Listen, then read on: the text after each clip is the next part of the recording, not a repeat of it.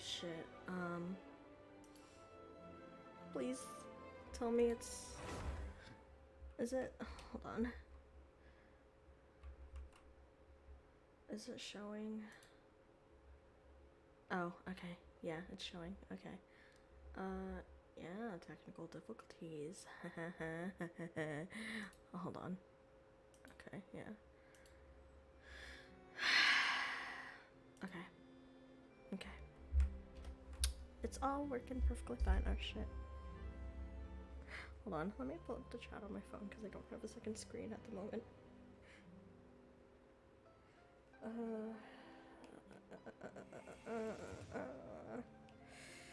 It really sucks not having a second monitor because I always have to pull it up on my phone.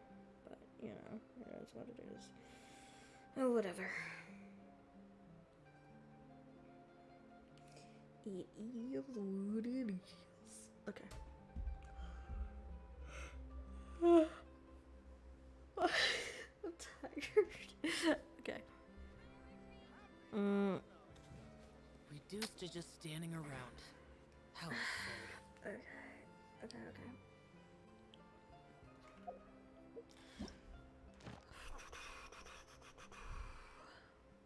Hold on.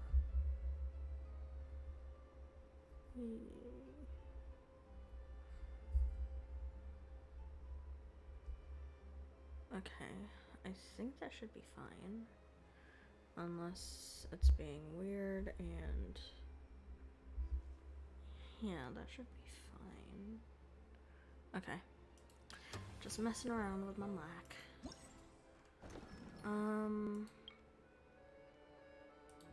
Which one have I not done because my mouse was fucking with me and I didn't have anything else. What?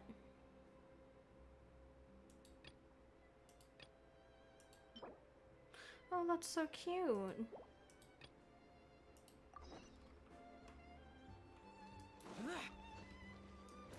Okay, lady. Oh, wait, what? Hold on, what? Did I go to the wrong person? Oopsie. I did go to the wrong person. My bad. Is this? This is a little boy. Okay. Okay, child.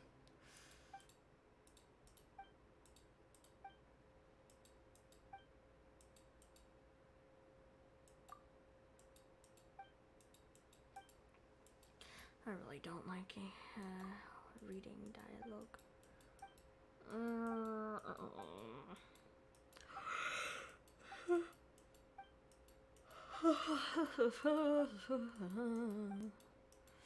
Okay.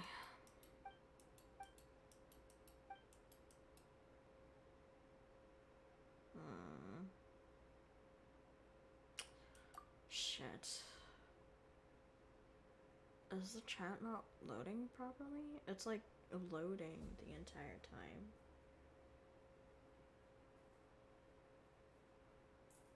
Is that just how it is? Or what? 'Cause... Yeah, okay.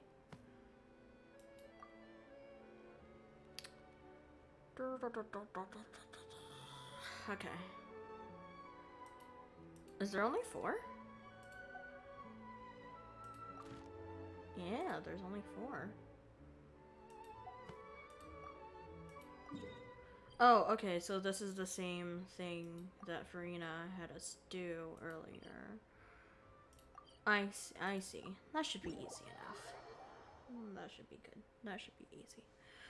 Okay, you know what? I should probably not say that. It might not be that easy.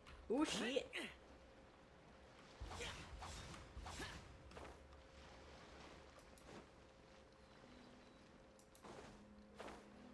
Are you fucking kidding? Are you fucking kidding me right now?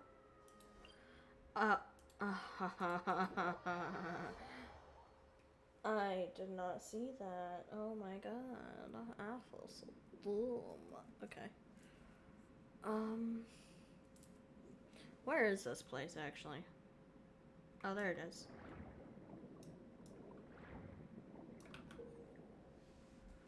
Okay. Into the Frame, film several shots according to the director's requirements and compile them into a video. Camera positioning is key, and you should ascertain the camera position requirements beforehand. Okay. Some shots come with narration requirements. Select the most suitable narration according to the story. I read this, right? With Farina. Once the positioning and narration of all shit. Wow, I'm just yawning and yawning. But oh god, my eyes are watering. Okay, positioning and narration of all shots are selected. You can start filming and view the results. Your video will be rated according to how closely it adheres to the director's requirements. Do your best to satisfy all the requirements and receive a higher rating to win rewards. Okay.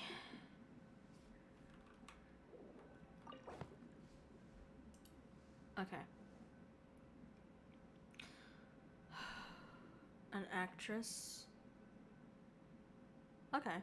An actress played by Lynette is lost amidst the underwater seagrass and cannot find her way. When she looks up, the sunlight illuminates her face through the water surface, showing her the way forward. Okay. Oh.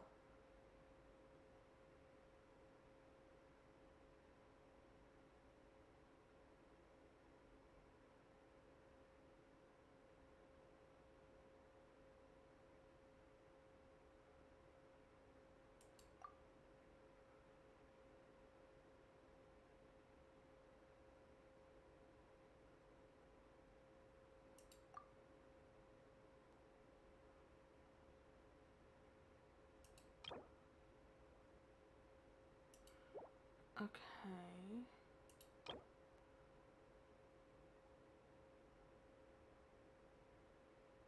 Okay. I'm pretty sure the one with...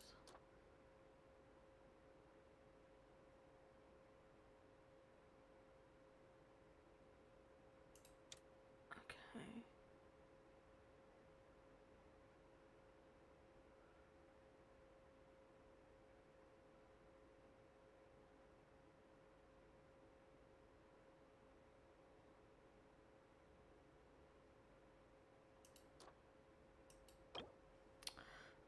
Okay, I'm pretty sure this is the Seacrest, so...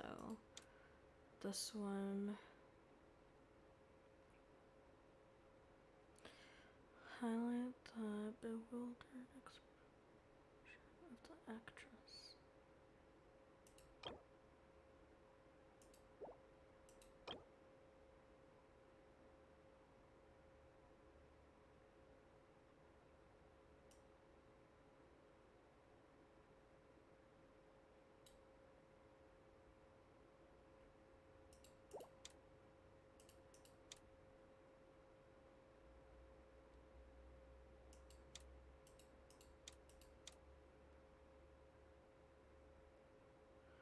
Expression. This one? Not fucking know. Sees the sunlight shining through the water.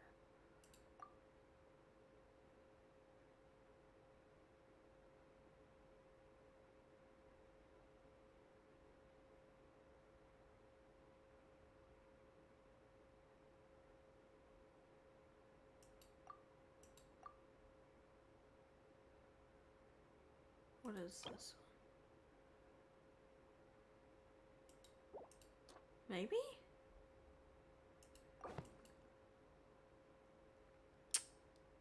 Probably.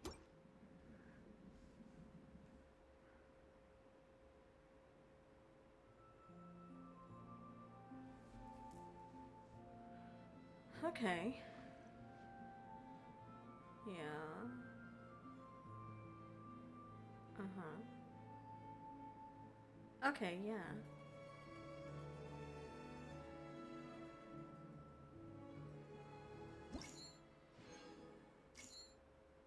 Huh?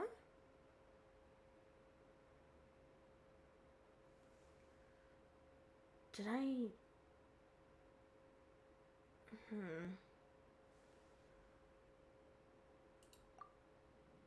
Hold on.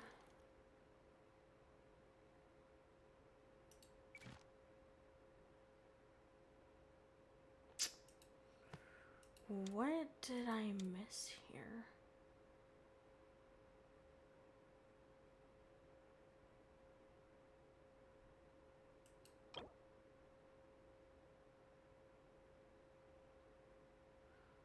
Uh,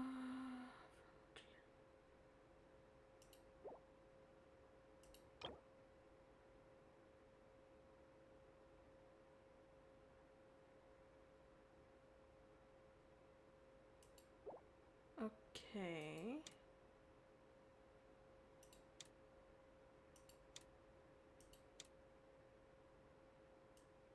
Hold on, why'd the last one get 30 points and this one says 20? Huh. Ow.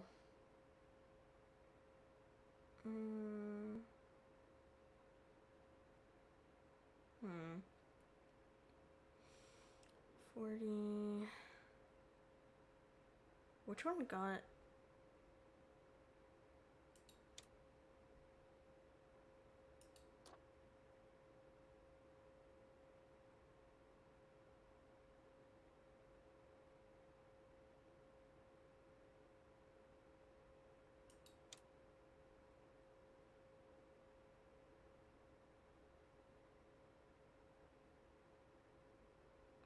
Show the environment that the...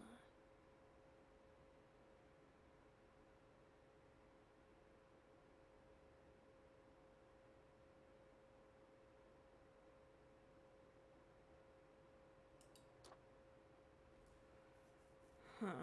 Maybe that? I don't know.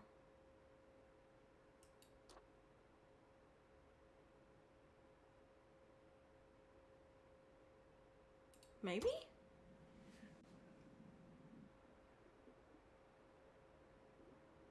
Oh yeah, no. I can't. Okay. Fuck. Yeah, that definitely wasn't it. Yeah, this scene had 30 points. Why does it say it had 20?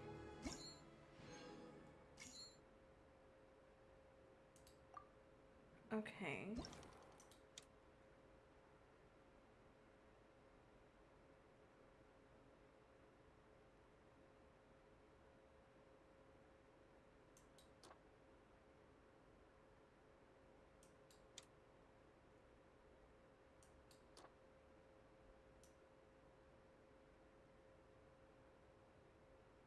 That one might be wrong, but... I'm trying to get all 3 stars here.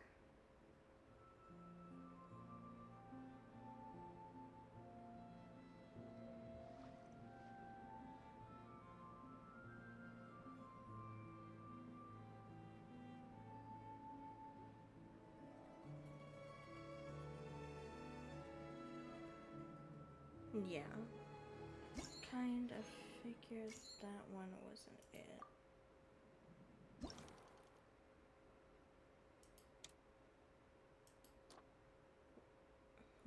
Wait, what is this one?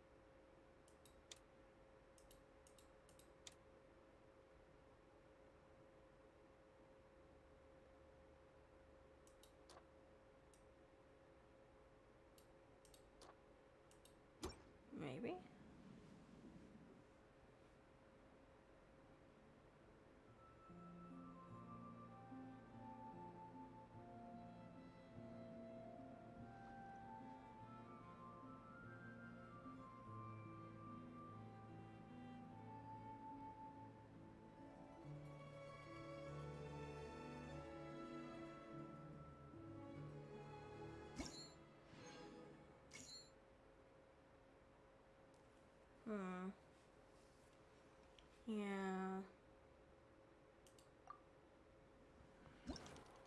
I kind of figured.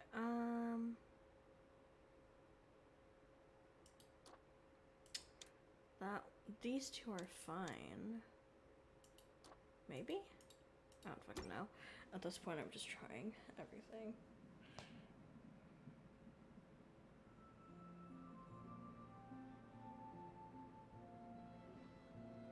How many points was that? I'm pretty sure that was 0.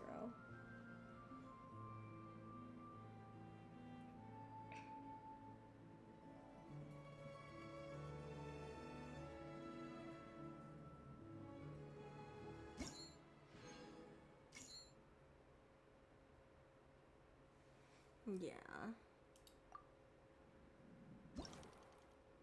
Yeah, I kind of figured. Okay.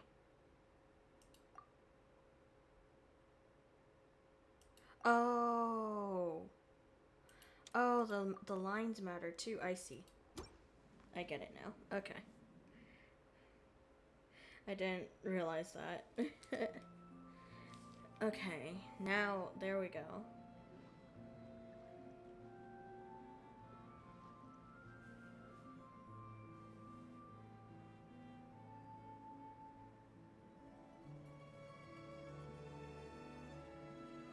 That should be 100 now, I think.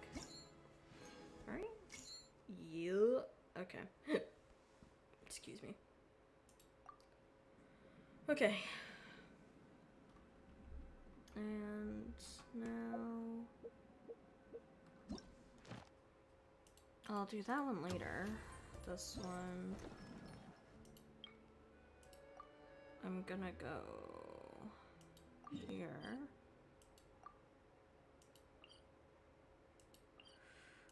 Okay, well, it doesn't look like I can teleport near, well, to it. So, I'll just teleport near it. Okay.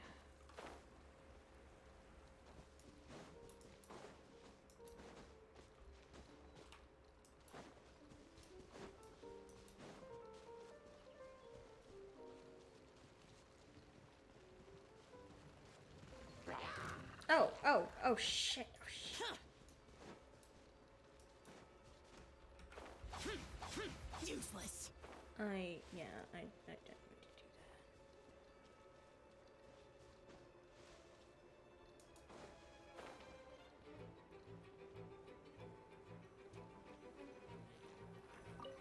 that.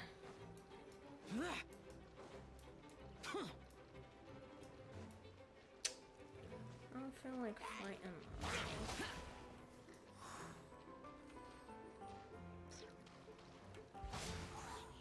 I thought I could just chill out, but I guess not. Nice. Okay. Oh. Under the sweltering sun. Yeah. The protagonist, played by Navia, is waiting to meet with her friend, played by Paimon. The latter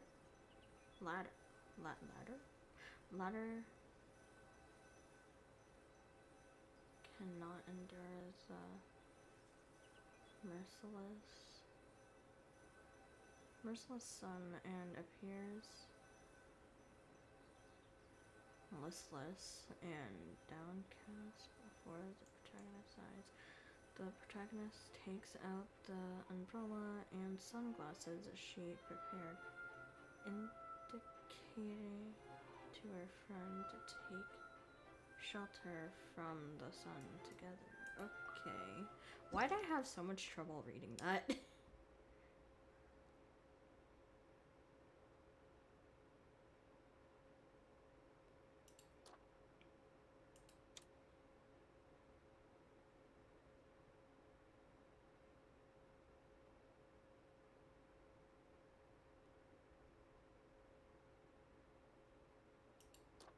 I think.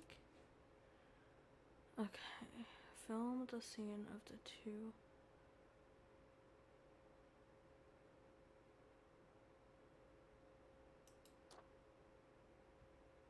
I wish you could play the scene. But, eh. You know, it's whatever.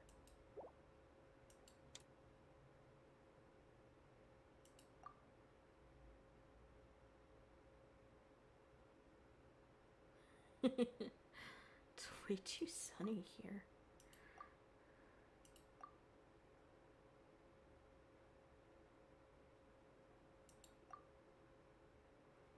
Show the expression of the actress played by Paimon as she withers in the sun.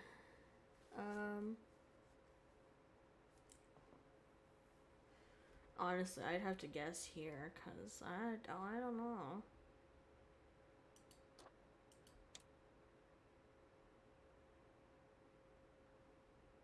Film the actress Navia as she holds the umbrella and sunglasses.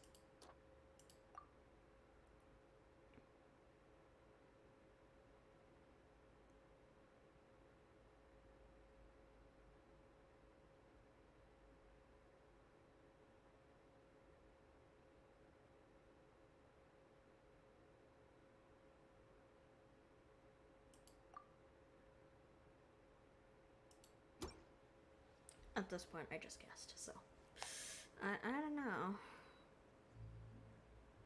Let's just hope. Okay.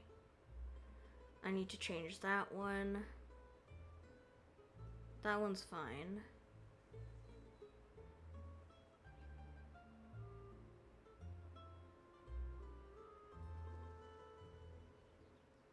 Okay. Okay. Wait, what?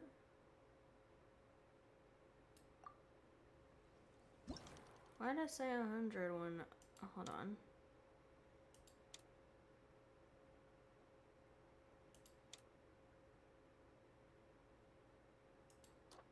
Okay, that one. That one's fine. Yep, that one's fine. This one? Okay. That one's fine. Maybe this one. Okay, let's see. Ow!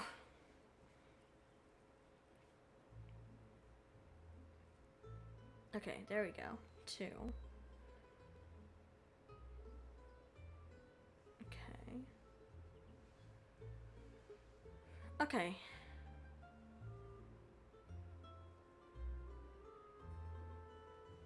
There we go. Okay.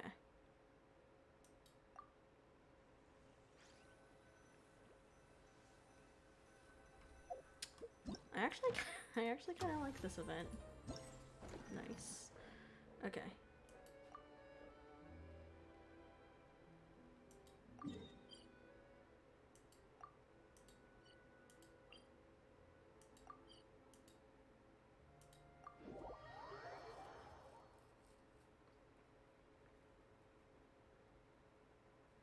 Hold on.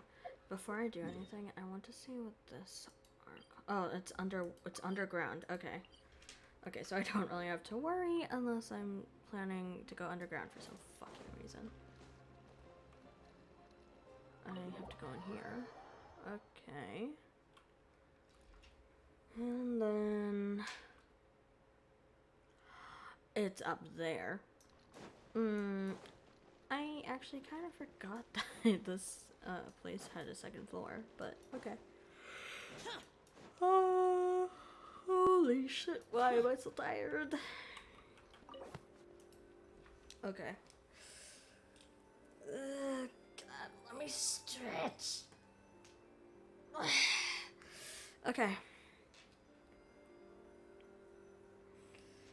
Oh my god. A fireworks merchant arriving in Fontaine, played by Yoimiya. Yeah. Her client, ooh, have arranged to meet at the hotel to discuss a sale. After carefully checking the samples, the client acknowledges the quality of the fireworks and a deal is struck. Okay.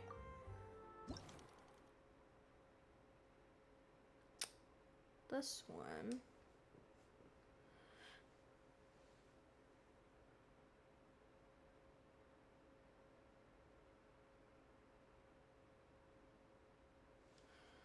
Oh, the customer what?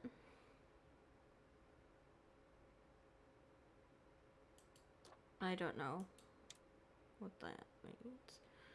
Film the customer bartering with the mysterious merchant.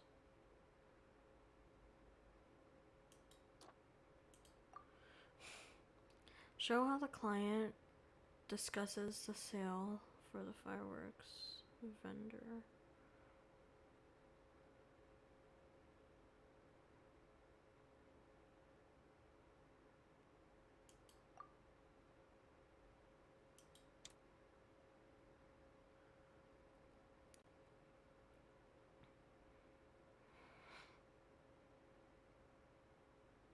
Hmm.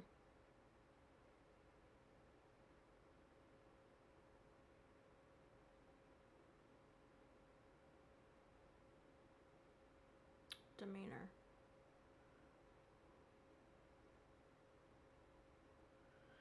Demeanor. Fuck.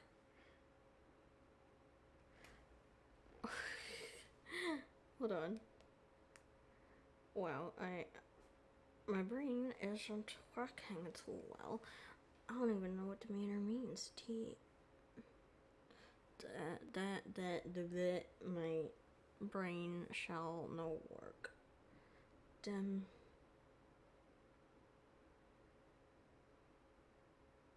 Ah. I see. Okay. Okay. I know what it means now. I know what it means. Okay, this one?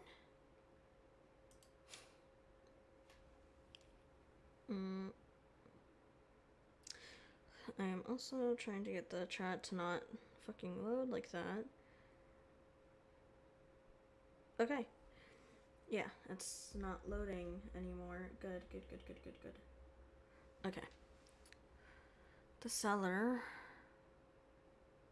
played by Yoimiya, displays the branded products to the customer.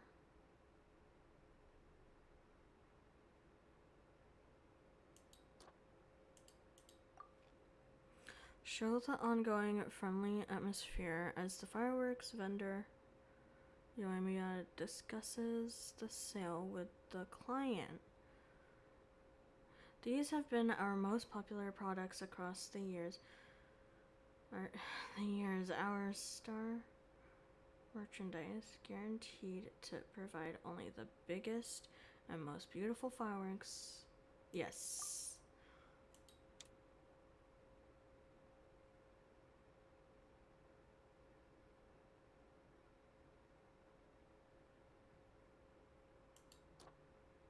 Okay.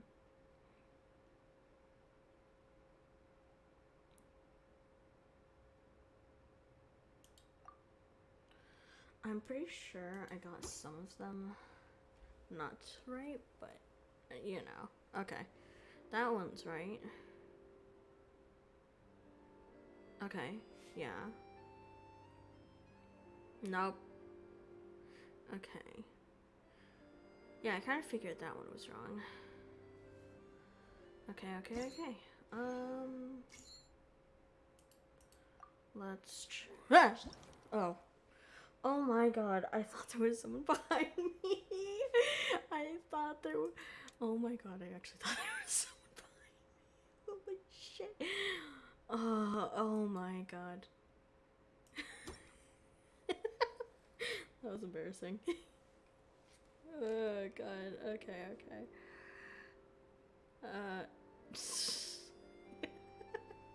I fucking whipped my head around so fucking fast. Because I thought there was someone behind me. Oh my god. Yeah, no, that just goes to show how how I need to sleep. Jesus Christ. Wow, I just fucking jumped. There is no one here. Jesus. Oh my god. That's fucking embarrassing. Okay.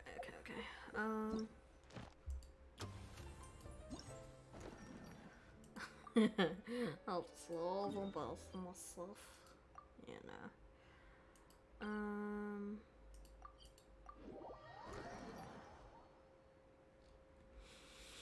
Oh, okay.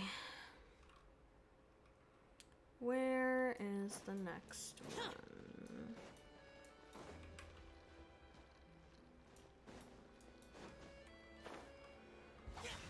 Boring. Nope. Okay. At the corner of a lane in the court of Fontaine.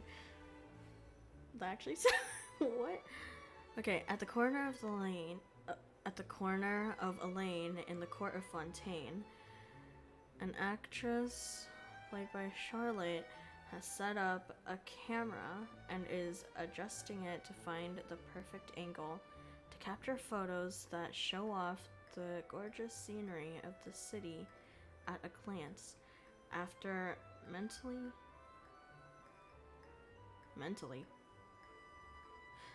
comparing a few different angles, she makes her decision. Okay.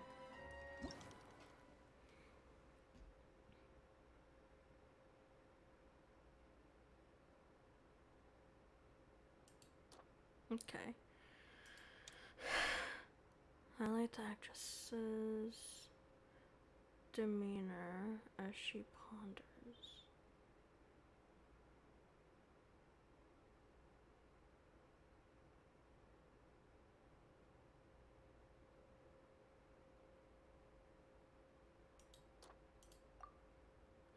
Explain the reason why the actress has set up. Okay. I think. No.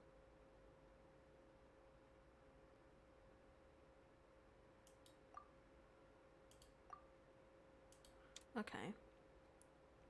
Film the actress as she ponders something while looking at the already set up.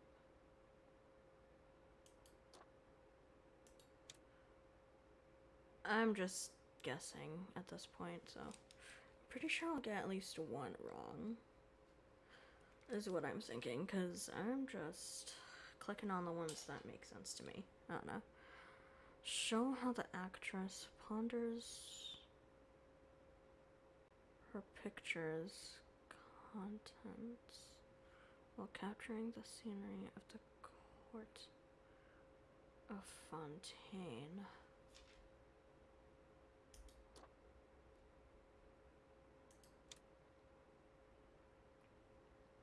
Film the actress's demeanor as she shows her changes in her mood.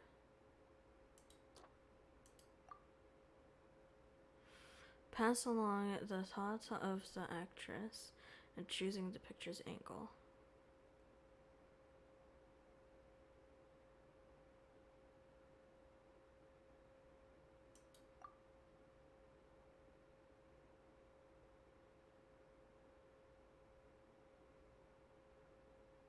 Okay, yeah. I might get like one or two wrong. Okay, yeah. Ouch. Yep.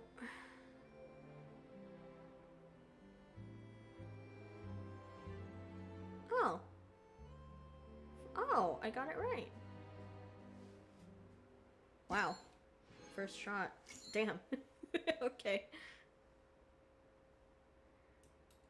Okay. I'm pretty sure that was the last one.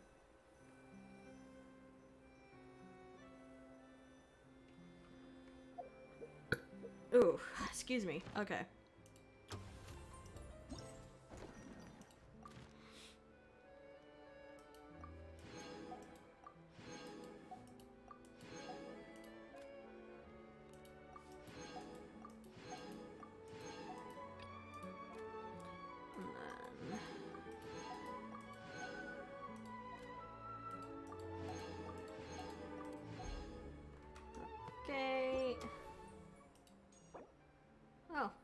Nice.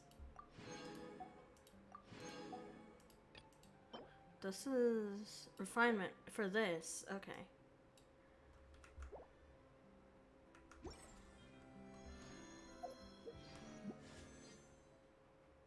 I think I can get 2 wishes? No, I can only get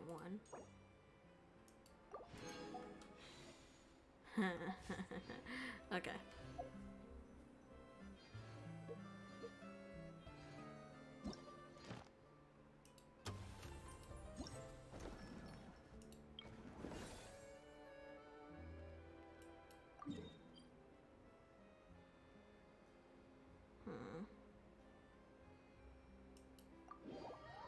What?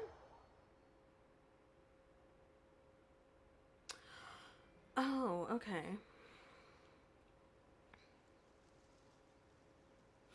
Stabilization mecha balls automatically avoid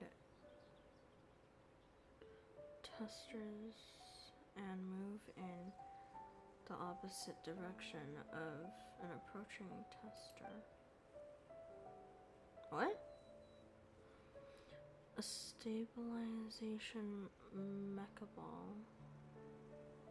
Mecha ball's movement is influenced by all testers.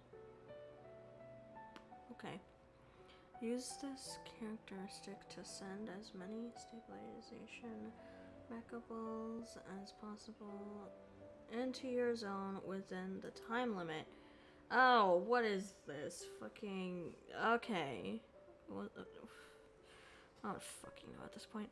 In addition to the stock balls, glitz balls will also spawn. Ugh. Stock balls are worth 1 point each, and glitz balls are worth 7 points each. Okay. Jump boosters can be found in the testing ground. Pick one up to perform an extreme jump that goes higher and farther. It's perfect for rapidly moving to the other side of the stabilization ball, so use it well.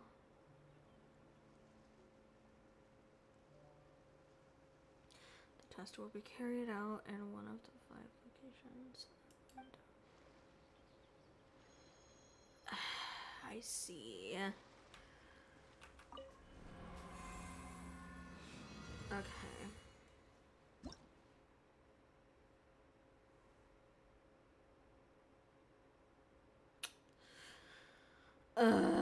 So I actually have to do this with another person. Fuck, that sucks. Okay. So can I do this in co-op? Because I'd rather do it with someone else. I know, instead of just like, you know, I don't know, random people? I don't fucking know. Oh, fantastic. This is a fighting one.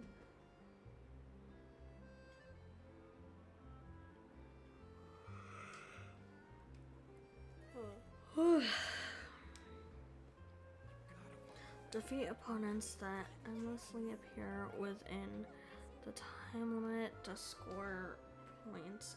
Ouch. Once the challenge is over, medals will be distributed based on your score. Adjust your lineup according to the special lighting before starting the challenge. Okay.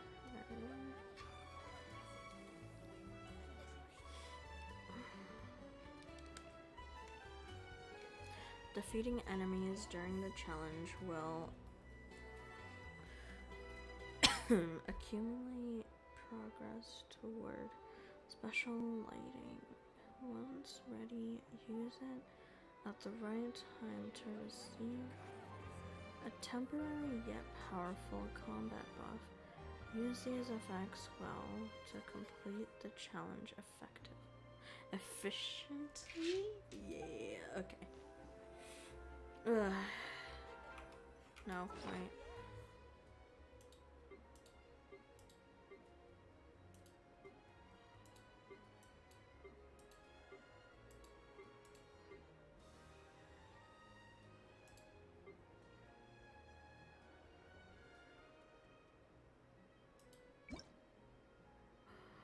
I forgot I could do this.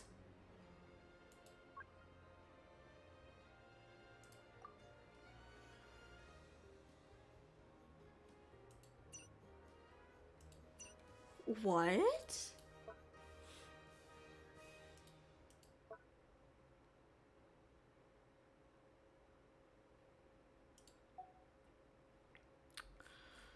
What? This is so cool. Viridescent.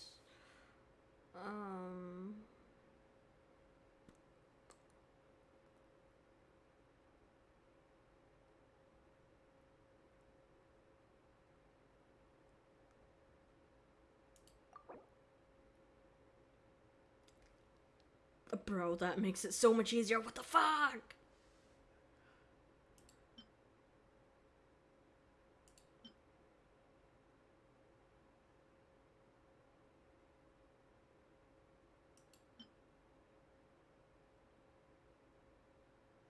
Genshin, you have done well. What the hell? Okay. This is cool. This is actually cool.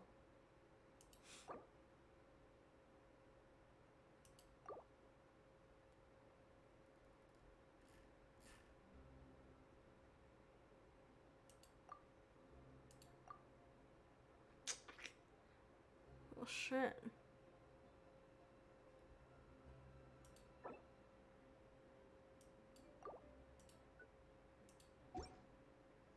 Genshin, you have done well. Oh, that is so good. That is so nice. That is so nice.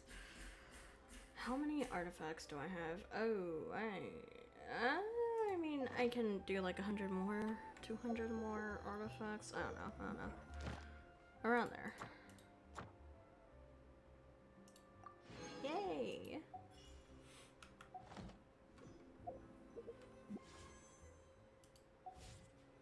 Okay, yeah, I'll hold off on that for now. And yeah, no, finding the artifact you need is so nice. You could fucking find it so quickly now.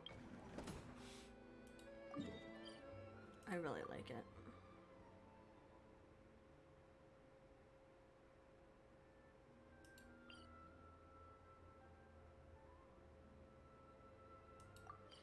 Okay, I don't know what that was. I can't tell if it was lagging or what.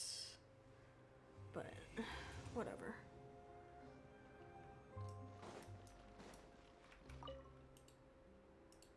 Okay.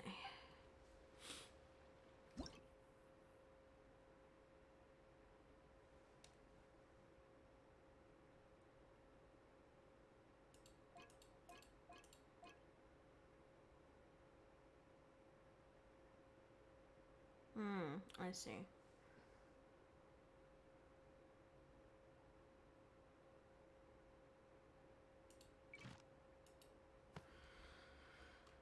I think I'll do these ones later.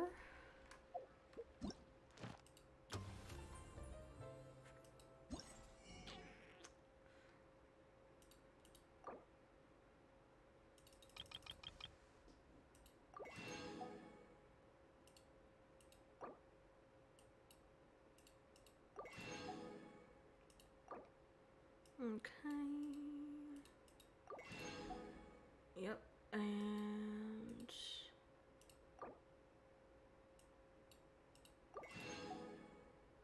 I can only buy one. Okay.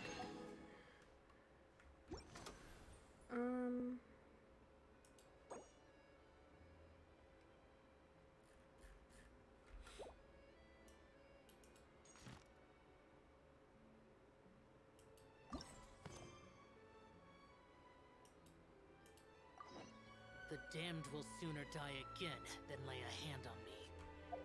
Okay. Huh.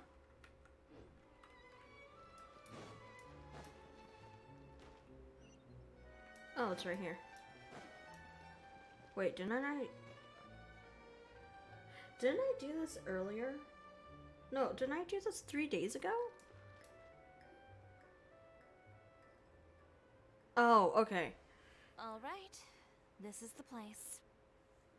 I don't have auto on. Wow. But where's the captain? There's hardly anyone around here. She's over there. The one with an eye patch reading in front of the newsstand. Oh, her! Paimon could tell there was something different about her. She seems kinda intimidating. Please wait here for a moment. I'll go fetch her. She's working now, so you might not want to get in her way. Working? But isn't she just standing there and reading a novel? Mm-mm. Just trust me. Oh, alright, let's see what happens then. Shiori sure is a mysterious person. She claims just to be a fashion designer, but she knows all these powerful people. The court of Fontaine isn't particularly tolerant of visitors from overseas, so it isn't easy for a foreigner to promote their brand here. Even more so in the competitive world of fashion.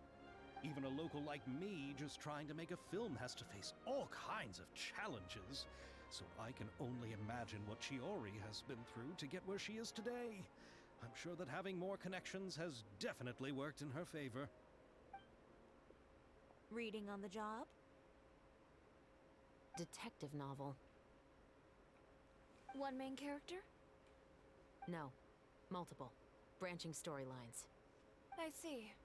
How's the plot coming along? One of the main characters is about to make a choice that will affect the rest of his life. Hmm. I'd wager he's going to make the wrong choice. Any way to speed things up? There's something I need your help with.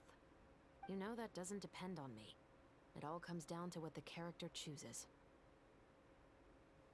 Which is exactly why I'm here to help.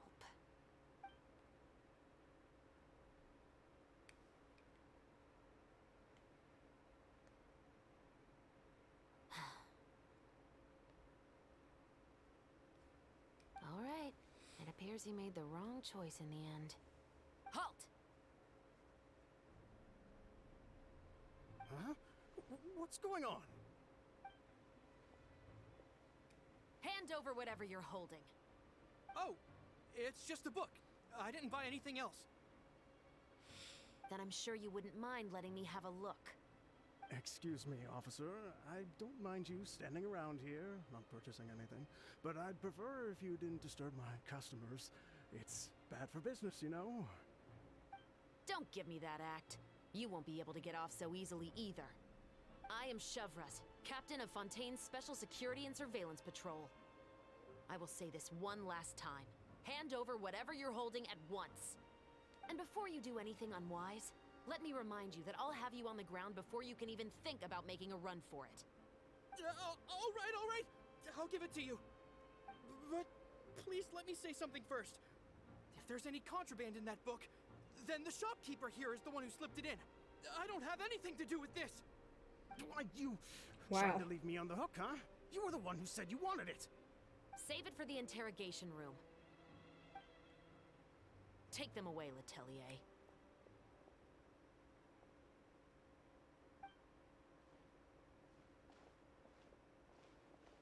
What's going on here? One second you're reading a book and the next you're escorting people away. And who are... Oh! Aren't you the traveler who's been all over the papers recently? Chiori, I'm assuming what you wanted to ask me about has to do with them, right? Maybe I can let you in on what's happening then. Wow. Now that Vacher has been brought to justice, no new shipments of synth will be made and distributed to sellers. The Fontaine guards have been busy collecting the remaining synths still circulating on the market. Thanks to a tip from our reliable source here, this should be the very last batch. Oh, so you were pretending to read a book in order to catch the bad guys. Oh, Paimon almost forgot to introduce ourselves. Paimon is Paimon, and this is the Traveler and Xavier. Hey, I'm Chevraz. You probably already heard me introduce myself, so I won't bother repeating it.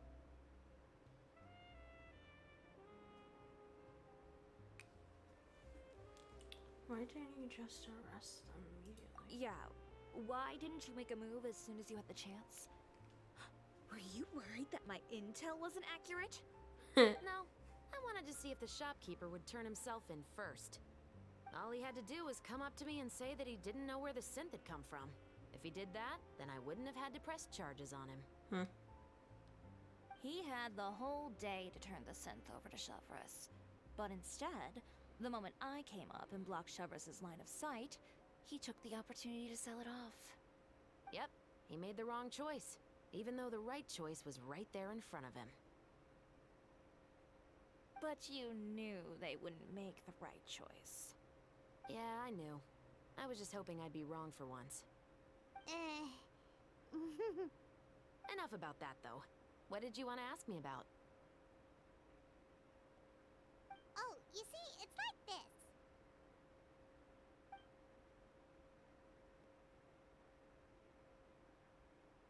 The Two Musketeers. You certainly have a good eye for a story. So what do you need me to do? Just be the action choreographer for the actors? No. Yes, that's right. Oh. I want to make sure we get all the details right. I want the actor's posture and understanding of firearms to be as realistic as possible. However, I'm afraid this work will require a bit of your time, since you'll have to be present whenever we're filming. Also, as for the pay... No need to say any more. I'll join. Huh? Just like that.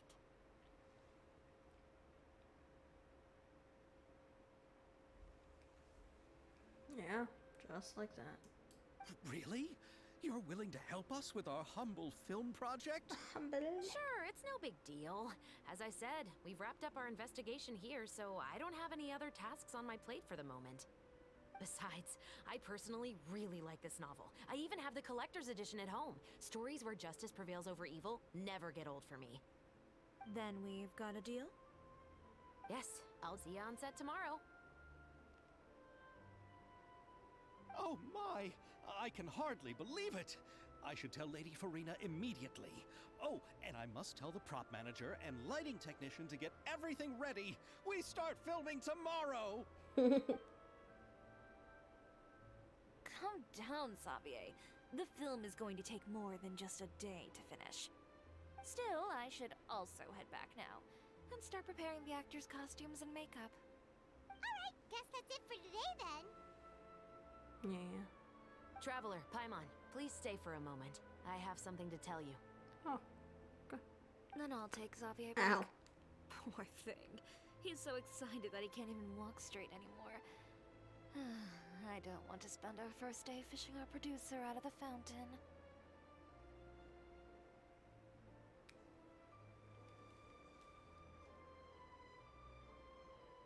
He'd better. He'd better. Hmm.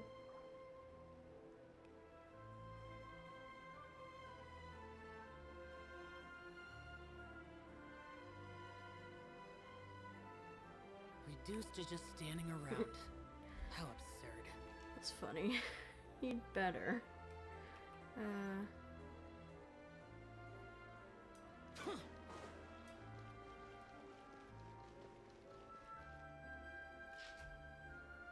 So what did you want to tell us, Chevreuse? Have you read The Two Musketeers?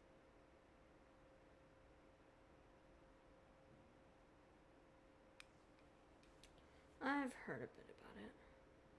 No, I haven't read it yet. The story is about a pair of children born into the household of a baron, and their struggle to survive together and take revenge for their mother. Okay. They were raised at the baron's estate, where their mother worked as a maid. The two were illegitimate children that the baron had with the maid, so they were never treated well by anyone. One day, upon returning home, they found their mother had been murdered and left dead on the floor. It was quite evident that the culprits were the other members of the baron's household, who never had any kind words to say to them.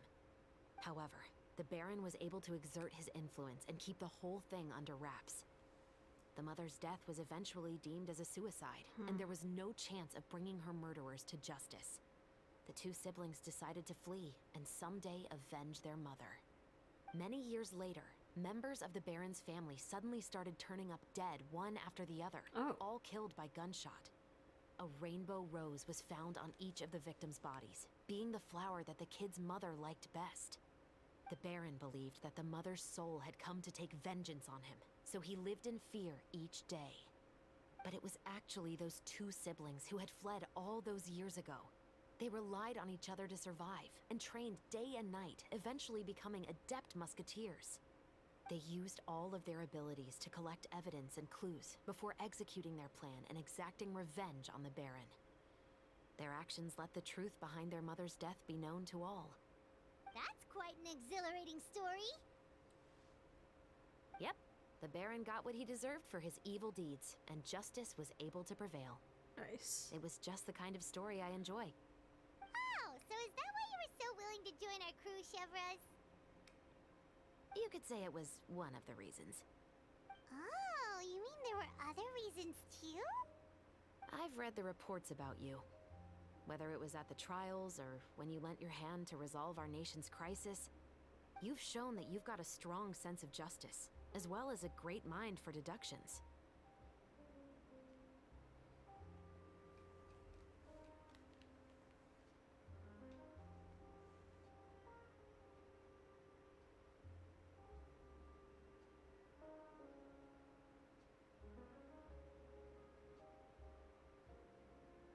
Yes, you're as sharp as I expected. Figured. It seems you've experienced many similar situations before. There's been a recent murder case involving muskets. The perpetrator's methods appear to be very similar to what is described in the novel. Of course. Huh? Really? But Paimon didn't see anything about that in today's papers. The Marechaussee Phantom hasn't yet released any information to the Whoopsie. public because the investigation is currently at a standstill. The murderer is extremely cautious. A murder involving firearms? But not that many people use those in Fontaine, right? Excuse me. Could it be someone from your platoon? Impossible. We perform a routine inspection of our firearms and ammo reserves every day. If one of the weapons had been fired, it would stick out like a sore thumb. Besides, I trust the members of my platoon. However... Well, that's all I can disclose about the case today. Huh? What do you mean? I hope you all can go back and get some shut-eye. You can decide tomorrow whether or not you'd like to join the investigation with me. I'm aware this might not be the ideal time to add more to your plate, but the more capable people we have, the better the chances that justice will prevail. Can someone from the special patrol help you investigate? Carrying out investigations isn't actually supposed to be our responsibility. Our job is to apprehend the perpetrators. Finding them is really up to the Marechaussee Phantom. You could say I'm taking part in the investigation out of personal interest. I see. I don't want people to see muskets in a negative way, and also, I'm concerned about the similarity between the crimes and the story. You mean they might be connected somehow? Maybe. I suspect so. Just to make myself clear, this is not an order, nor is it a deal of any kind. It's a request, nothing more. If you two have any interest in the case after we finish filming tomorrow and are willing to assist me, then I would be most grateful. What do you think, Traveler? Let's give it some thought. Yeah, you're right. Paimon's getting a little tired too. We've really been hustling all day. You'd better head back and get some rest. It's good to keep a calm mind, especially when you're about to make an important decision. True. Otherwise, when the moment comes, you might end up like that shopkeeper and not even realize that the right choice is right there in front of you.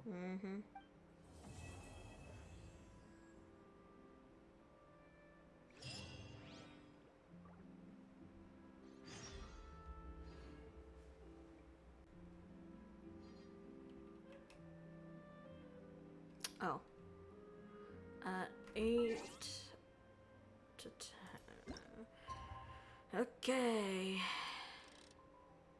Should I? Maybe?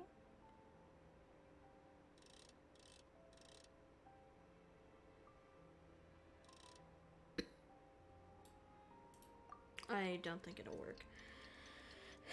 But let's see.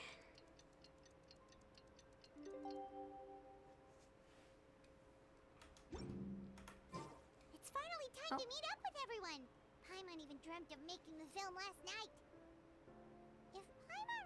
Oliver's right. We're meeting at Hotel de Boer. Let's get going.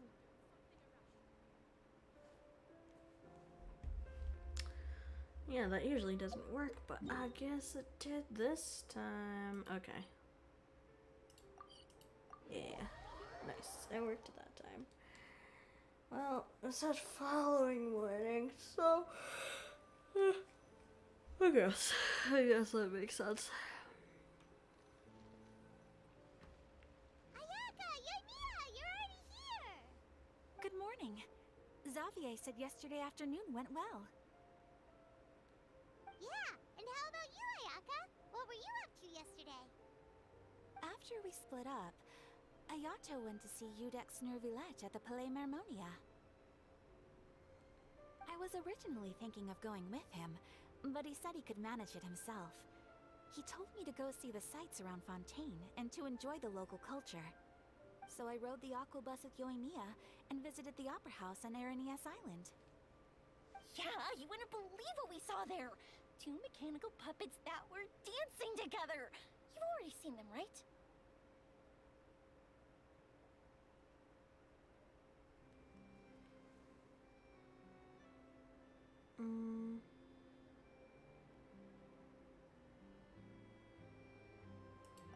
Yeah, those two! Oh, yeah. Amazing, aren't they? We sat and watched for quite a while. It was mesmerizing. Like we could keep watching them forever. Oh, it was the same for us the first time we saw them, too. Afterwards, we went swimming at the beach! Well, diving, to be exact. It was the first time I ever breathed underwater! I held Ayaka's hand and we counted down together. 3, 2, 1, and then splash! We were beneath the waves. Sounded like they had fun. I mean, it's nice. At first, I didn't dare to open my mouth. But once I couldn't hold my breath any longer, I decided to take a big breath in. Turns out, the water wasn't as salty as I imagined. It didn't really taste like anything at all. Before I knew it, I was breathing like normal down there. It was an amazing feeling. Ayaka said I was too nervous and needed to loosen my grip. She got used to everything way faster than I did. I knew that the Traveler could do it, so I had no doubt we could do it too. That helped me feel at ease as soon as we dove in. Oh, well, that's The good. underwater world in Fontaine truly is beautiful. I love seeing the Romaritime flowers blossoming underwater, like little candles lighting up the streets at night. Yeah, and there were so many creatures that we've never seen in Inazuma. Like those fish that shimmer like a sword blade. Whoosh! Oh, and those big fish that call when they see people. Oh, you mean Hunter's Rays and Blubber Beasts. I just love the name Blubber Beast. Just wait till Pops and the others hear about this. They probably won't believe a word I say.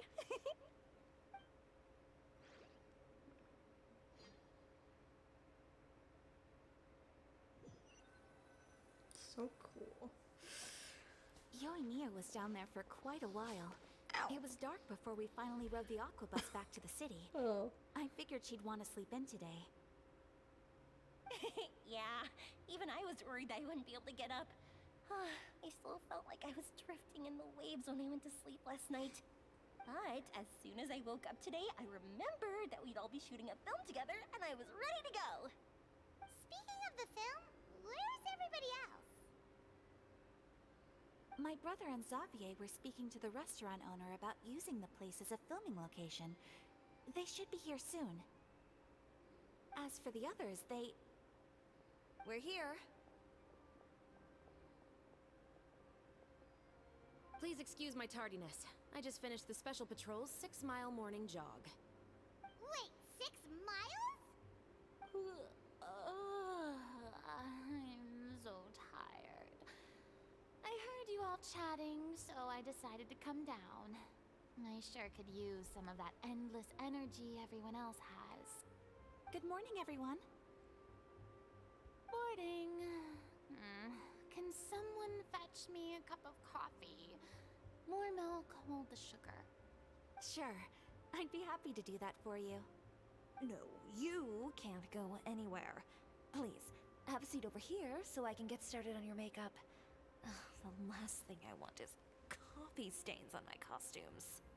I can get the coffee. It's the perfect job for an assistant. Oh, that's fun. I mean, yeah, she worked hard on those outfits, so.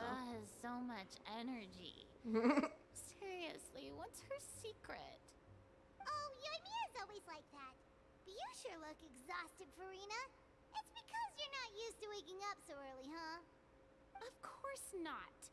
I spent the whole night reading the novel from cover to cover, marking sections that either need to be omitted or adapted. Wow. Paimon didn't expect you to be so thorough.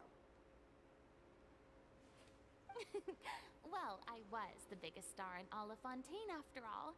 It takes more than just a pretty face to earn a reputation like that. I know how to get serious when the situation calls for it. Well, that's good. I went all out when I was acting as an Archon, so why wouldn't I do the same for my own life? Fair enough. Here's your coffee, Director Farina. Oh my god, I thought she was gonna drop it. Usually those scenes have it. Oh, thank you. The sound of being called director and the aroma of coffee feels almost as refreshing as hearing the birds chirping in the morning. Usually those first person, like, views when someone's holding a drink usually indicates that they're gonna fucking trip and fall and all that shit. But, you know.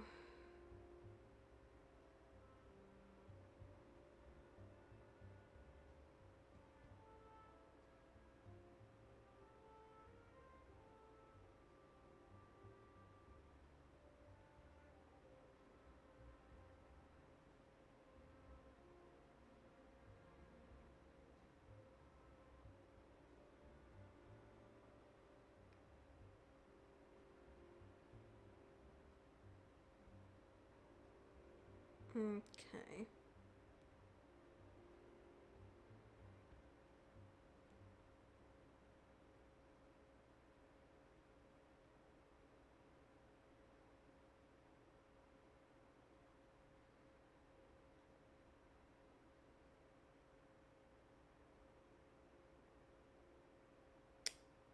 Yeah. Okay. I meant to time them out, not ban them. My bad. Okay. Well, I don't know with those messages. I'm still a bit new here. I don't know if I should ban them or like I don't fucking know.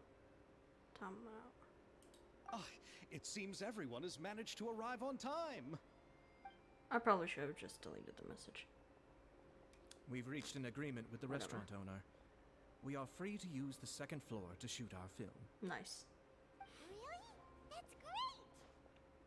He is really looking forward to our film and hopes that providing his restaurant as a filming location will attract more customers. Well then, Mr. Xavier, I'll leave the rest to you. Okay, thanks. First, I'd like to introduce our new members. This is our prop manager, Veronique. She'll be in charge of all the film's props and items. And this is Bono, our lighting technician. He'll be in charge of lighting and illumination to set up each scene's atmosphere. Wow. Sure feels like we have some real professionals joining the crew now. First of all, please allow me to first express my sincerest gratitude to everyone in the crew. When my investor informed me yesterday that he wouldn't be able to provide the funds, I really thought that this was the nail in the coffin for this film. I had no idea that I'd find so many people willing to help me on such short notice. Thank you. Thank you all from the bottom of my heart. So sweet. No need to be so cordial, Mr. Xavier. We're all honored to be a part of this. Your works made a profound impression on me when I saw them back in Inazuma.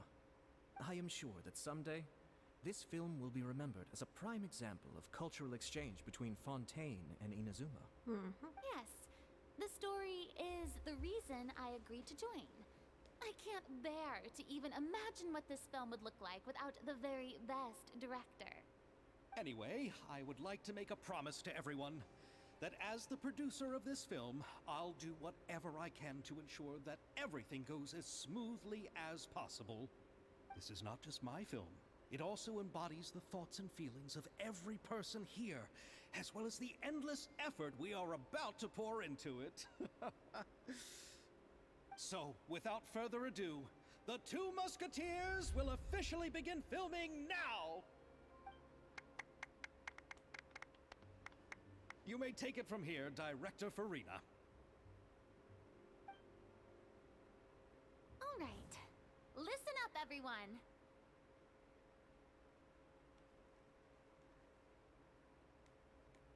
The first scene takes place when the two young musketeers are living at the Baron's home, still unaware of all that is about to happen to them. We'll need props and lighting to set the scene.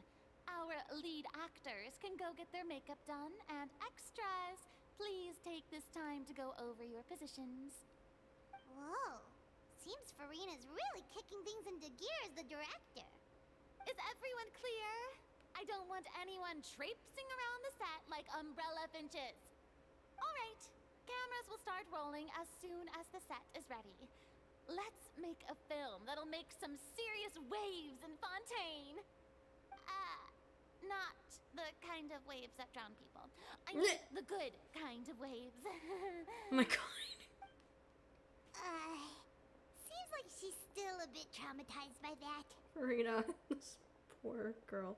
I don't even know what happened. Anyway, let's go see if there's anything we can do to help. I actually don't know what happened though, because I haven't done the Archon quests like recently, so I'm like, what the fuck happened? I think I have like 2 or 3 chapters to go. I don't need any help here. Why don't you try asking someone else?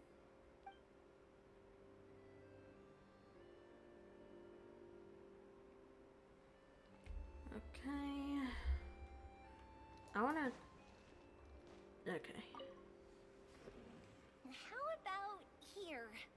A little more to the left. You got it. Hey, Yoimiya, do you need a hand? No, I'm fine. You know, doing the lighting is kind of like designing a fireworks show. It's interesting to imagine what kind of atmosphere the lights will create. I heard that the Traveler will be operating the camera and Paimon will be the clapper loader, right? Those roles are just perfect for the two of you. Really? Is that because it'll be easy for Paimon to hold the clapperboard while flying? Well, sure, there's that, but that's not exactly what I meant. I just think that after all your journeys together, you two must have developed a super close bond and just naturally know how to work with each other. If I'm not mistaken, the director will want the cameras rolling as soon as the clapperboard goes clack.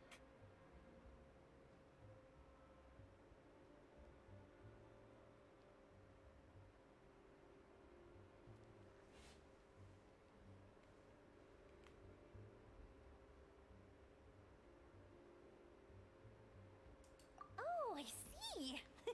It's amazing to see the magic behind filmmaking. Yoimiya, we need lights over there too. Oh, on it! I've got to get back to work. Chat with you later. Oh, it's exciting to see so many people working together to bring the film to life.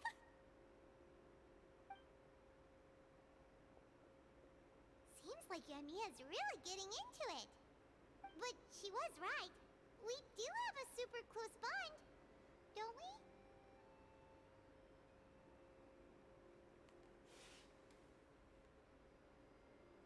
Of course. Paimon's really happy to hear that. You know, I actually am thinking about changing the name to like Seftus, but you know. I'll do that later because I'm kind of doing this now.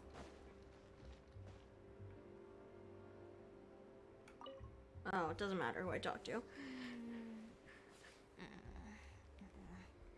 Ayaka has mentioned you to me before.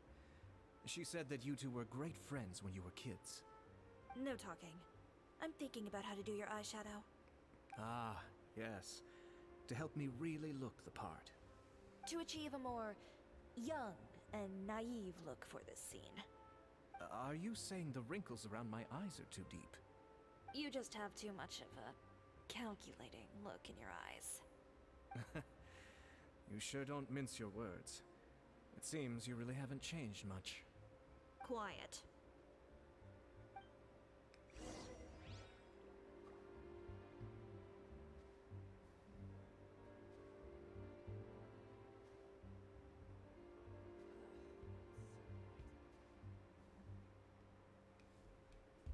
Anything else? Okay, prepare to start filming. Oh shit.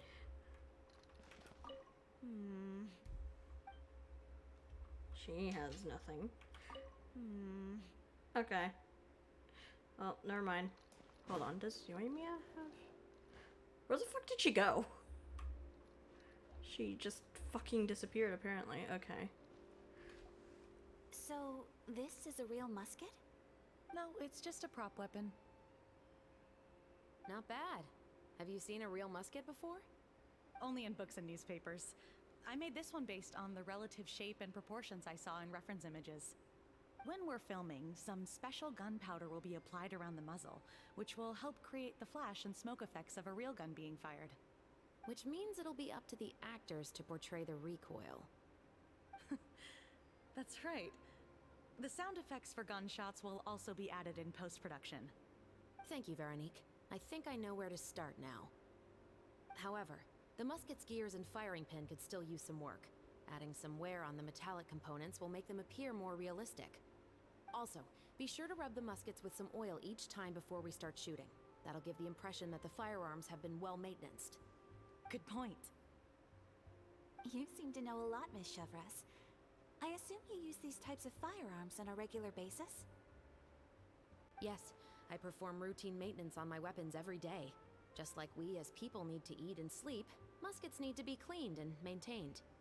I also perform similar care for my sword every day, and familiarize myself with its shape and weight, to the point where it feels like a natural extension of my body. Yes, this way, our weapons will never betray us in the heat of battle. Yes, well said. It seems we have the same philosophy on this topic. Oh, sounds like they found a common interest to talk about. Though these props differ from the muskets I use, I can still give you some pointers. Good. I look forward to your instruction. First and foremost, never point the weapon at anyone, regardless of whether it's a real or prop weapon, or whether you're holding it or it's on the table. This holds for any time when you're not actively engaging an enemy. Okay, understood.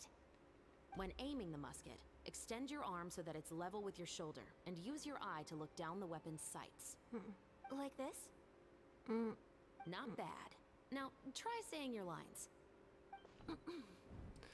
This is the end of the road for you. Good. Now turn your body a little. That way, you'll give your enemy less of a target to work with. And relax your shoulders. Here, allow me to demonstrate. This is the end of the road for you. Huh. Excuse me, Miss Chiori. Director Farina, there's something I wish to discuss with you. Oh? What is it? Like this? Yes, much better. What do you think? I do see your point. But are you sure you wish to do this?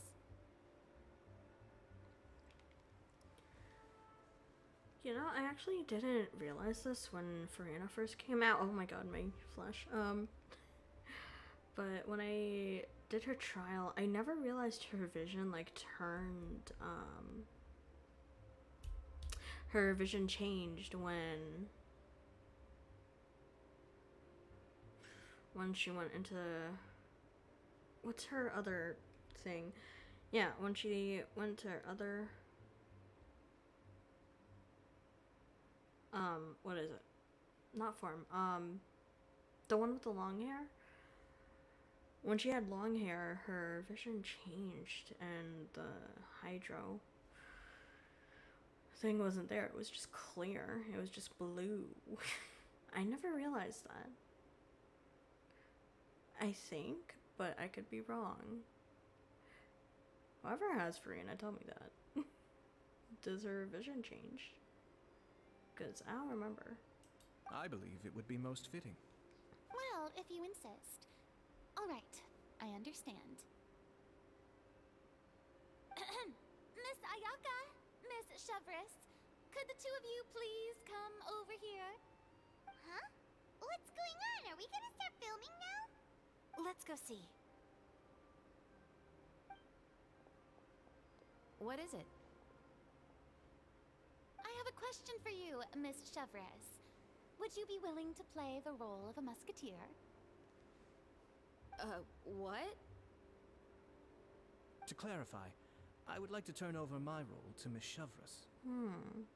But brother... Don't worry, Ayaka. I actually view this as a good thing. I was becoming troubled trying to set aside some time to speak to the staff at the Palais Mermonia. I would like to have some conversations about the cultural exchange between our two countries, and I've heard that the bureaucratic process here can get rather complicated. Now, I will be able to focus on my work.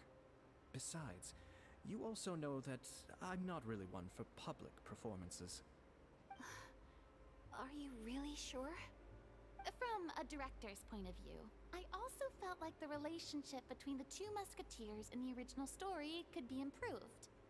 The older brother in the story plays the lead role with his overbearing character, but this causes his character to overshadow that of his sister, and the theme of the two supporting and relying on each other isn't conveyed very well.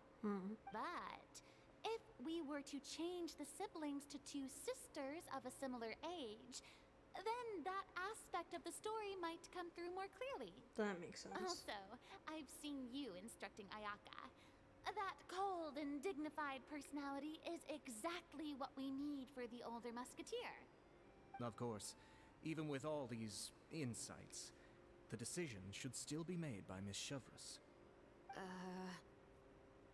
Chevros mentioned that she really likes the story, right? Paimon bets that she'll take the role.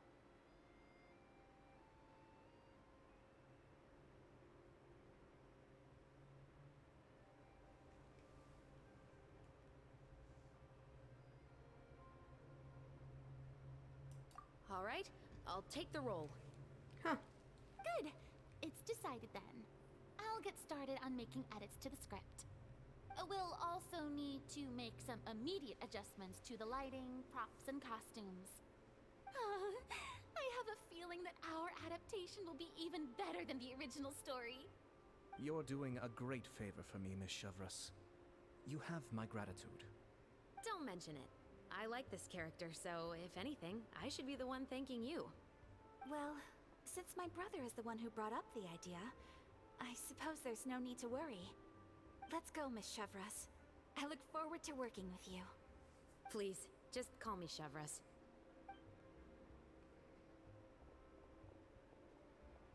Seems like you're really going out of your way to solve the problem I was having with your makeup. Surely you jest, Chiori.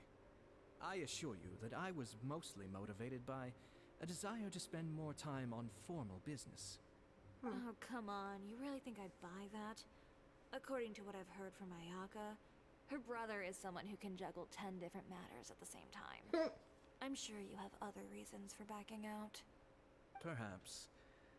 Ayaka always said she wanted to go out and see more of the world, just like the Traveler. But I feel that she needs not only to see other nations, but also to make some different kinds of friends. Makes sense. I think it would be harder for her to make new connections with me constantly by her side. I would like to give her some space. All right, go on. Spoil her some more. Ayato, it's too bad you're stepping down from the role. Paimon really wanted to see you act as a musketeer.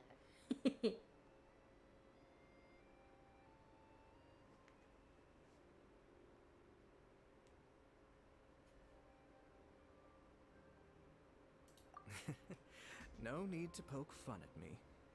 I'd wager that you also felt that I wasn't the best candidate for the role. It's a little hard for Paimon to imagine you saying those lines.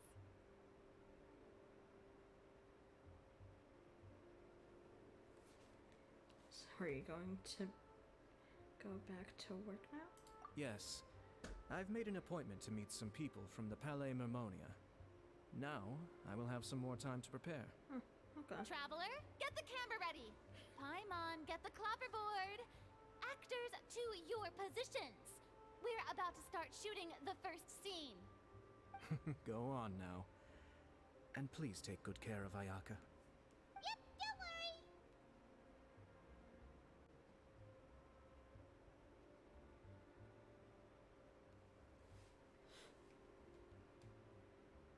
You can, okay. Thank you. I look forward to seeing the film when it's finished. All right. Now that we're all here, let me help set the scene for everyone.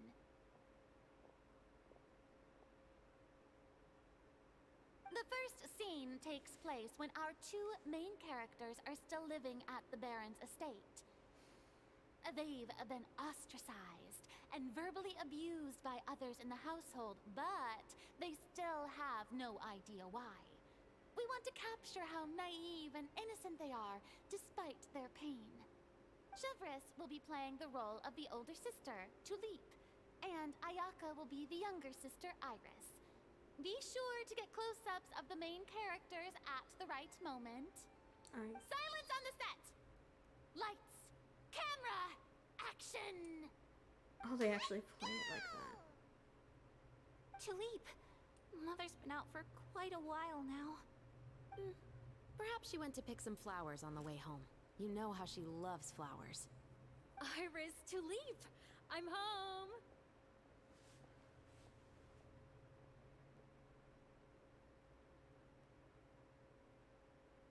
Mother, you were out for so long, we were beginning to worry about you. I'm sorry, but I'm back now, safe and sound. Oh shit. Here, I brought your favorite treat, apple turnovers. Mother, what are those bruises on your hand?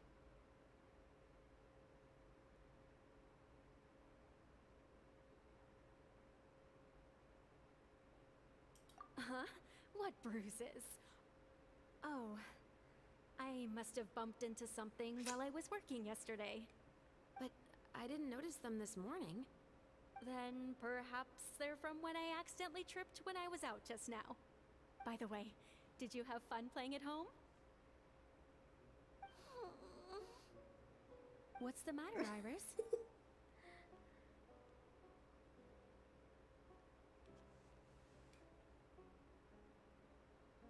Well, we've realized that no one really wants to play with us. They even took Iris's doll and spat at us. Damn. And they even called us names. They said we were... Shh. It's all right. Don't worry.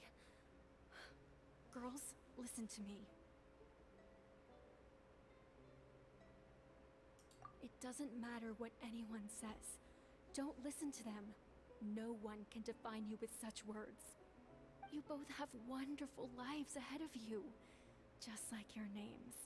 You will both blossom like beautiful flowers. Aw. Maybe your time to blossom hasn't quite come yet.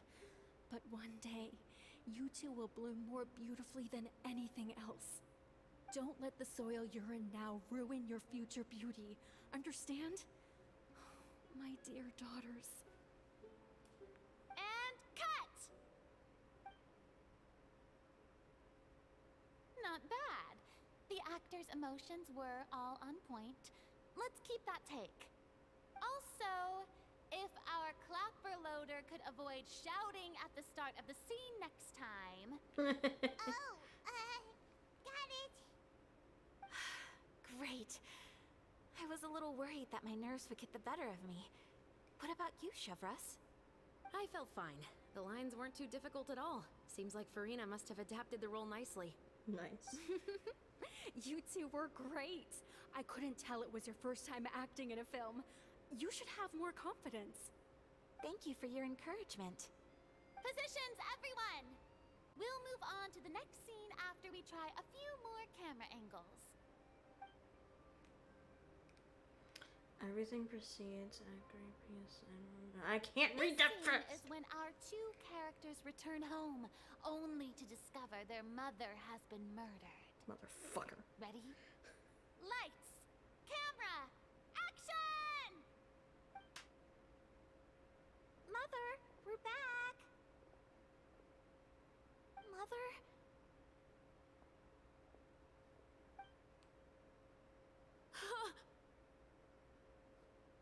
What's wrong, Tulip? Iris, stay away! Huh? Why? What's... Mother! Mother... She's...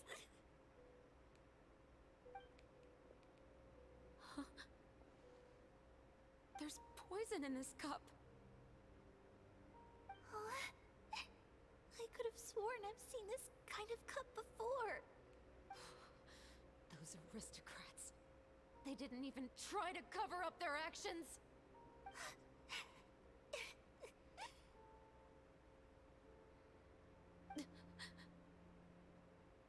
Iris, we need to leave this place. Leave? But now that Mother is gone, where can we even go? Anywhere. All I know is that we can't stay in this house. But Damn. are we just going to let them get away with this? We'll have our revenge, I promise you. Just not right now. Love it. Yeah. Come on, let's go.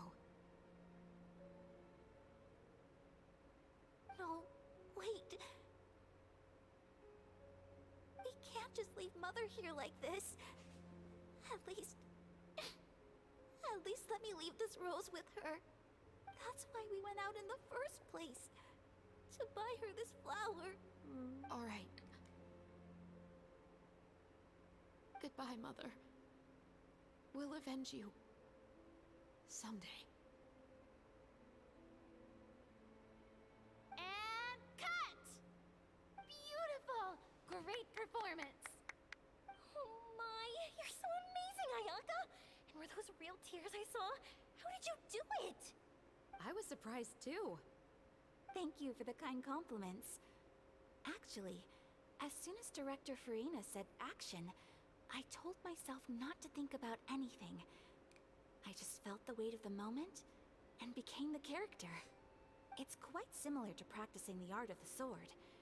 You clear your mind and focus only on what's happening in front of you. Ayaka's performance was amazing.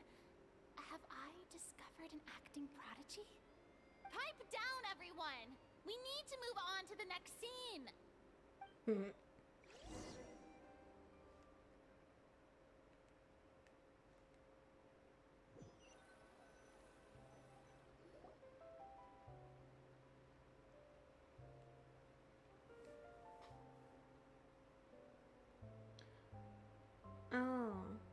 Oh, it's the end of the day? Are we done already? Yep. But Paimon wants to keep playing with the clapperboard. How do you feel, Traveler? Is your arm sore from holding the camera all day? A little Good work, you two. bit. You too, Chevres. You were quite the actress today. I've read this novel many times before. I have a good grasp of my character's mindset. Okay. Anyway, do you remember my request from yesterday? Oh, right! We were having so much fun that Paimon nearly forgot! You have a case where the murders seem really similar to the cases in the novel, right? So, how are they similar exactly? In the story, the main characters grow up to become two musketeers, always using their guns to carry out their revenge. And on each of the victims, they place a rainbow rose as a signal that they've returned.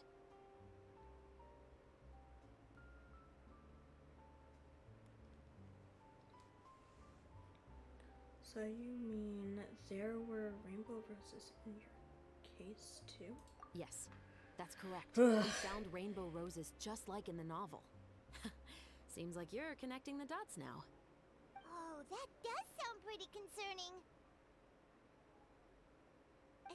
after seeing the script today. Ooh, now Paimon can't stop wondering what kind of ulterior motive the murderer might have. Right. What do you think, Traveler? You're smart. Paimon wants to hear your thoughts.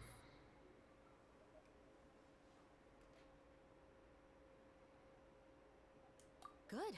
On behalf of Fontaine's Special Security and Surveillance Patrol, thank you for your dedication to justice. There's no time to lose. We should start investigating right away. Follow me. Huh? Right now? Well, we just got done filming all day. Paimon's so tired. The most valuable intel always comes after nightfall. They are like small, remote islands in the middle of the sea. If you don't stay vigilant, you will pass right by them in the fog. That's how one of my favorite books always puts it, at least.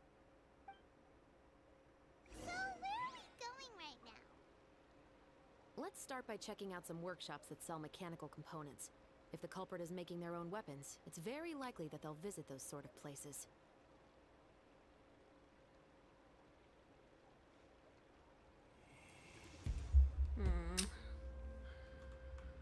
Oh, okay. Oh, yeah, no, it's nowhere close. Okay. I need food. Damn, I should have eaten something before I streamed.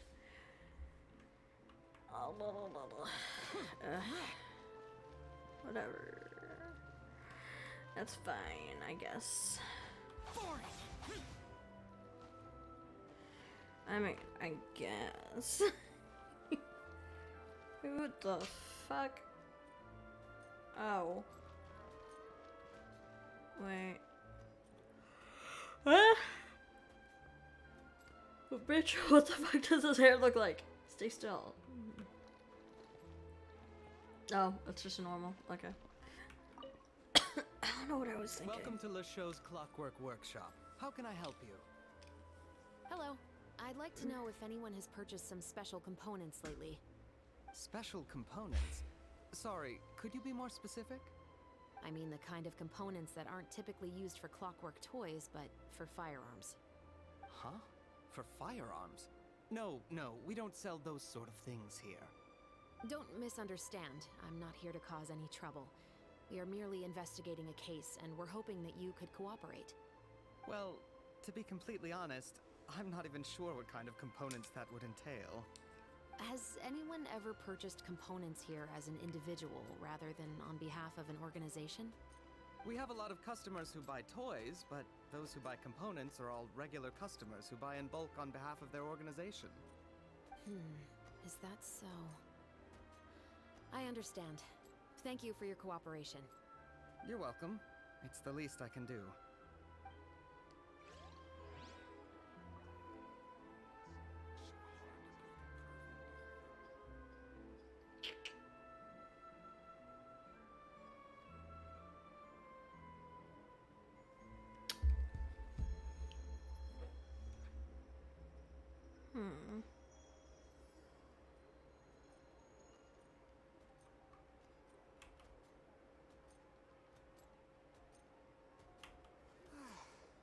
So much quieter outside.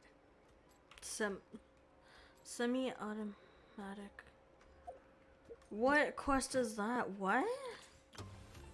Huh? Hold on. I'm confused.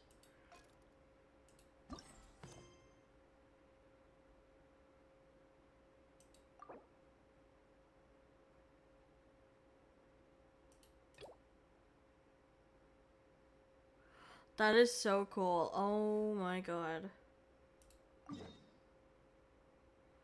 Now we don't have to actually look for the quest we're missing because it literally lets you do that. Unless it's always been there and I'm just being dumb. Dumb as shit.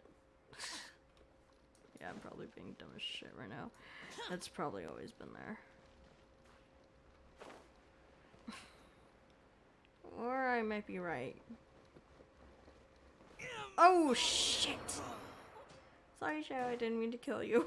My bad.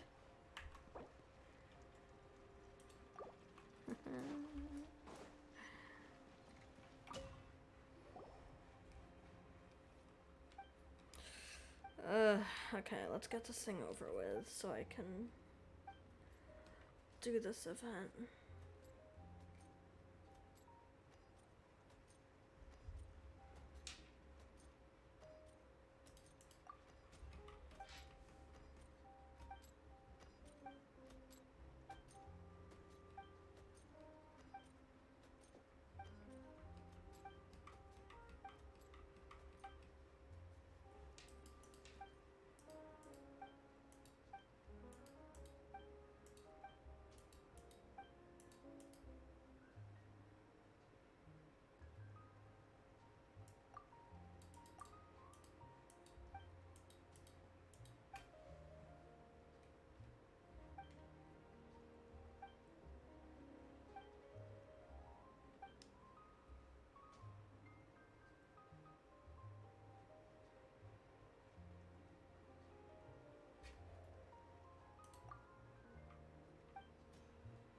Yes. Okay. Oh. It was just that. Oh. Okay. Okay. Oh, hey, Chevrolet. Run out of oil for your musket again? I'm gonna shut up now. Hello, Estelle. I want to know if anyone has come to your shop recently to order some firearm components. Oh, is this another case? Let me think. I don't think so. Some people have requested that I make some prop guns for the Fontanalia Film Festival, but I refused all of those requests. Oh? Why's that?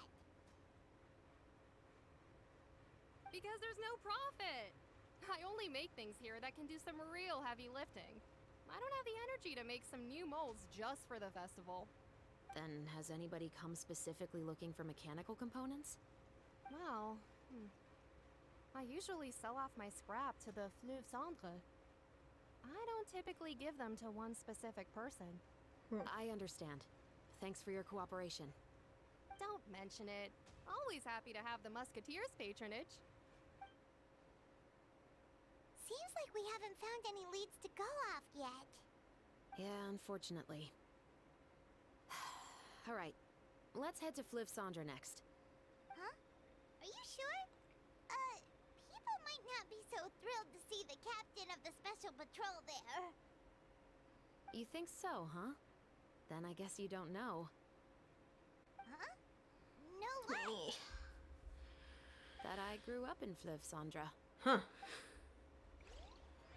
Where is that bitch? Are you fucking kidding me? Mm. Okay, well, fucking piece of shit. Okay. Either way, yeah. Osmanthus wine tastes the same as I remember. But where are those?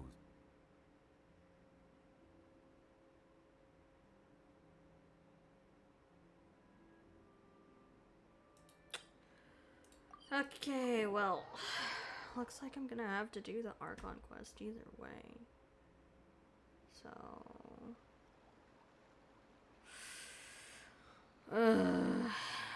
I was gonna wait until I finished it, but I guess I can't. Fuck. Fuckity, fuckity, fuckity, fuck. Okay.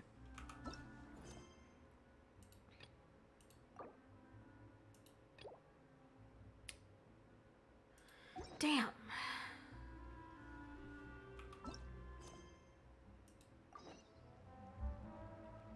Okay. This is Zhongli, not Zhao. Okay. Yep, there's the room, and it's empty and waiting for us as promised. Navia is such a good person. Now that the serial disappearances case has been solved, no one's going to come after us for anything. Even without Silver standing guard, we can just completely relax. Why don't we stay and rest up here for a while? Even machines in Fontaine need to stop and recharge now and then.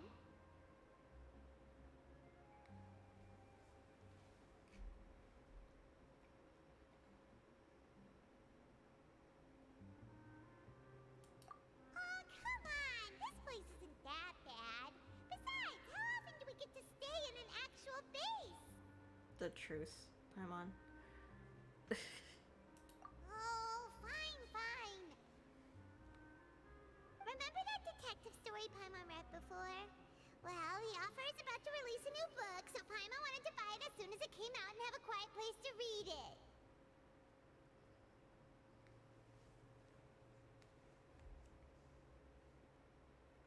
Fair enough. Just don't spoil the ending for me this time. Then it's agreed. Come on, let's get some sleep. We'll need to be up first thing in the morning to get in line and buy a copy.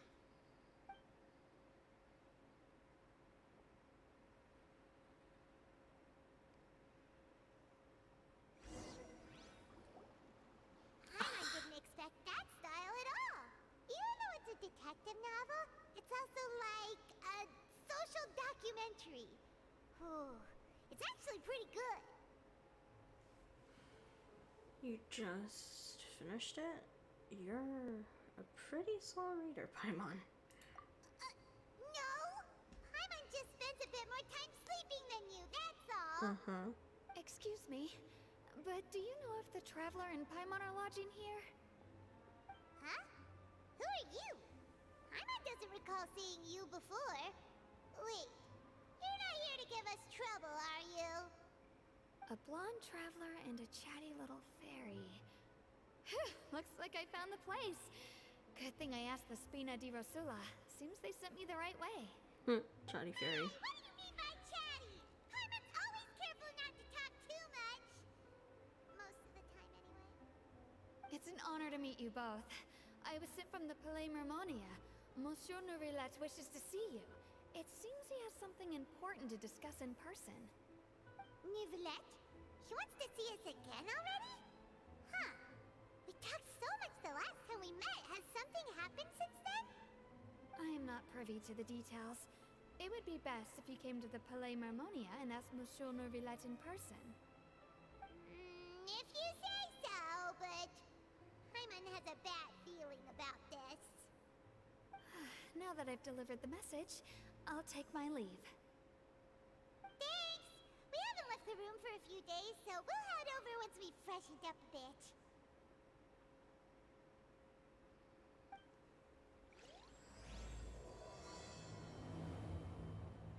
Okay.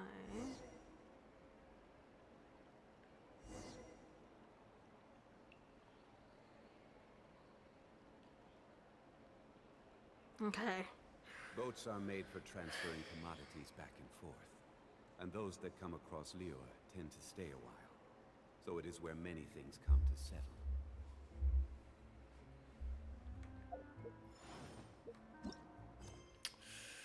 Please don't have any more things like that, because I'm gonna fucking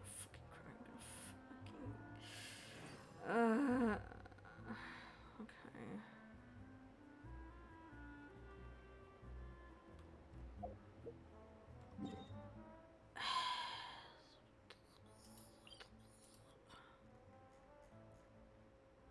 Motherfucker, they're all down here? Where do you want to go next? If you'd like to see Liyue's tourist spots, They are all... I have a few references. They're all fucking down here. Piece of shit, okay. No, I wanted to sit down! It's been a while, Tetro. Please, just get on with your request. I want to know if you've heard anybody talking about muskets lately. Information isn't free, you know. I've heard that bandits have been extremely active in the countryside recently, and they've been affecting the delivery of goods to Poisson. I can allocate some more manpower to help out with that problem. What do you say? You're still as helpful as ever. One of our men got drunk at dinner about a month ago and lost his gun. 3 days later, it turned up in the corner here. What's weird about that? He just forgot where he put it, right? This is Fleuve Cendre, my friend. Anything of value left in the tavern won't ever make it to the next day. But that gun turned out to be an exception. It didn't get any new wear and tear on it, and didn't even appear to have been fired. We were quite mystified as to what could have happened. I suspect it came back because the weapon was already known to the guards. You mean a criminal was afraid the Marechaussee Phantom would use the shot marks to track them down? Maybe. But if that's the case, the culprit really took great care to avoid getting caught. I didn't say anything about a criminal. In Fleuve Sandra, knowing who was killed is as easy as knowing what clothes you're wearing today. It's the guy living in the East Side, isn't it? I've never liked him. Every time he's here, he just orders a drink and sits there with a nasty look in his eyes. So, who was the one who lost the gun in the first place? Don't bother. Even if you ask, he wouldn't admit to owning a gun to some strangers. Not to mention the captain of the Special Security and Surveillance Patrol. He's right. I know you grew up here, Shovras. Even though you're on good terms with the Spina, you've still been gone too long. Not many people know you here now, and a lot of people don't like the Special Patrol. I know. So take my advice and don't show your face too much around here. It's for your own safety. I'll come and go as I please, and I'm afraid I'll be appearing more often due to my work. All right. Don't say I didn't warn you.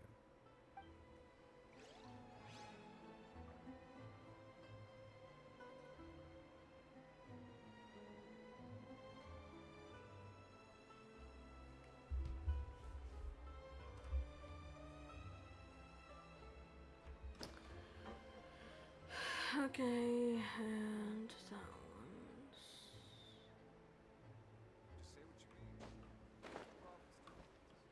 He's just up. She is just up there. I can't tell what the character's gender is from down here. Where am I going? I'm going right here. It is a girl. Okay. Hello. I'd like to ask some questions. I'm hungry. I don't know anything. Don't worry, I'm not here to arrest anybody. You say that now. It's the truth. Here, take this as my guarantee. Wait, did Paimon just see what she thinks she saw?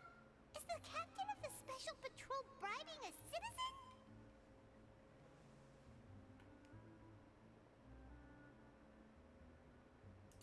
Seems you're different from the other guards.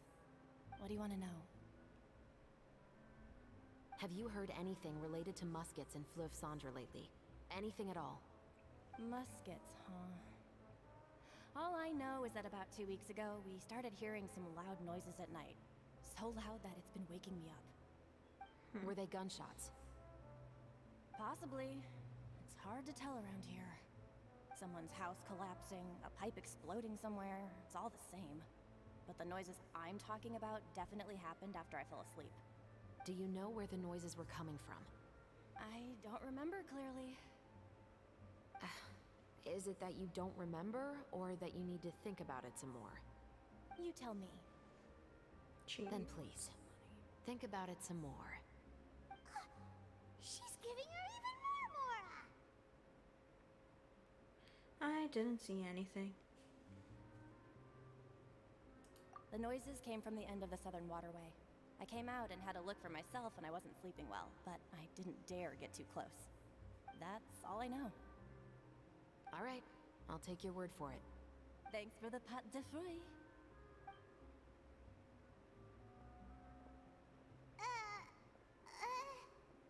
No need to be surprised.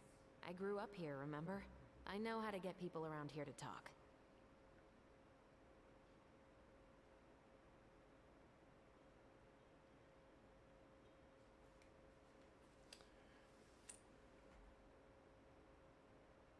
My apologies, I'm all out of sweets. Though I do have some other tempting snacks in my custody. Fries, fried chicken, and even onion rings. I'm hungry now. But taking care of junk food is my responsibility. You're better off sticking to your normal, nutritious diet. Bro, I'm hungry now. What the fuck? This quest is just making me hungry. Okay. Oh my god. Ugh. I need food. Bro. I need food, but like the mic is gonna catch that. The mic's gonna catch me like going through a fucking Cheeto bag and just, I mean, what am I gonna do?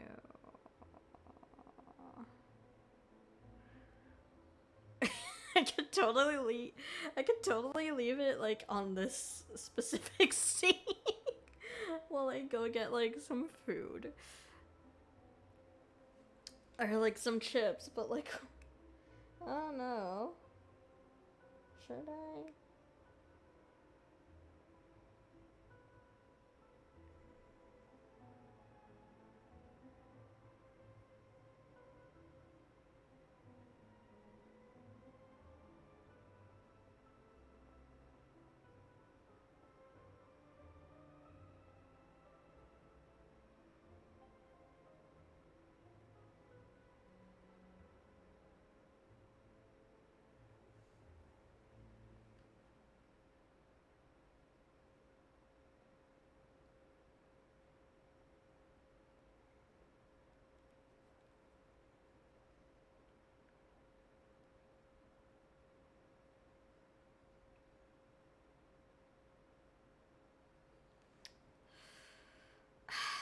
You know what? Fuck it. Fuck it.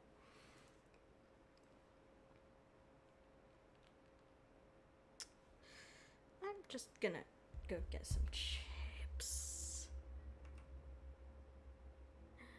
That is so funny, but yeah.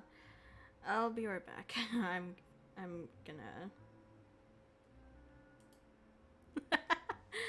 I'm gonna get some chips. Or like at least something to eat while I do this, cause now her talking about fried foods is making me hungry. At least I'm gonna get some chips while I do this quest, cause I'm hungry. I'm fucking hungry.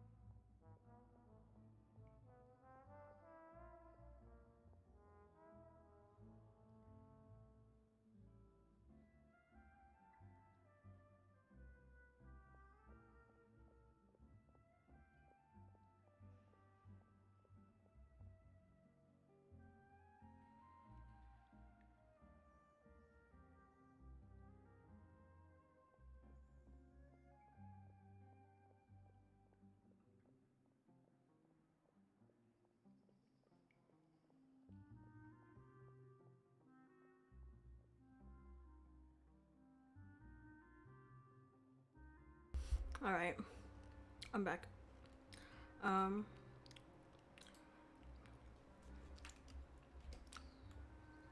Screen is black, hold on. I just want to make sure that the... Okay.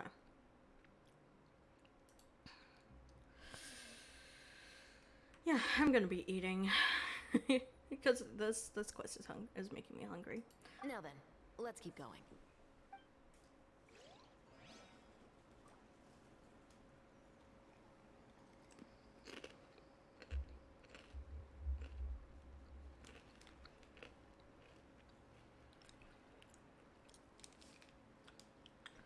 Okay. Last one.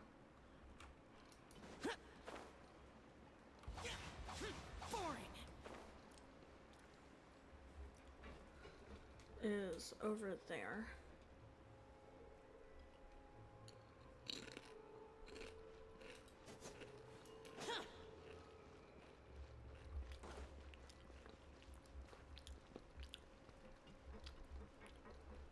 Ooh. What's all this? Some broken planks and barrels, as well as some liquor bottles? Yes, but have a closer look, Paimon. Hmm? Even though somebody has purposefully tried to clean them up, these are obviously marks from musket bullets. In other words, someone was here trying to improve their shot. They were using the barrels and bottles for target practice. Could it have been the killer? Your guess is as good as mine. Although many people at Fleuve Cendra own guns, few hide the fact from others. And even fewer would go to such lengths to hide markings from practice shots. Anyway, let's go. There might be more to this.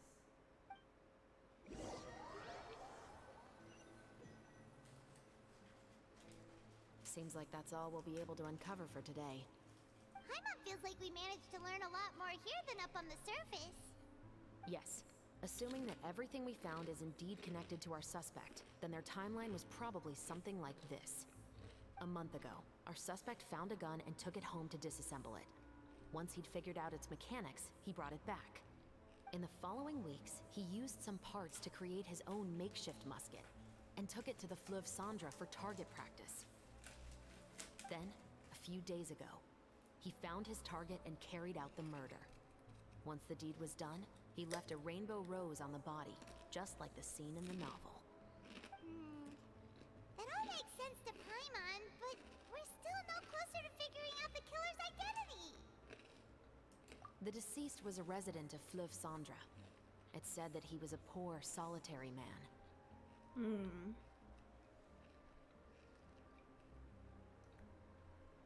But if we're following the novel, shouldn't the guy have been a nobleman? Yeah, that's also something I'm trying to figure out. If we are indeed following the novel, and there's a story behind the murder, then this murder should be an act of vengeance. But according to our investigation, the deceased didn't have any enemies. He was no saint, but no one's heard of a rival who hated him enough to shoot him dead. Much less care to leave a rose on his body. What message is the killer trying to convey? And to whom exactly? We've thoroughly investigated that possibility. He claims to have spent the whole day at the Opera House on the day of the murder, and the staff there have confirmed his account. Okay, so he has an alibi. Not only that, he lacks a credible motive as well. He has a family of his own, and both of his parents are still alive. I've looked into his records. He was adopted at the age of 6, and all the proper procedures were followed. There are also records of him at an orphanage before then. In the story, the mother of the 2 musketeers was murdered after the children turned 10. Of course, he could have changed the children's ages, but I don't want to assume anything without evidence. More importantly, I've also had a chat with him in person. He didn't seem like the kind of person who would pull the trigger to kill a man. Then, what should we do now? We have all this new information, but it doesn't help us move forward. Investigations take time. I didn't expect us to catch the culprit in just a single day. How about this? Let's spend the next few days filming with the crew. We can continue the investigation once we're done with the film. I'm sure that given time, new leads will present themselves. Wait, but weren't you saying Intel is like small, remote islands in of the sea just a moment ago? Wouldn't you just miss them if you were to stop looking? Ah, but the book had more than one reference to the islands, Paimon. Oh? What else did it say then? As long as you spend enough time sailing through the fog, you'll eventually come across an island.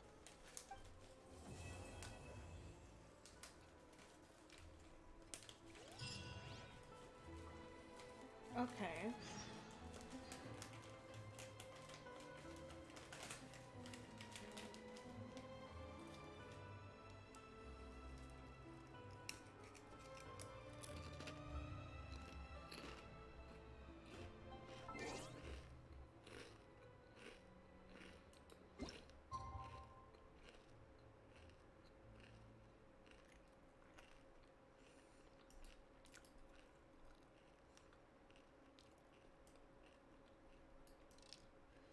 I'm trying to do this with the palm of my hand. It's not working.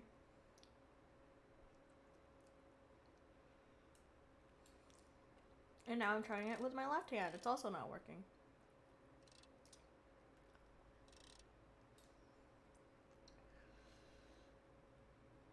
Okay.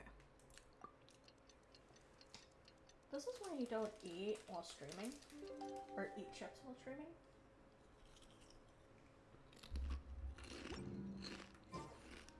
It's filming time again! Our schedule is jam-packed for the next couple of days, too. We've got so many different locations and sets to cover. Anyway, let's head out and meet up with the others.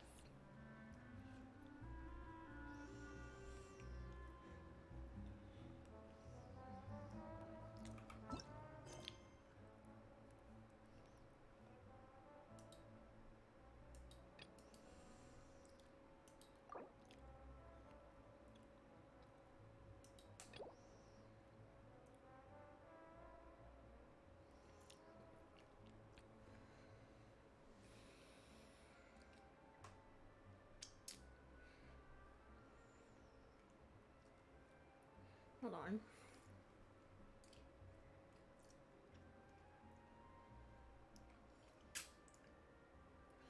Whew.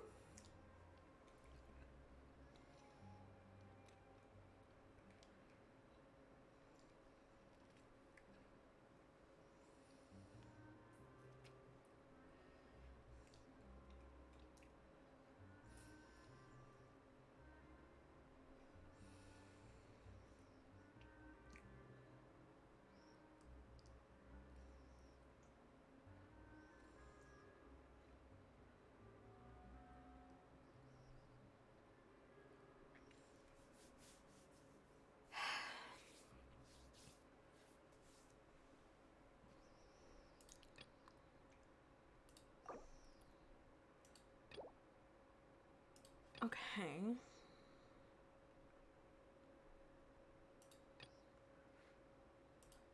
Damn.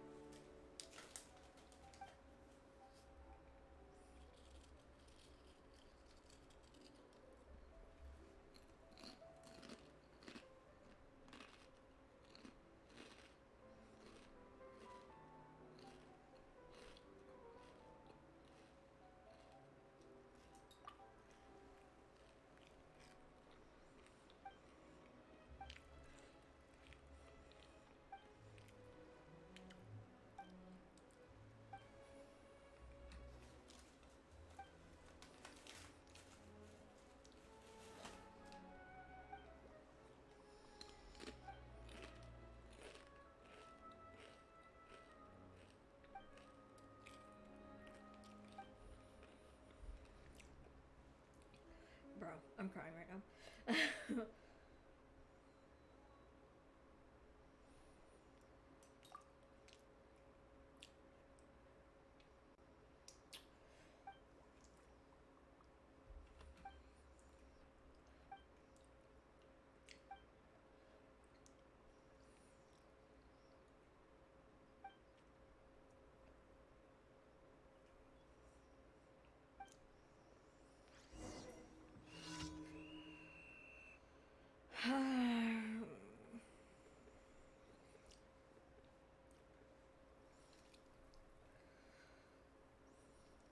Okay. Let me just drink some water before I follow this.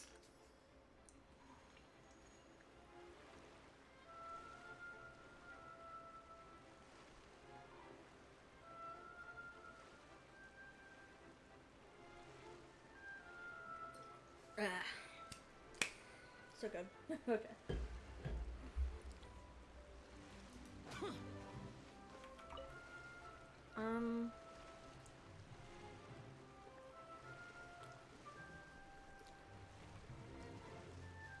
It's so cute and tiny. Well,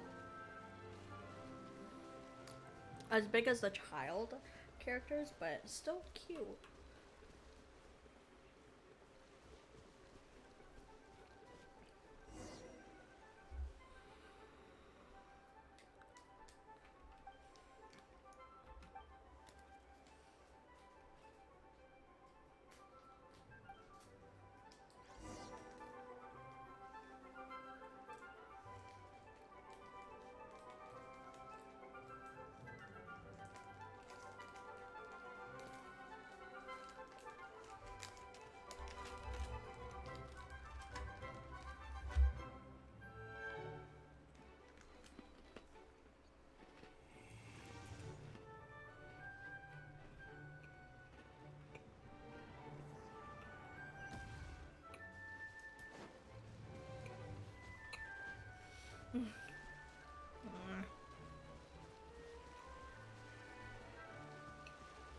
I hate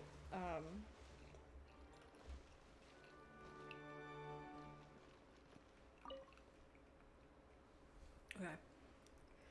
I hate that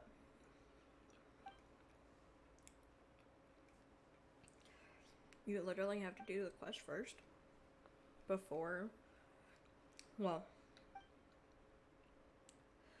you have to do the quest they were previously in first before you can continue with the quest.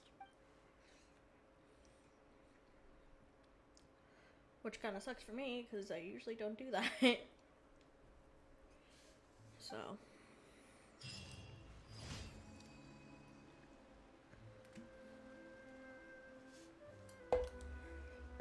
Yeah.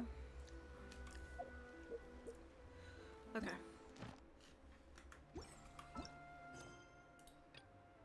Now, where do I go? Oh. Oh. Okay.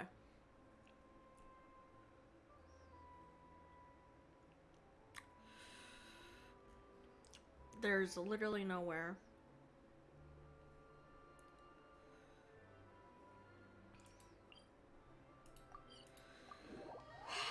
Okay.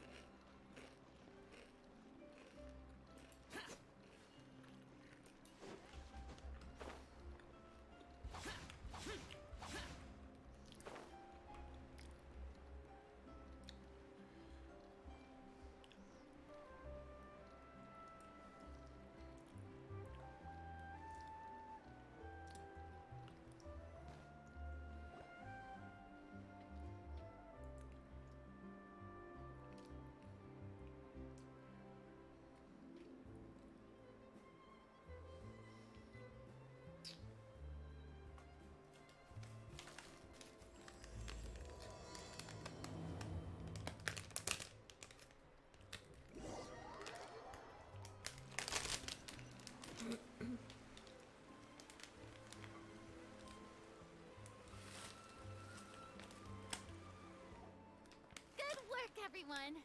We're looking to wrap with our two main ladies today. I can already smell our success. What do you mean, looking to rap?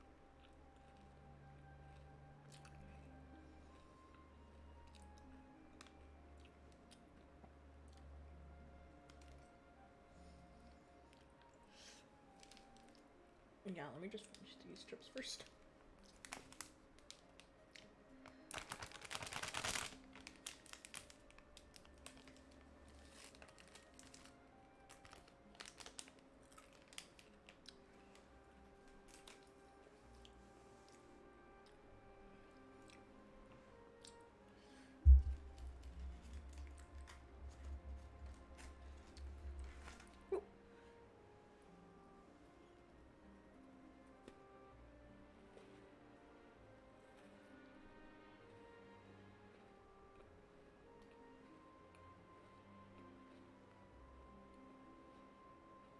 Oh, aren't you the expert now?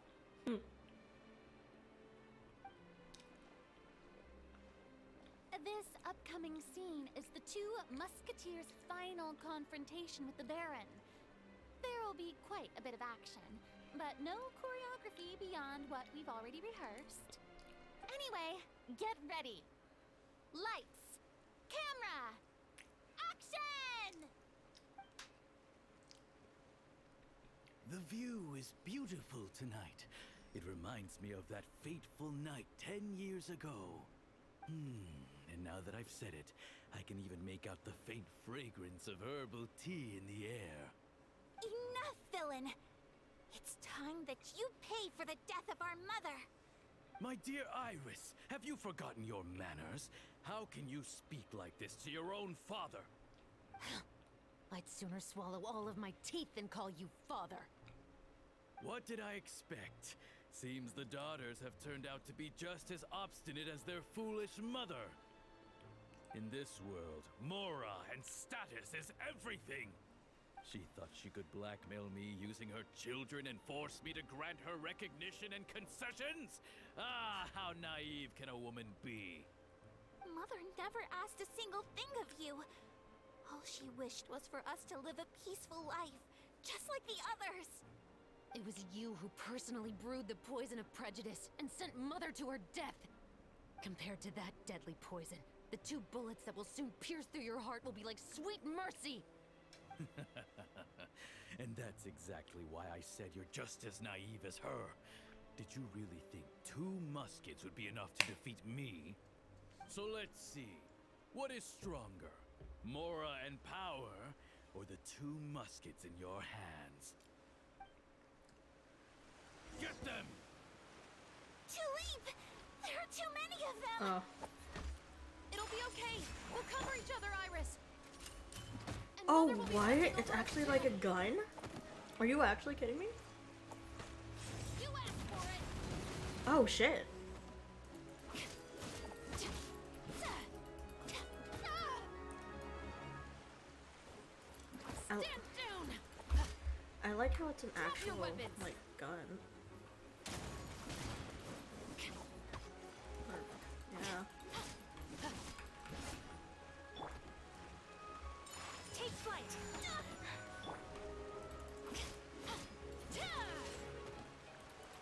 Final warning. Justice will prevail. You've lost. To think I'd lose to my own 2 kids. We are no children of yours, and we'll never call that place our home. Then tell me, what did you do all this for? You lost your mother, and will soon kill your father as well. What will you gain in the end, other than sentences for your crimes? We will gain our long-awaited justice. Oh.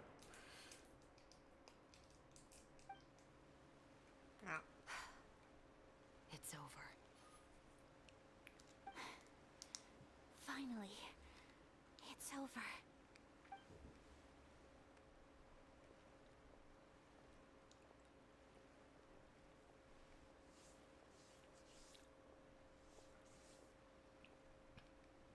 So, where will you go now, Tulip?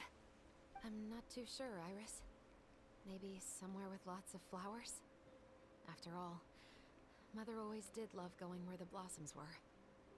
What about you?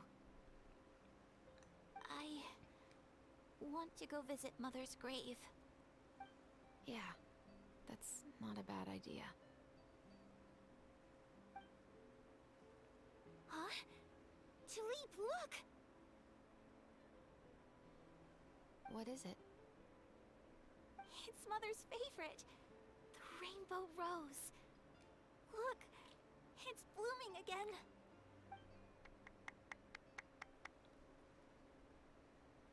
Excellent! That was beyond mesmerizing. Even I didn't expect the scene to go so well. And we got it in a single take. All right, everyone. We've got a wrap for Tulip and Iris. Congratulations, Ayaka and Chevrolet! Thank you. I didn't expect our parts to wrap so quickly. I wish I could savor the experience for just a bit longer. Paimon totally understands. Paimon's not ready to say goodbye to the clapperboard either. Filming has really been a lot of fun.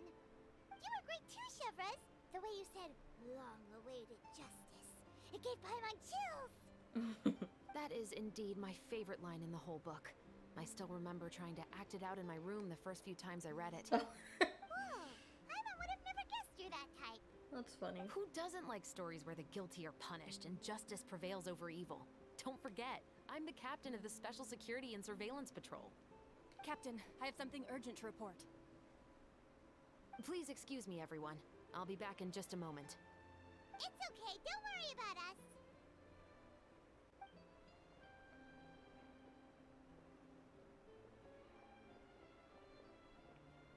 Oh? Was she whisked away by work already? I was just about to tell her how great she did. It seemed like some urgent official business. Then perhaps we should thank the stars that we were able to wrap both of your parts so quickly today. Switching around the filming schedule would have been a real pain. Anyway, I actually came over to let everyone know that we're all done for today. You can go home and get some rest. And one last thing, Miss Ayaka. Your acting skills today were immaculate as always. Are you sure you won't consider taking up full-time acting? See, I just happen to know this great troupe that's still looking for a lead actress. Thank you for your kind words, Director Farina. Unfortunately, there are still many matters that I have to take care of back home at the Yashiro Commission. I cannot remain in Fontaine to pursue an acting career. Nevertheless, I will make sure to treasure this incredible opportunity in my heart. Oh, that's a shame. But I understand. Just let me know if you ever change your mind. I believe it's also about time for me to take my leave. But hopefully I'll see you on set over the next few days. Even though my part's wrapped, I'd still like to swing by and help out the crew. See you tomorrow, Traveler and Paimon. Yep, see you tomorrow. Well, what should we do next?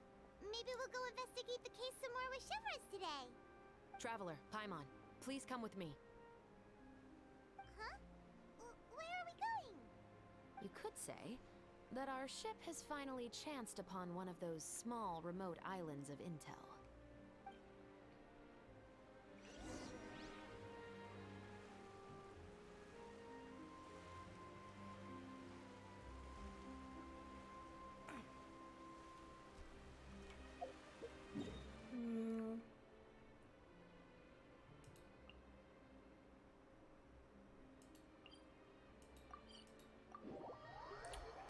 Now we go to the case. Okay.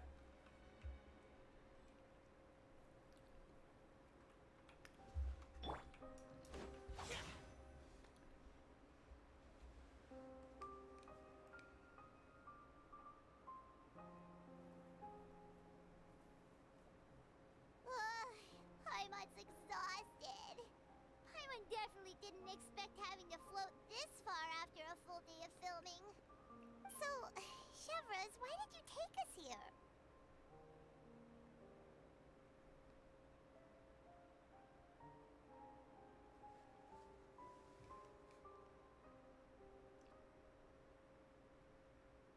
Affirmative. It wasn't anything conclusive, but it should show us a clear way forward. Have you ever heard of someone by the name of Emily? Oh, you mean that famous perfumer?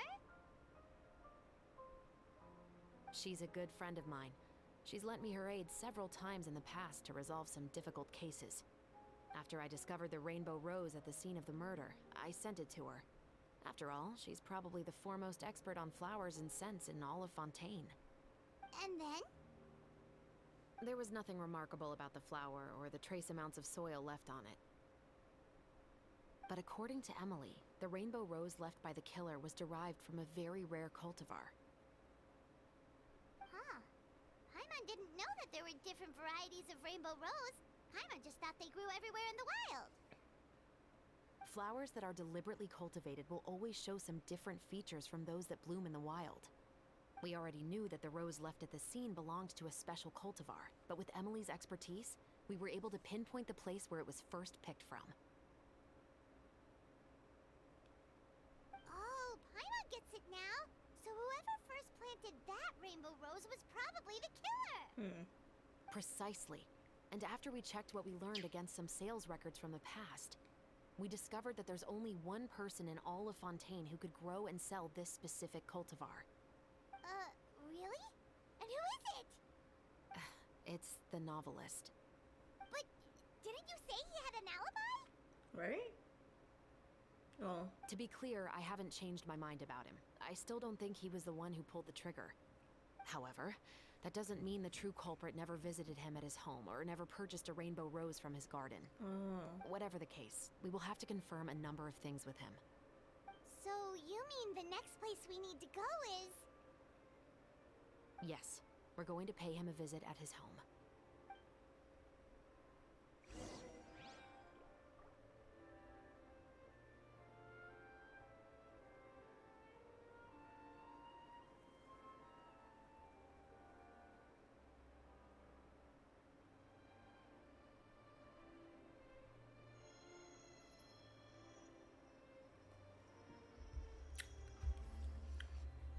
Okay. Where are we going? We're going here. Let me just grab that. Oh. Oh, shit. Okay.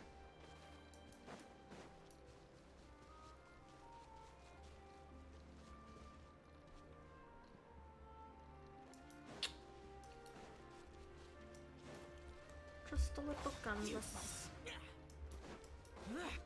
Okay. Shut up now. That should be his house. What? There are so many Gardamex stationed around the place. That's pretty unusual, right? According to what he told me last time we spoke, he hired them so he won't be harassed or disturbed. Huh. So there are a lot of flowers in his garden, but Paimon doesn't think we'll be able to pick one without alerting the Gardamex. Right. Which is exactly why I think there has to be a special connection between him and the killer. So, should we knock? Just wait here for now. I'd like to take care of a number of those Gardamex first. But they're so far away. How are you planning to do that? Don't forget, Paimon, I'm actually the real-life captain of the Musketeers.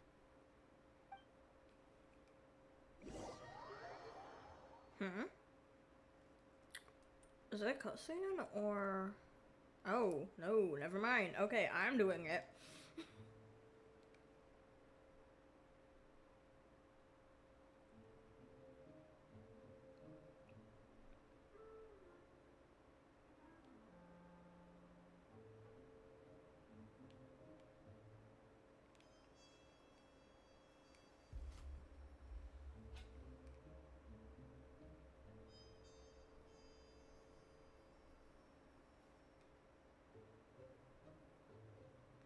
Okay.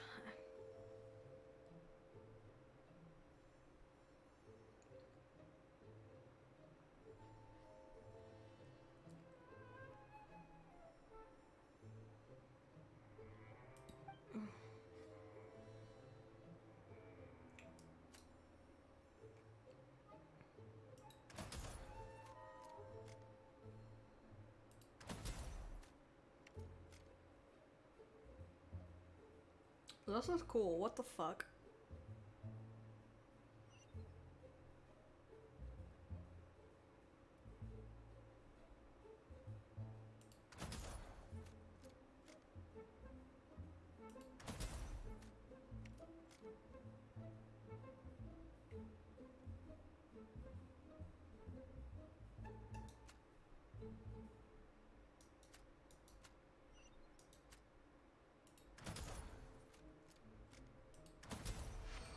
There we go.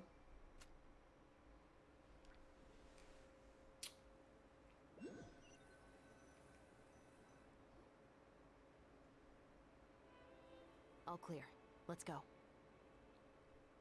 Oh, wait! Paimon's a little nervous now that we know he could be the killer. Can we go over our plan of action again? I'll go knock on the door and make sure it's safe inside. Once we're sure that we're in the clear, I'll ask him to come with us for a quick round of questioning at the guard's headquarters. But can't we just arrest him? We still have no evidence that he's the killer, or that he lent the killer any direct aid. Still, it would be appreciated if you could pick a rainbow rose from his garden for me while I'm talking to him. It'll help the Marachose Phantom confirm Emily's theory. Sure, no problem. Just be careful, Chevros.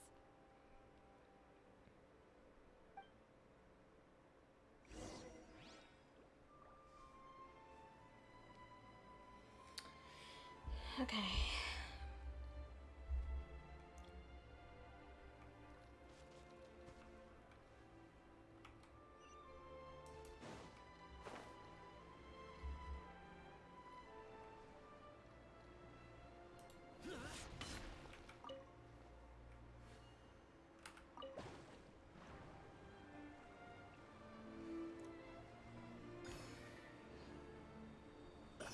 Where am I being taken? Okay. I was gonna say, if I'm being taken too far, I'm so pissed. Excuse me, Mr. Baptiste. Are you home? Who could it be at this hour? Oh, it's you, Officer Chevros. Would you mind accompanying me to the guard's headquarters, Mr. Baptiste? We would like to ask you some questions about a case. Oh, is it still regarding the murder case from before? I cannot confirm or deny that at this time. So it is then. Listen, I need you to come with me, Mr. Baptiste. Miss Chevros, I'll save you the trouble. Oh, and you two over there? There's no need for you to pick my flowers either. It's not time for them to bloom yet. Oh! Okay.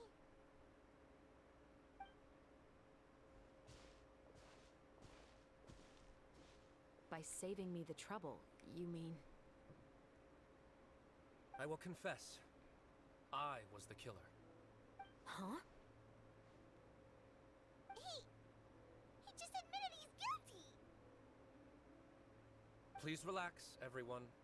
I'm not armed. The musket you're looking for has been buried in my backyard. Then it's my responsibility to inform you, Mr. Baptiste, that everything you say right now will be used as evidence for the inevitable trial. Yes, I am perfectly aware of that. I must say, I hate this feeling. Oh? Is it because I confessed? Or because you've been proven wrong? Both, I suppose.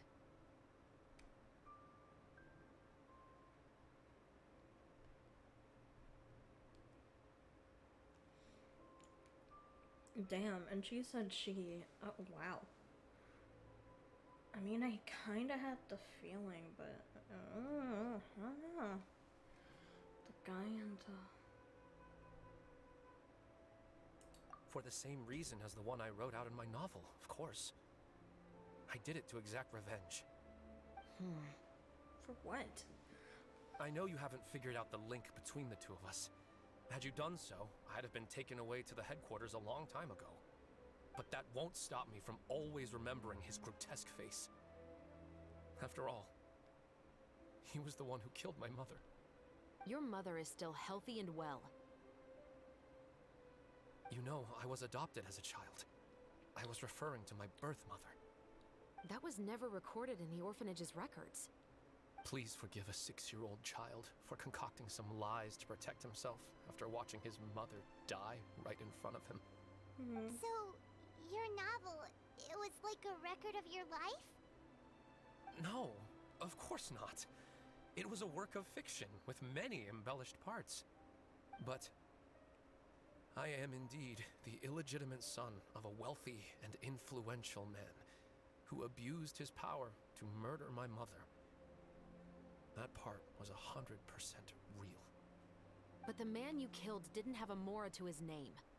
He was a hired assassin, an irredeemable beast who sank his fangs into a defenseless woman just for a few bags of Mora. But if that's really the truth, you wouldn't be telling us any of this now. You still haven't managed to take revenge against your father, the true mastermind behind it all. I never thought I'd hear that kind of thing from the captain of the Special Security and Surveillance Patrol. I'm simply skeptical about your motives. It's simple, really. I've grown tired of everything and don't want to shoulder this burden anymore. You may have considered me too soft to pull the trigger. Well, as it turns out, you are exactly right. I've become overwhelmed by the aftermath of the murder. So you're going to call a stop to your revenge, just like that? The true mastermind is too rich and too powerful for me. I've accepted that I will never be able to avenge my mother alone. And so what? The characters in your book never gave up. Now, Officer Shavras, I'm the one who has killed a man, aren't I? Are you trying to convince me to commit another crime? What's your father's name? How do you plan to prove the veracity of all of your claims? Well, I'd like to speak with you privately. Sure. Why don't we speak privately at the guard's headquarters? No, it has to be here. I must ensure that we won't be overheard. Fine. Let's talk here. When I said won't be overheard, I meant by anyone. I would like to speak with you and you alone.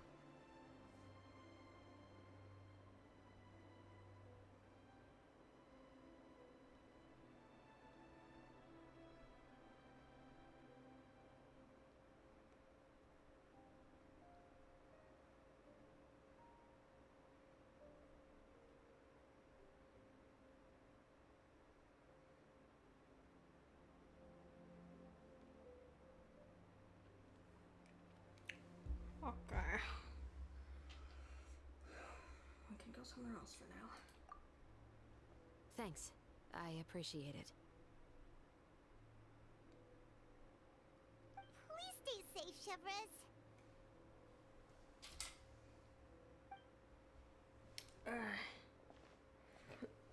Excuse me. All right. Let's hear it. Will you really believe what I'm about to say? Well, that depends on what you're going to tell me. Fair enough. Fair enough. Then listen closely. What is he saying to her? So that's how it's all connected. So, it seems you believe me after all. Do you want me to go public with this? No, of course not. At least, not right now. Then why did you bother telling me? You've read my work. What do you think? Even if you were to go public with all of this right now, he'd simply deny everything. It's been too long. Almost 20 years. Anything that could be used as evidence has long faded away. Even if there might have been a solitary island of truth once upon a time, it has long sunk beneath the waves by now. Justice will never find him. Not if you don't try. I know that as the captain of the Special Security and Surveillance Patrol, you will always stand on the side of justice.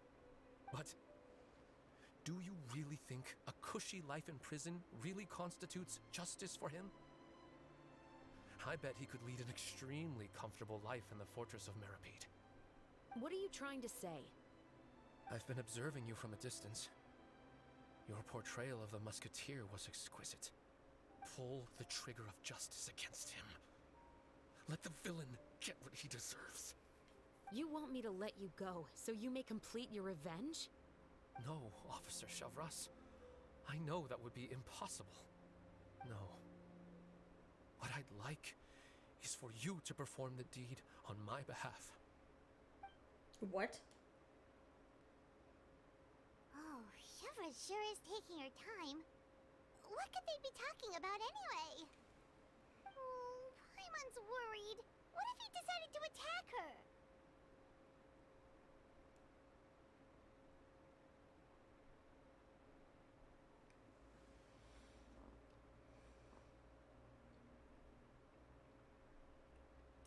Oh, you do have a point. Still, do you have any idea who the rich person might be? And why the novelist doesn't want us to hear what he's saying to Chevres? Sorry to keep you waiting, you two. Hey, how did your talk go? I've already sent someone to escort Baptiste back to the headquarters for questioning. He wasn't lying about the musket. It was indeed buried in his backyard. But what about the name? Did he tell you the name of the rich guy? Yes, he did. But for now, I have to return to the Special Patrol. There are still a few loose ends I need to tie up.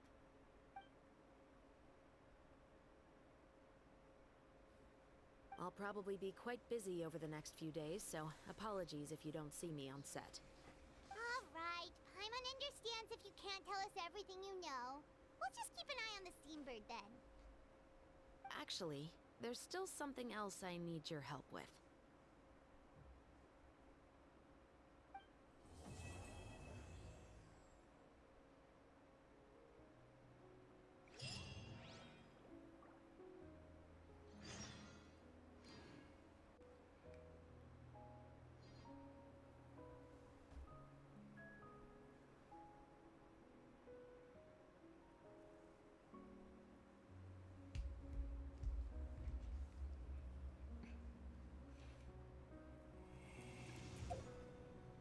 Eight to 10. Okay.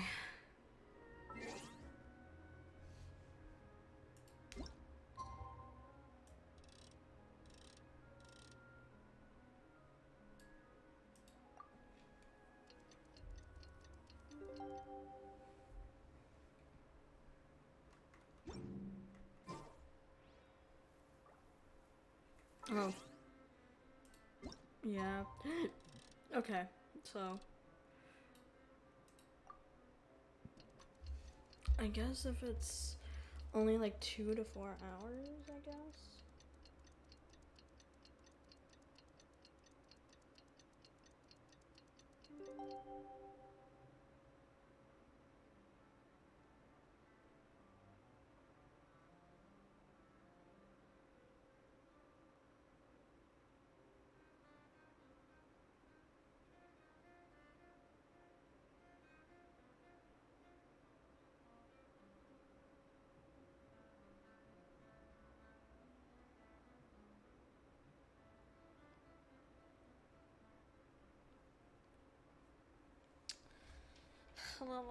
Okay, We haven't seen Chevra since that night at Baptiste's place. Well, guess there's no point in worrying about it now. Let's go join up with the others.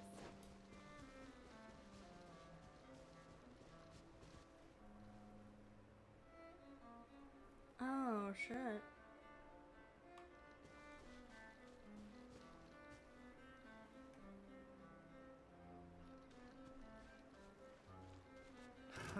Another test subject. Nope. Nope, nope, nope, nope, nope, nope, nope, nope. Okay,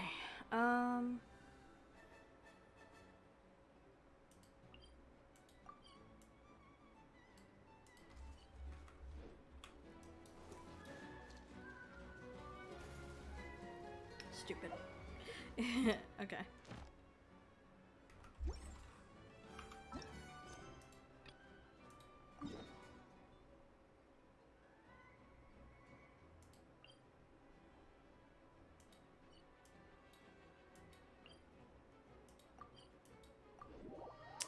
Pretty sure that's the entrance.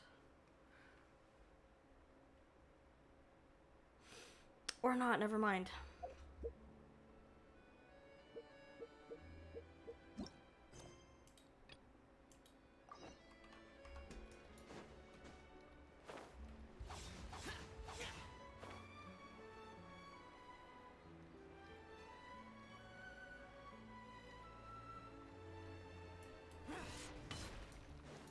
Okay. I think there should be. Good morning! Hayaka and I were just talking about you. Is Chevreuse still not joining us today? Probably not. We haven't seen her either. Huh? That's such a pity. Director Farina said that we've only got a few small scenes left before wrapping up the entire thing. She even said that she'll get me into a couple scenes, so everyone will have a chance to shine in front of the camera. We were also planning on having a victory feast once we're all finished filming. You can join us, right? Of course. Okay. Yeah, no. Yeah. If only Chevreuse was here. I still haven't taken a photo with her. I'm afraid that can't be helped. Those special patrol folks are like phantoms when they've got a case on their hands. But to be honest, I'm even more concerned by what I read in the Steambird earlier this morning. It said that the killer in the murder case was none other than the author of the Two Musketeers. Oh yeah, I heard about that too. He came forward and confessed his crimes, but gave no explanation as to why he pulled the trigger. We didn't know about this case at all when we joined the film. Is it going to affect the reception of our work? From a pure publicity standpoint, this will draw a lot more attention to our film. I have to say, though, that no director can be perfectly comfortable with garnering attention through means other than artistic skill. To be fair, I feel like that ship sailed the moment you allowed yourself to be named as the director on our posters. It's not my fault that I'm super popular. What was that saying again? My popularity has, Sunk to an all-time low? spread to the four corners of Tibet.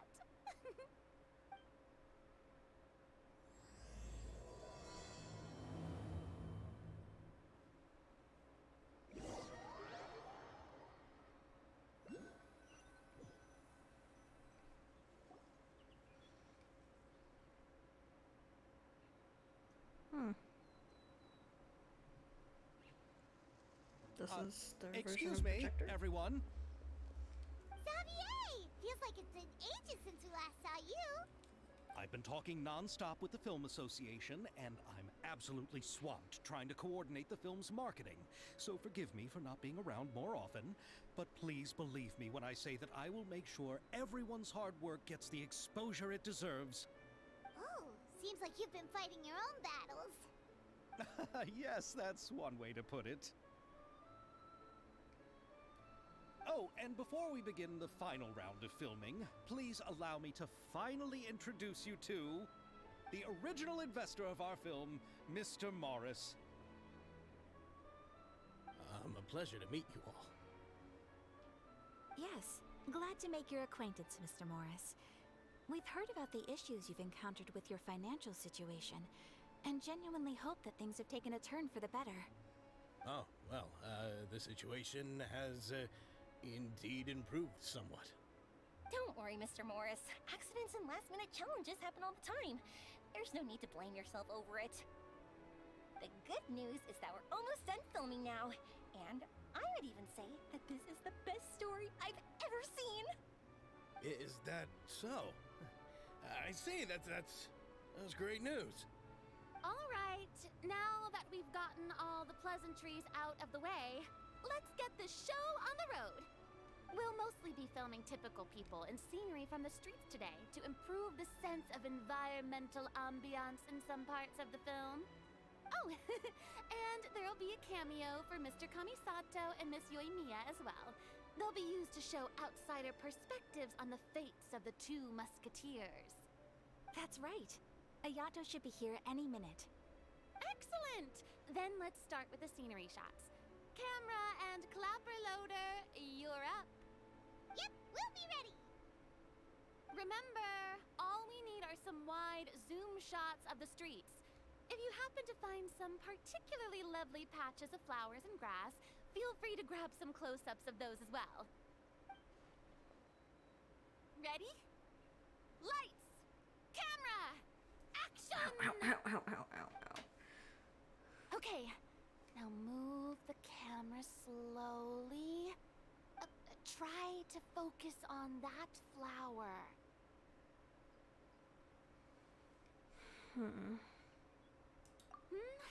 What's wrong? Just adjust the focal length a bit. Something the matter? Huh? But wasn't it working fine for all the days before? It was. It's Veronique, acting weird. Can we try a different camera? No problem. How about this one? Watch, it's gonna be the fucking Let's same. give it another try. Lights! Camera! Action! It's gonna be the same. Oh yeah, that's so much worse. Don't tell me. This one is broken too? Veronique, do we have any other spare ones we can use?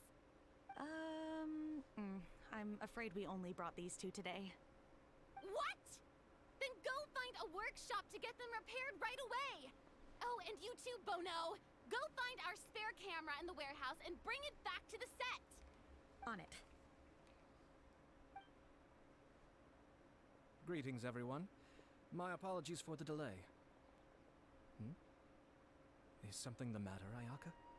It seems like there are some issues with the filming equipment today. We're stuck for the moment. I see.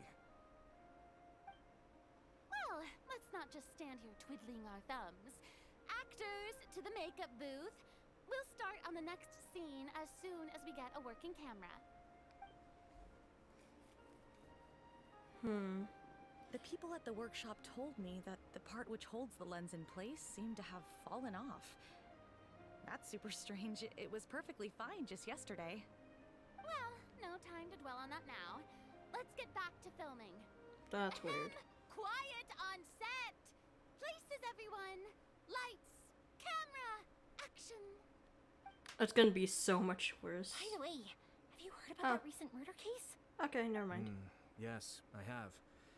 It seems that they've caused quite the commotion in the city. I heard that the chief of the guards is so mad about not catching the culprit that he's about to explode. Oh? I find that quite hard to imagine, considering how he already looks most days. Director, we have a problem. Oh, we're in the middle of a take! Couldn't you wait until we wrapped up this scene? No, Director, our film, all the finalized film that we've been keeping in the case Disappeared? has disappeared. Oh wait, what did you say? Excuse you. Mr. Bono, please take me to where the film was kept right away. I'm coming too. No, Yoimiya, you have to stay here. Oh. Okay, listen up. Everyone who's not working on this current scene can go with Bono to look for the film. Everyone else, stay put and wrap up the scene. Unbelievable. How could all these problems happen in just one day? We're back.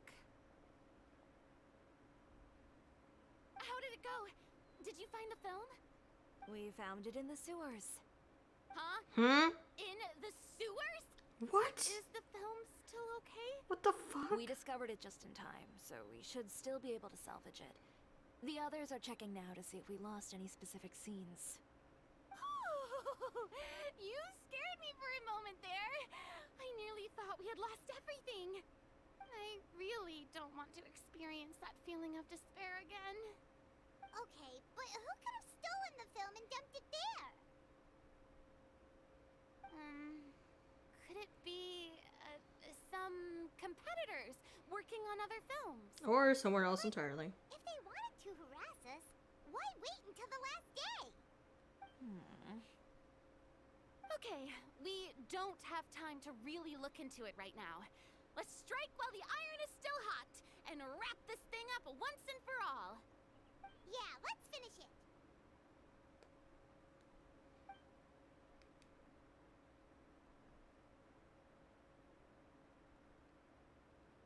I would like to officially announce that our entry to the festival, The Two Musketeers, has now concluded filming.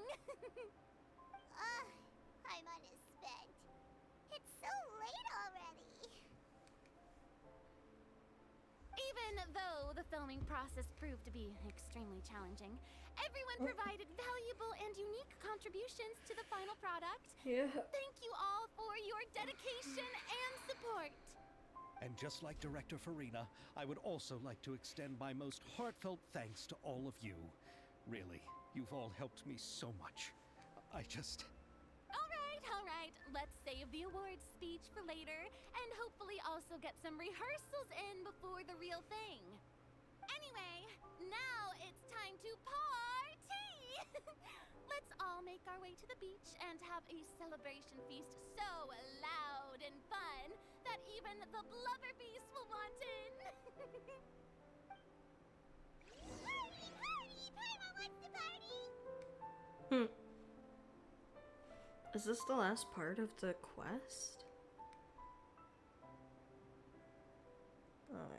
Maybe? Who knows?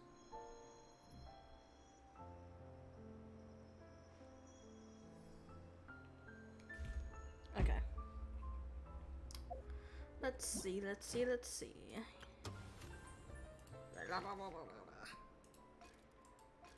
Oh. Oh, there's one more? Is the last one actually showing the film? I hope, because I want to see the final results.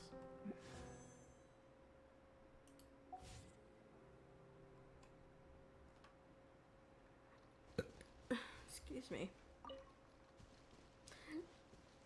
The rainbow rose is actually really pretty.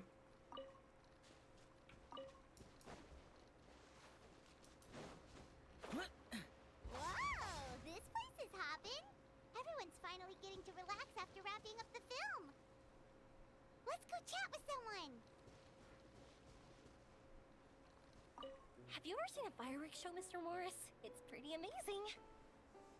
I'm afraid I haven't, but I'll take your word for it. I'll take your word for it.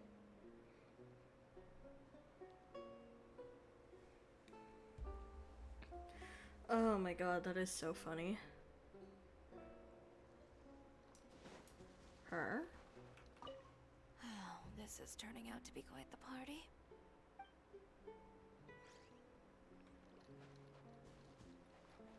These three right here?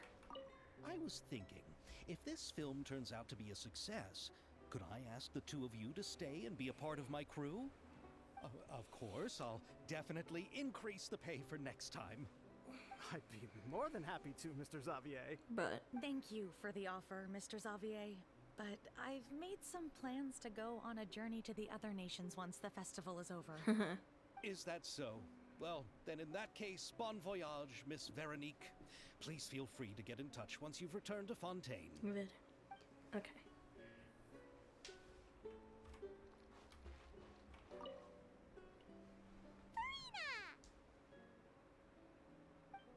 Oh, my darling clapper loader and camera operator. You've both worked really hard. Paimon thinks you worked even harder than us. Honestly, Paimon was getting a little tired of playing with the clapperboard by the end of it. Worst of all, Paimon started having dreams of you shouting, "Lights, camera, action!" into Paimon's ears. The actual dream can't even start until you've yelled that. Hey, if anything, shouldn't I be more grand and delightful than your dreams? We've been through so much together, and that's how your brain remembers me? Oh. That's not Paimon's fault. We've just used the clapperboard too much lately. Anyway, what's most important is that we wrapped the film. I'm pretty confident that we'll take first prize.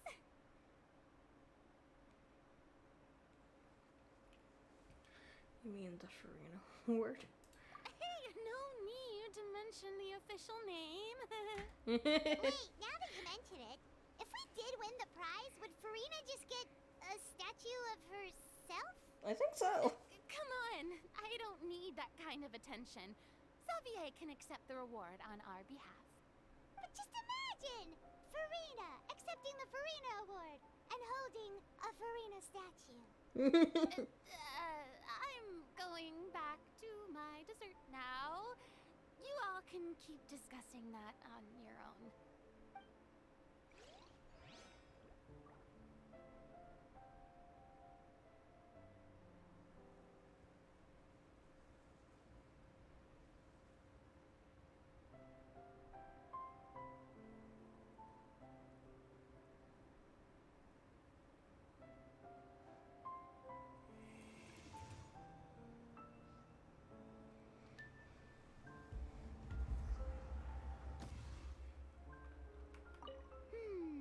What kind of dessert should I try next?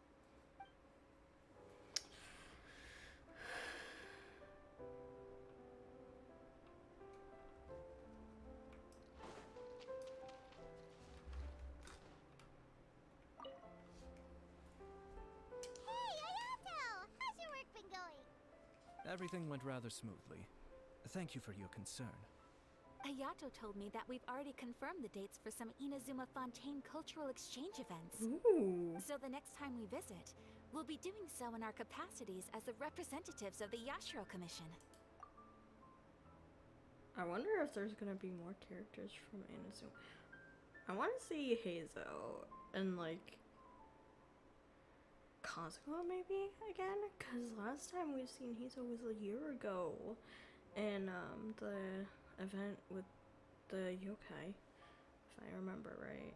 The dying yokai, yeah. And those two interacting was kind of, yeah, I haven't seen those two interact since like a year ago in that event. Oh, that's great! Then maybe Paimon will be able to find Fontaine detective novels in Inazuma from now on. Oh, wait. Wouldn't Yaimiko get upset if that happens? That would be stealing some of her business. As long as the novels are sufficiently yeah, interesting. I don't think she'll mind. You've got a point. She's always complaining that light novels have become bland and too predictable after all. The cultural exchange won't only feature literatures of both nations, of course. We have also made plans for cross-cultural engagements in the fields of gourmet cuisine, toy making, and artisan craftsmanship. Whoa! Paimon's getting super excited now! When the time comes, be sure to visit and participate in all the events.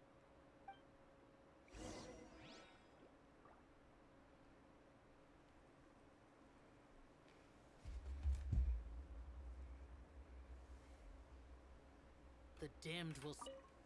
I wish we could have spent some more time here. Don't worry. It won't be long before we're back again. I wonder if the next event with Inazuma is gonna be is gonna have like Fontaine characters this time.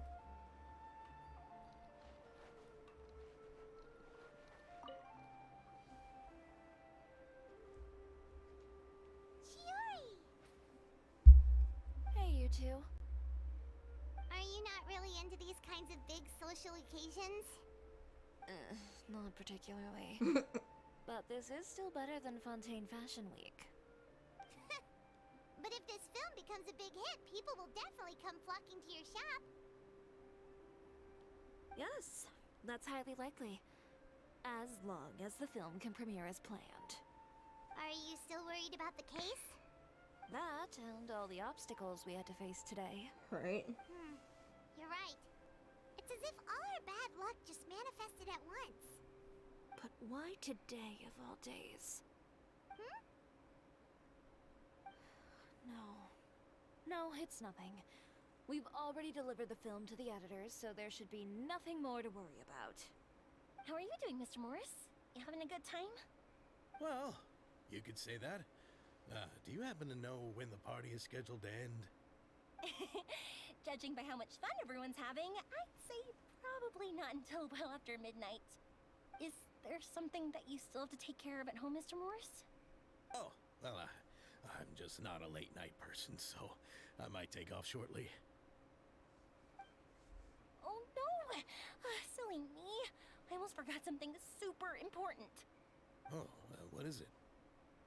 I prepared a whole batch of fireworks for the party, but I forgot to bring them over from the warehouse.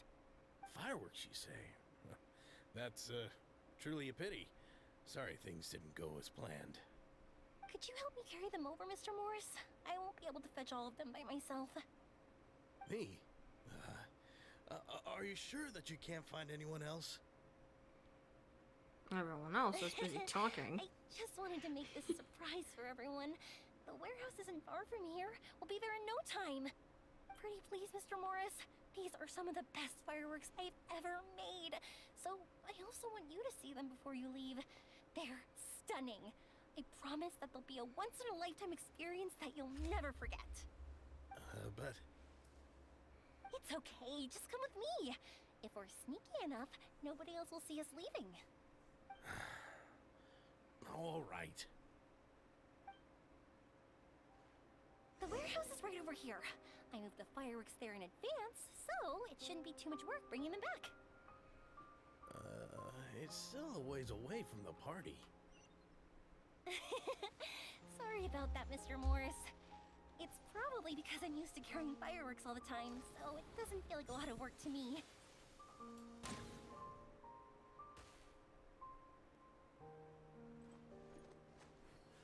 Where is that going? I actually do wonder where it's going.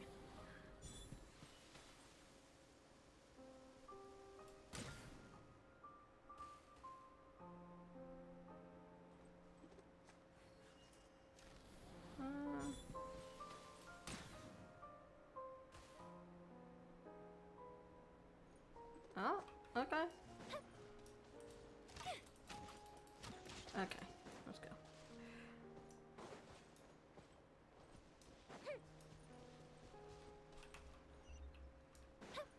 Oh, there it is.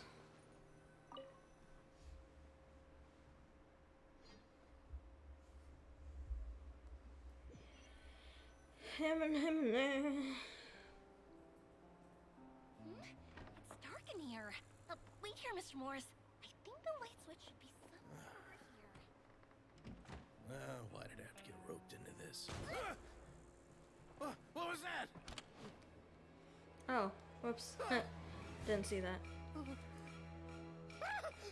Who's there? Get me out! Get me out of here! Did you really think you'd get away, Morris?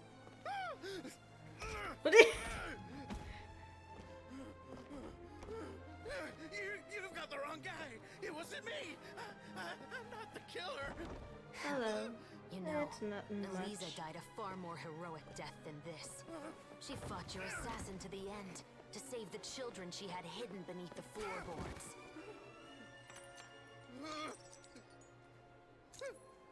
That is Eliza's pendant. The one with a photo of you two inside. The one you gave her. Ring any bells?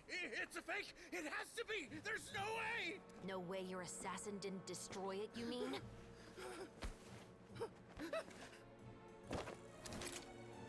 Did you ever love her, Morris? Or was killing her always the plan? No, please. Listen to me. I told Eliza to keep us a secret. I paid her plenty for her silence. I never thought she'd keep the child. Everything was gonna come out, and I had no choice. She forced my hand. No! I'm begging you. I have money.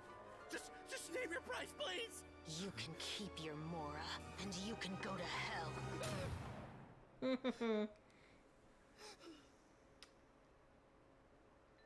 I'm Captain Shovraz of the Special Patrol.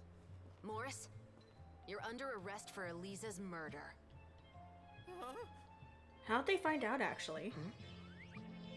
What? Oh. Nice. Oh, they were all in on it.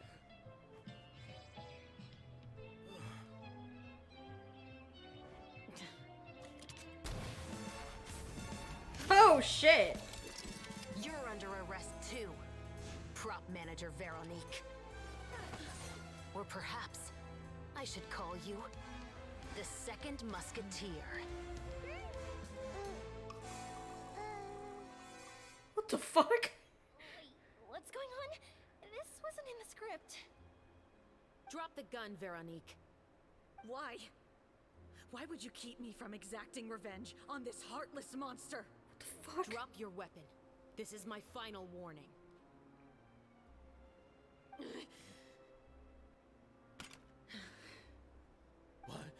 What is going on? Do I have to spell it out for you, Morris? Everything that took place just now was staged to get you to confess the truth. But this last part is all improv, of course.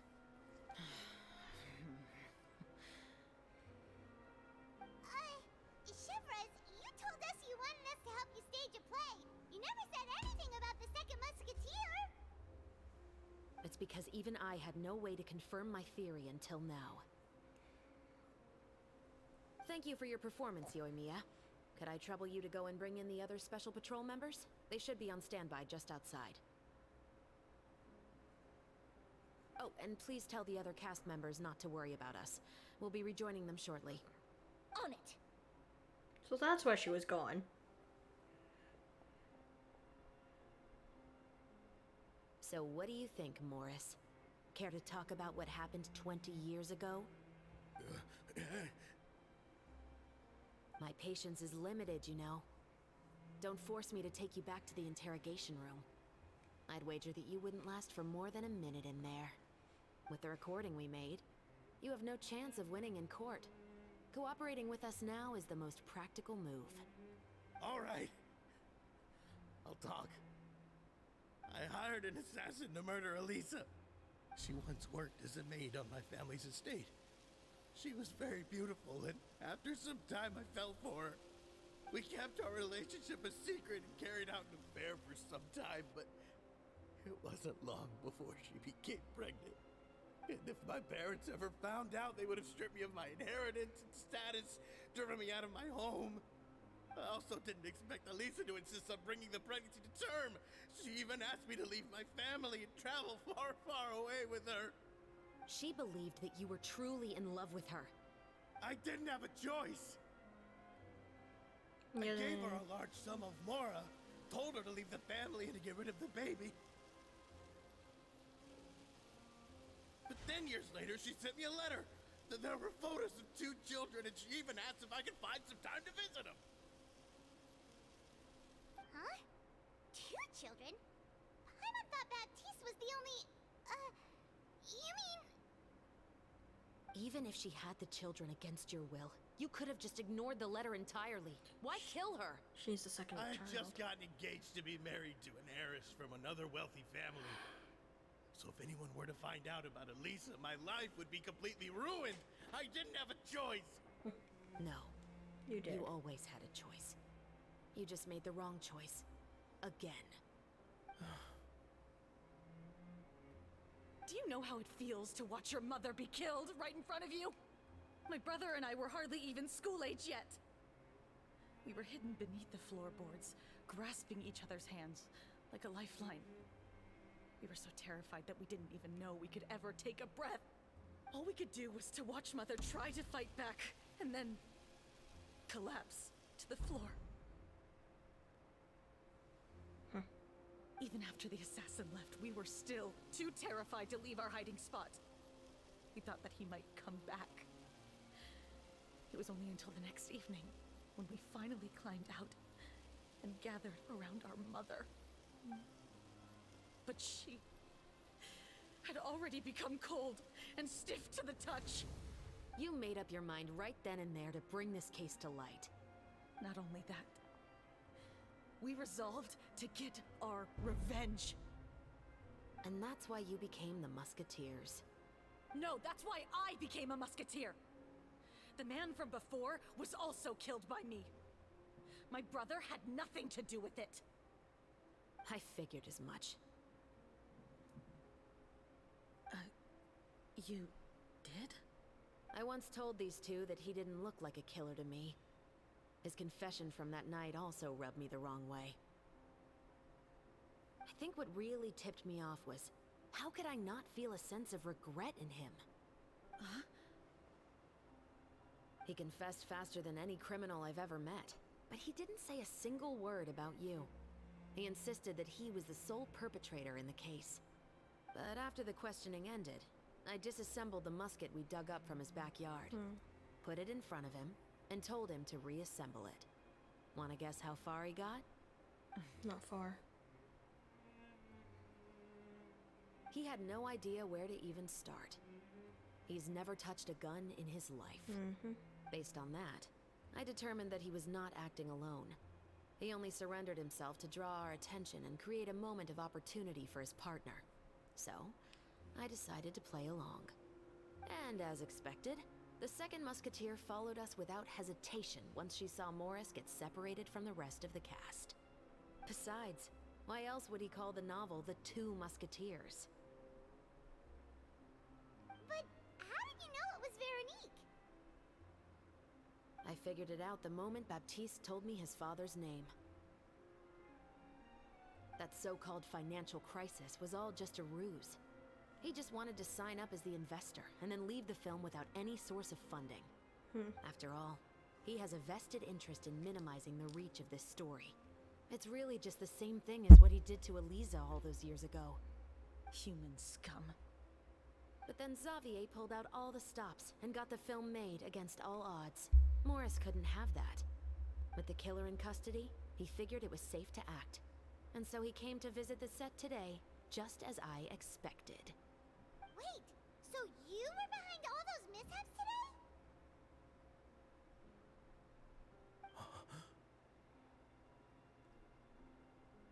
As for the identity of the second musketeer, I assumed they'd probably stay close to Morris and look for an opening. And if they already knew that Morris was the film's investor, then that narrowed the list of potential suspects as well.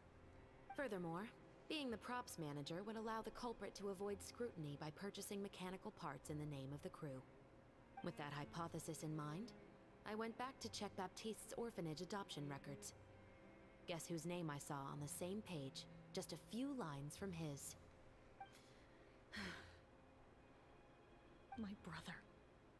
He trusted you. As in, he trusted me to perform the deed on his behalf? He trusted you to stand on the side of justice. I am. I thought you could do it as well. Oh, the look on your face when you told him to go to hell. I really thought you'd put a bullet in his brain. You know what he has done.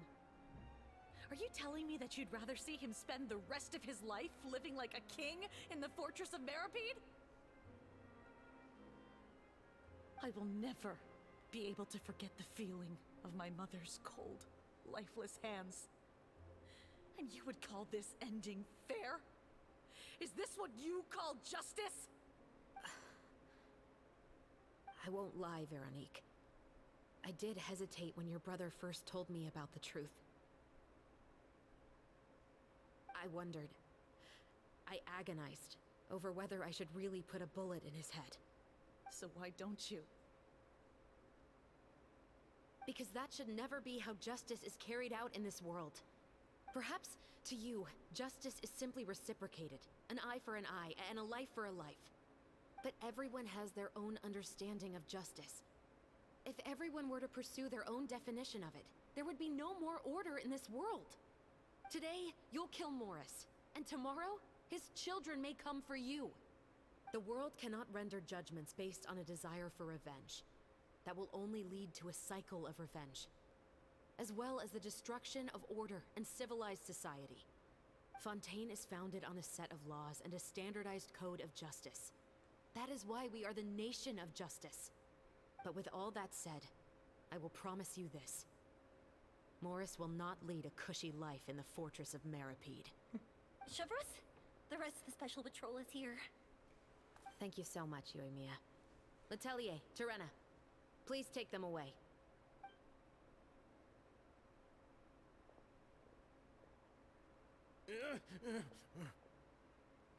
I still can't agree with your reasoning. I know. justice has not been delivered. At least, not today.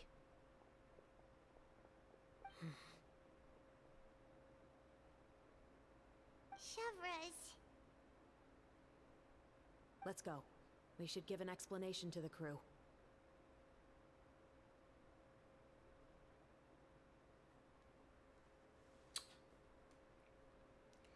Are you okay? Thank you for your concern. I'm fine.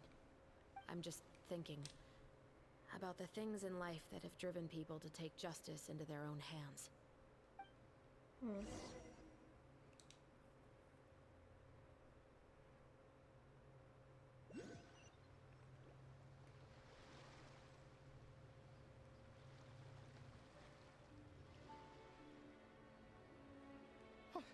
Who would have thought Morris would turn out to be... I'm at a loss of words. How could he have done something like this? I'm just glad that you're all safe and sound. Who knew that such a labyrinth of cases would be behind this story? Well, what should we do now? We have a finished film, of course, but should we still go ahead with the premiere? What do you mean? Shouldn't you be even more motivated to spread the word now that you've learned the truth? Chiori is right. I'd also like more people to see this story for themselves. But the real ending of the story seems to have deviated somewhat from the one in the script. Is that still acceptable to you, Miss Chevras? The call is yours. We still have time to reshoot an ending if that's what you'd like. No, it's fine as is. I like what we have for the catharsis. Romanticism is what gives works of art their appeal. Fiction is able to explore means of restitution that could never work in real life. Just like the real world, the world of stories also has its own set of rules and justice. These different possibilities are what initially drew me to reading in the first place. Sounds good to me. I support your decision. What about Veronique? Will she be okay? She will soon face her judgment alongside her brother and Morris. If I had to guess, they'll probably all be sent to the fortress of Meripede. I'll make sure to give Risley a heads up about it.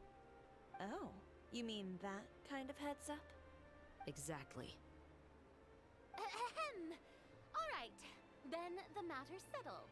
Now that everything's been taken care of, there's no reason for us to keep looking all gloomy and grumpy. Let's get back to the feast and enjoy each other's company. We'll be starting the post-production process tomorrow. You should join us, Chevras. You missed the first few hours of the party, didn't you? All right. Count me in. Then I'll wait for you over there. There's still some good news that I'd like to share with Chevras. Traveler, Paimon, could you wait for me by the sea after the party ends? I'd like to go on a brief walk with the two of you. Yeah, absolutely. Thank you very much.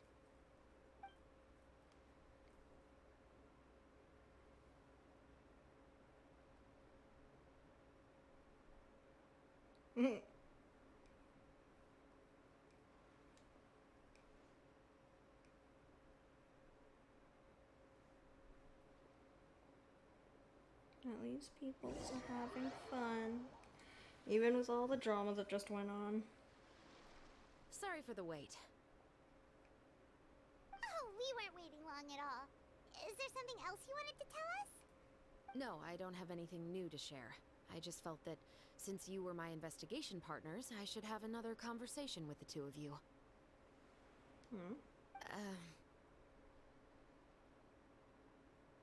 Traveler, how would you have responded to Baptiste's request if you were in my shoes?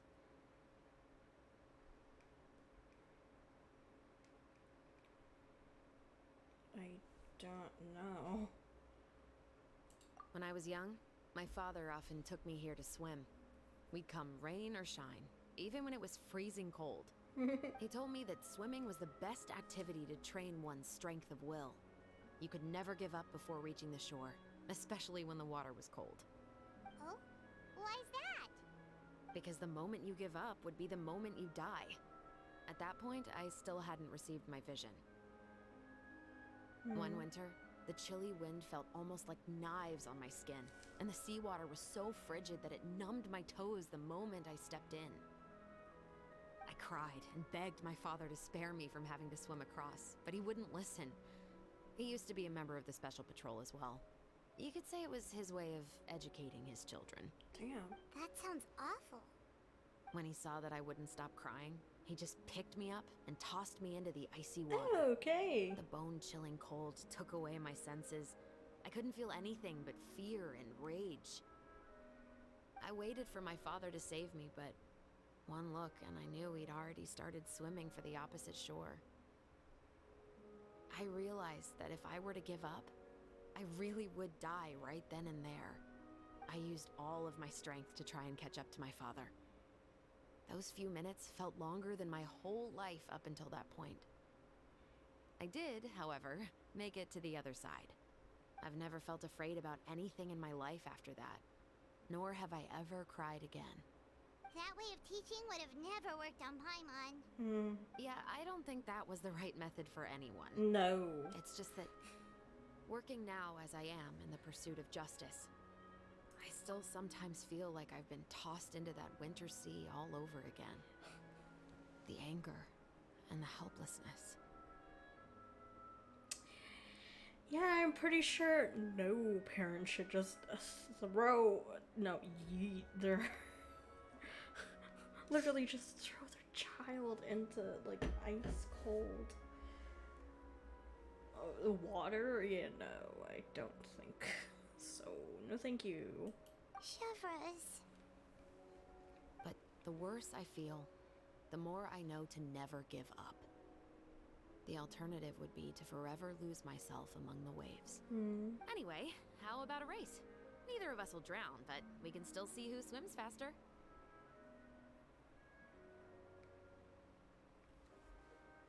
I'm game. You guys go ahead. Paimon will grab the clapperboard to mark the start of the race.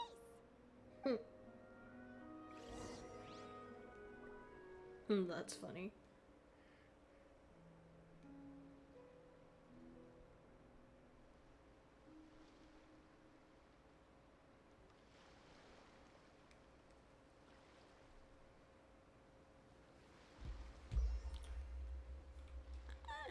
Okay.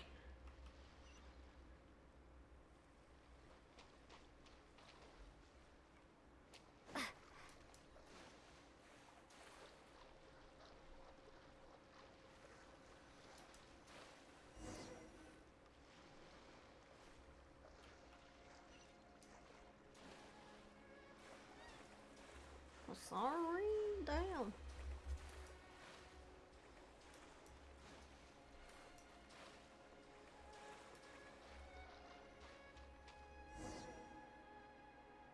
Oh, that felt good. You were so fast in the water, Chevres. You were swimming even faster than Paimon could fly. So, about the Special Patrol, did you join because of your dad? Partly, but I'd say I was more inspired by the heroes I read about in stories growing up. Oh, so it's due to your love of stories. Of course, it was only after I joined the Special Patrol that I learned that truth is often stranger than fiction. Come on, let's walk a bit more.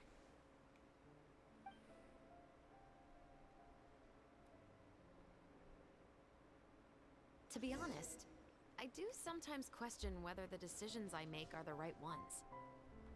But I know that no matter what, I must keep swimming. Because the only thing I've got my eyes on is the shore in the distance.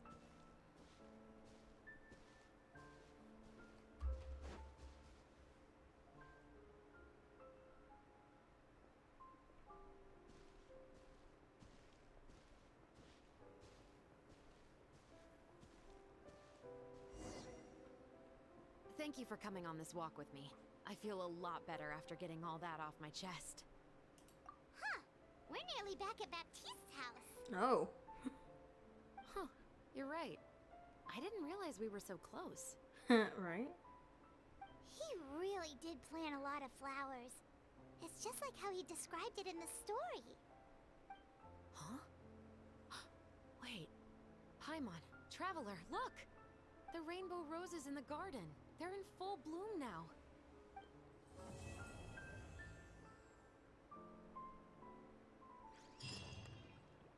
Is this where it ends? Oh? No, wait. Wait a minute. Fuck yeah. Okay.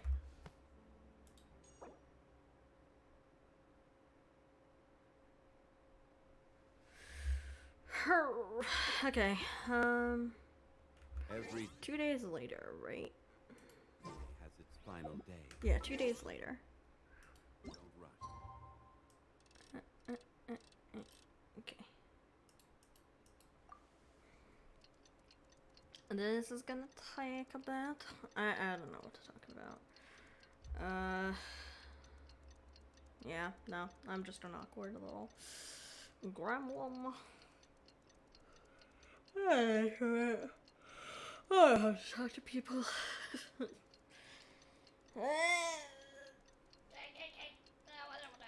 Ow. Okay.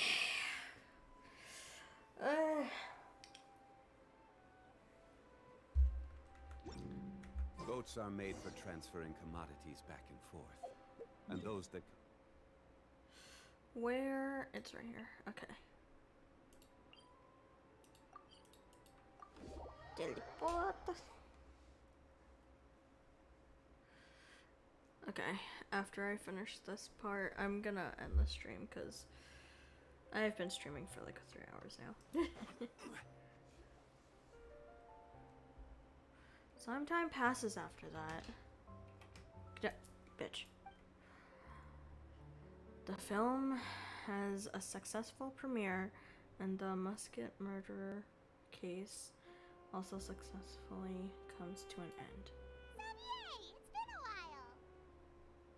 A while? Hey there, you two. Sorry I've been scarce. I've been buried in marketing and preparing the film for release ever since we wrapped post-production. The award ceremony is today, right? Paimon wonders if we'll win the Farina Award. I'd give it a 90% chance. Farina! Oh, Paimon didn't know you were already here. You're earlier than everyone else. I'm sure the others will also be here in no time. Xavier, if we end up getting called on stage, shouldn't you come up with a name for our crew? What? But we don't even know if we're going to win. I wouldn't want to jinx our chances by celebrating early. Just open your eyes! Surely you've seen the audience's reactions to our film. We've had nothing but critical acclaim. You've also had conversations with the Opera House's operating staff, right? Didn't they want to increase the number of showings? With the mora you've made from the box office, you can now open your very own film company. But that's all credit to my amazing crew. You've all helped to make this a reality, so I can't be the only one asked to come up with a name. Well, give it some thought. I'm sure the crew will respect your choice. Yeah. All right, but before that, Traveler and Paimon, could I trouble you to quickly pay a visit to the Fortress of Meripede? Huh? But shouldn't we stay for the award ceremony? I wanted to ask you two to invite Shavraz to join us at the ceremony. She's one of the lead roles, after all. I haven't been able to find her recently, so I haven't had the chance to invite her personally. According to the papers, the culprits of the Musket murder case will be personally escorted today by the captain of the Special Patrol to the Fortress of Meripede. Oh, Paimon gets it now.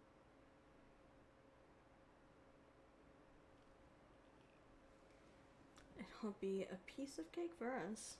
Yep, just wait here, Xavier. And maybe try to come up with a few snappy-sounding names. All right, then I'll leave you to it.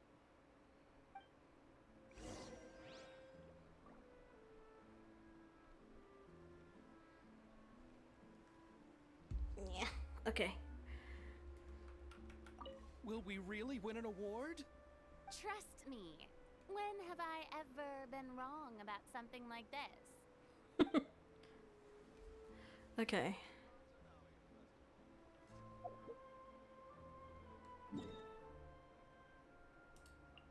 Oh, shit.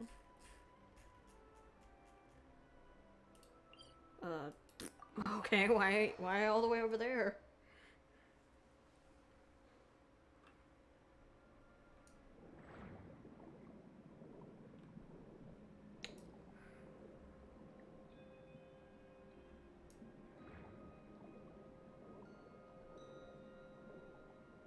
Okay, what in the actual fuck?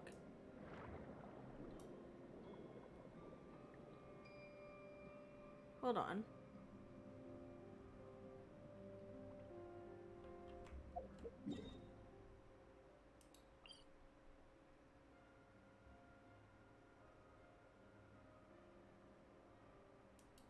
Huh?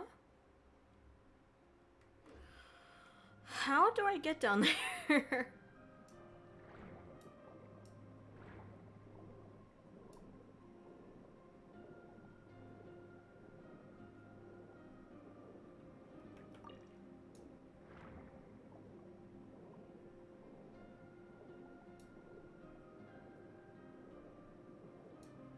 I'm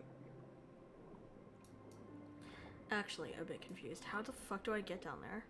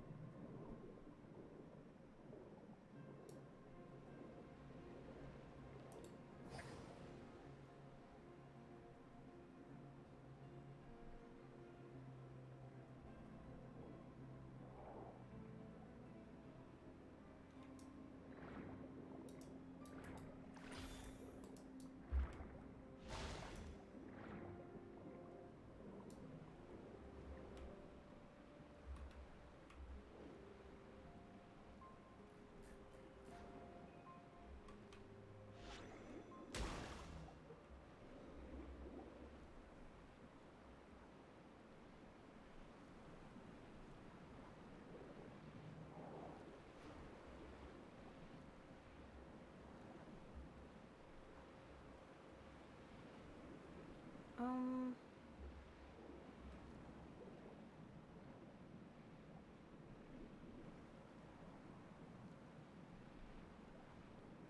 Hmm.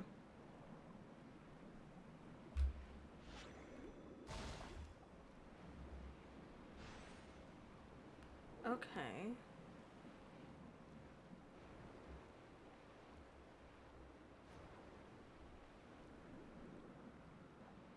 But...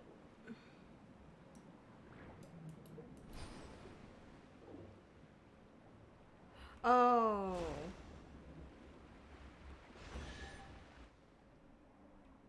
Oh, that was just... That was just for a chest. No.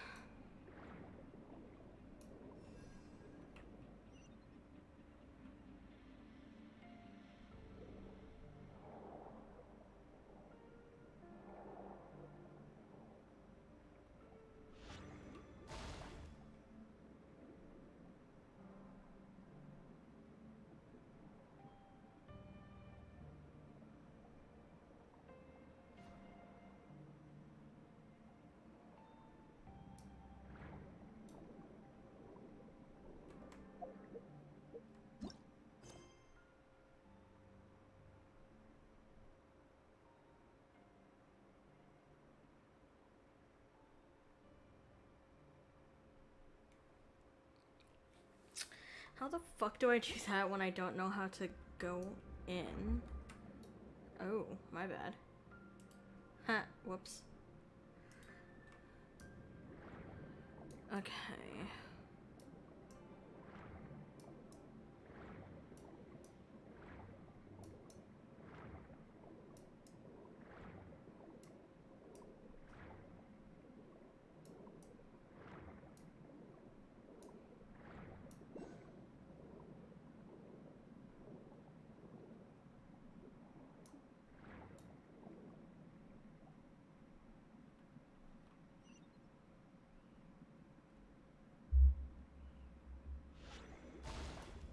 Please tell me there's like an entrance here or something.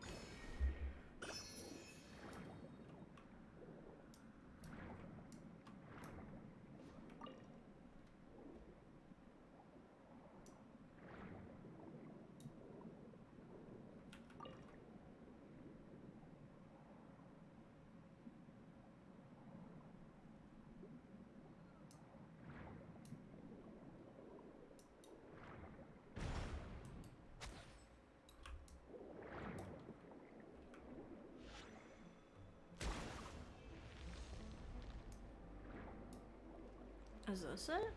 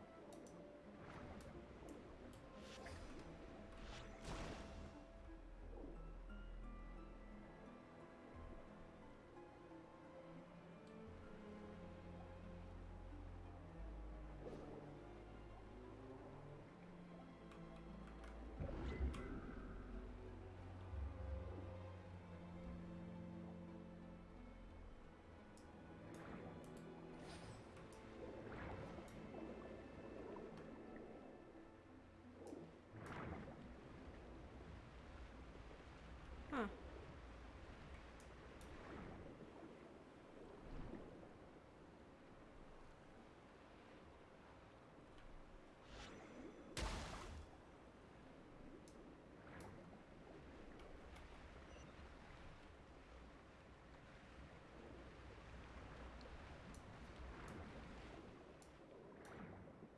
I have no fucking clue. How the fuck do I get down there?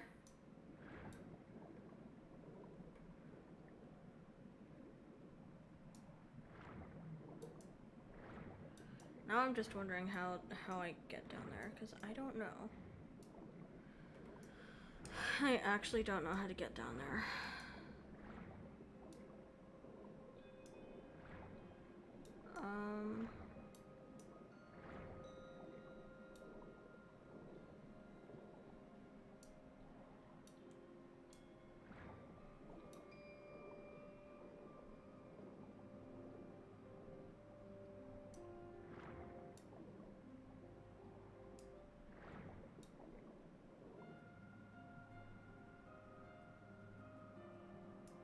That looks like it's just water. Hold on.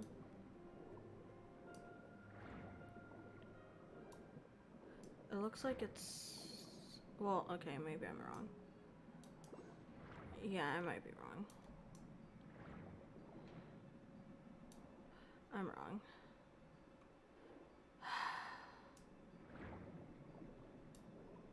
Bro, how the fuck?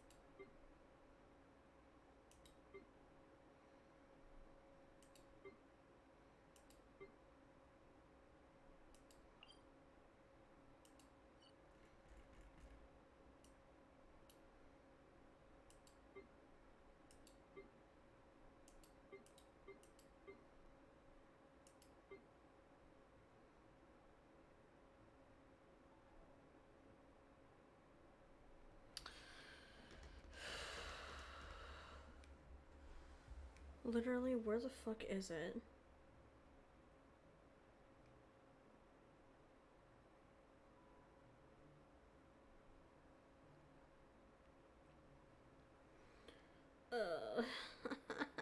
I legitimately don't know where it is.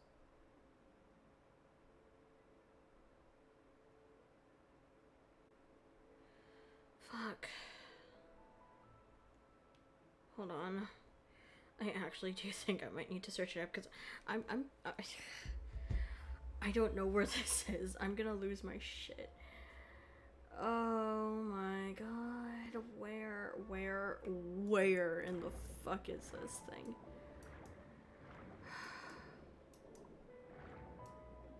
I'm like genuinely questioning where the fuck this is.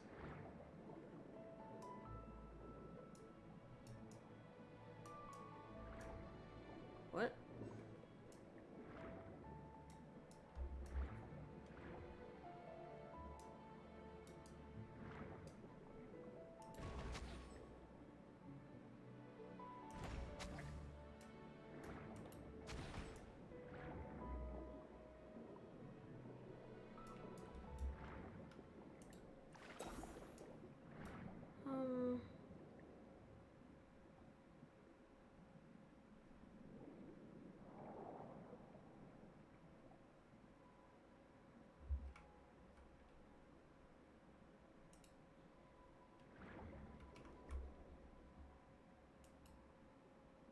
My bad. Hold on.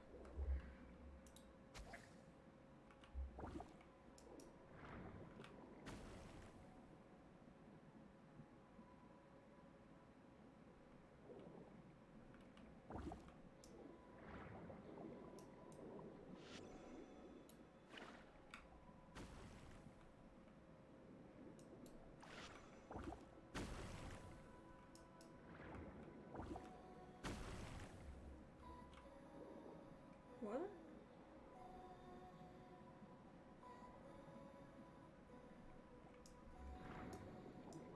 Okay,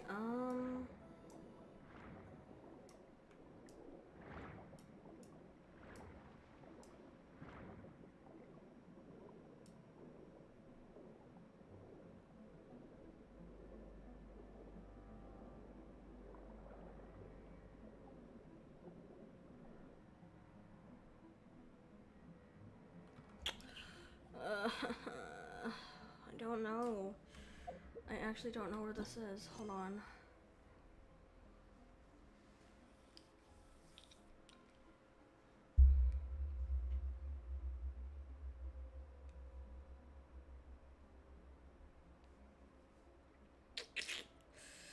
Okay,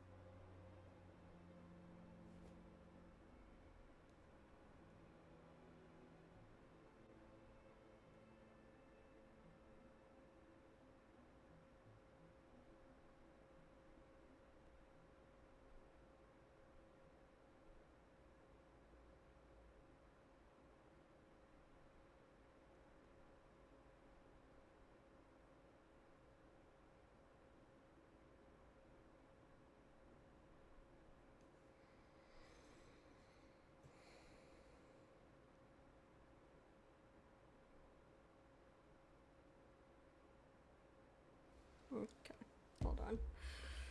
Is it that big fucking,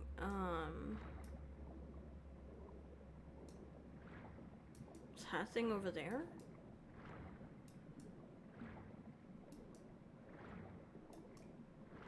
Ugh. I just want to swim faster.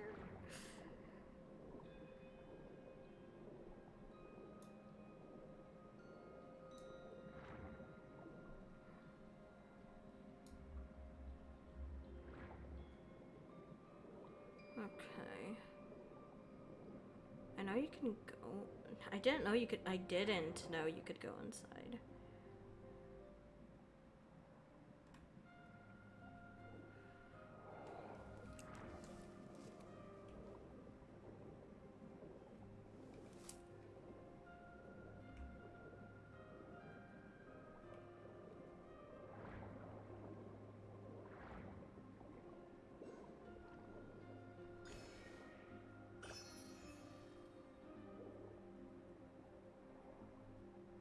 Hmm.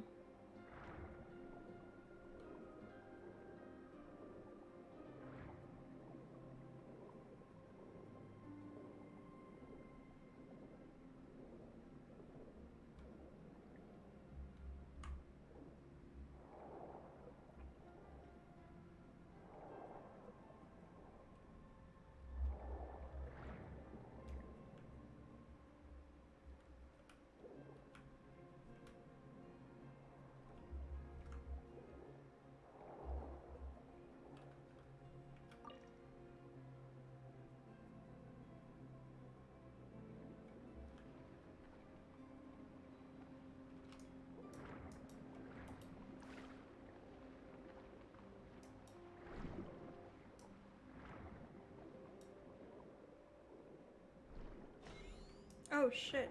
Oh shit. Oh shit.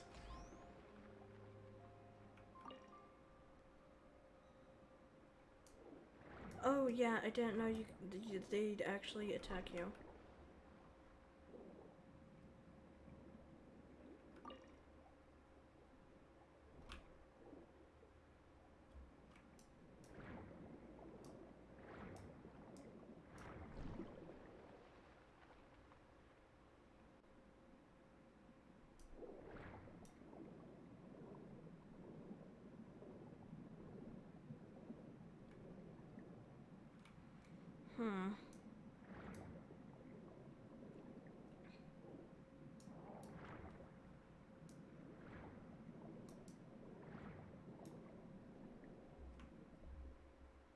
Oh my god, I keep pressing the wrong button.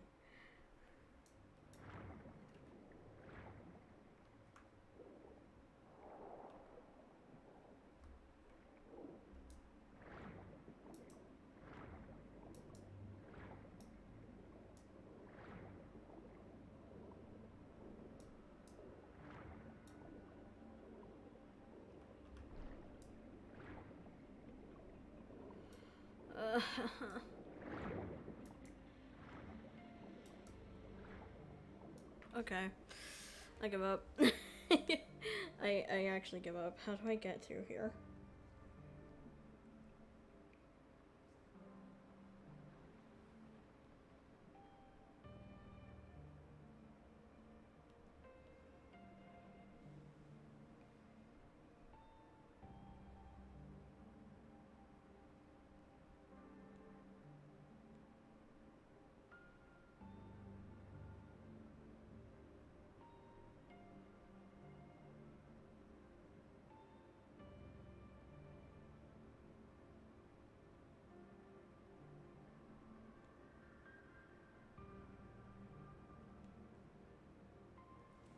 Okay, so you actually have to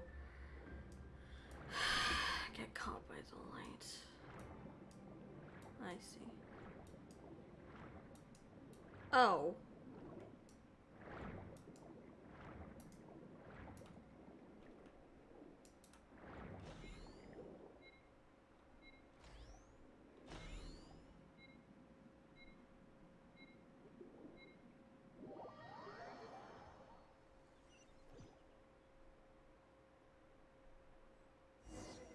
Okay. Your name?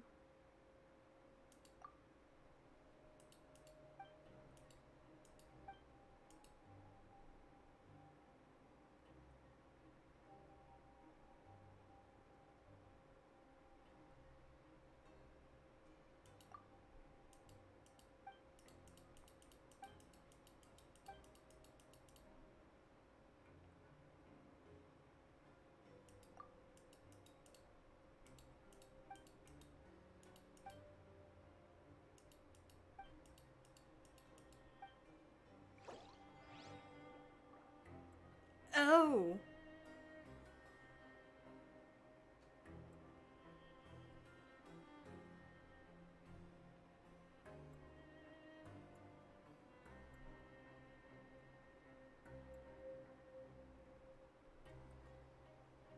Osmanthus wine tastes the same as I remember. But where are those who share the memory? I need a holiday.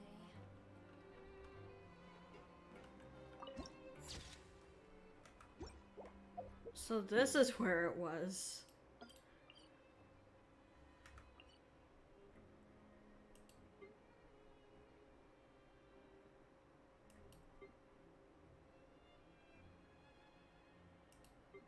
Okay.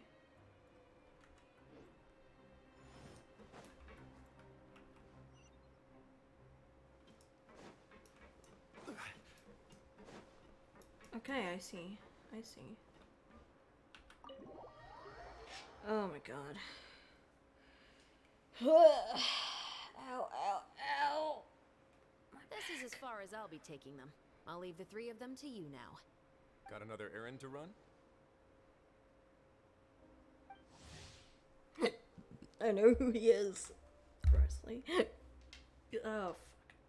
Something like that. I'm expected at a party. Now that's something you don't hear every day. Found a new pastime? No, it's just a special occasion. Shavras! Risley! Festivals really do bring people together. It's been a while since I last had so many visitors at the Fortress of Meripede. Call it the festival spirit, I guess. Yeah, you could say that. Even our head nurse has gotten herself all worked up preparing super deluxe nutritious shakes. Just one gulp and you'll have met all your nutrition needs. Were you talking about work just now? We've already finished discussing everything. So, what do you think about my heads up, Mr. Risley? I believe I haven't yet made any promises or guarantees. But you also didn't shoot me down. Here, How about this? You could give everyone a copy of the newspaper. Perhaps on the day when the cover story happens to, oh, I don't know, expose a certain someone's misdeeds from 20 years ago? I suppose then a certain someone may soon find himself the most unlucky person in the Fortress of Meripede? While another two people will soon be hailed as heroes. Speaking of heroes, did you two need something from me? Oh, actually, we're here for... You're here to invite me to the party, right? Don't worry, I didn't forget. Ooh, then let's head back right away! See you, Risley! Happy Fontanalia Festival! And the same to you.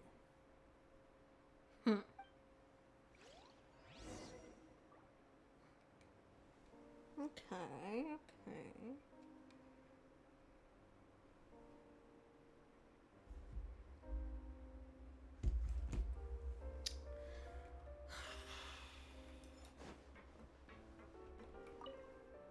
Please, go and enjoy the festival. Is there any, oh.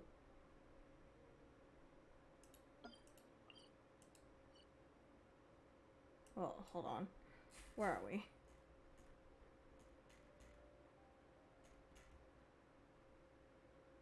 Ah, shit.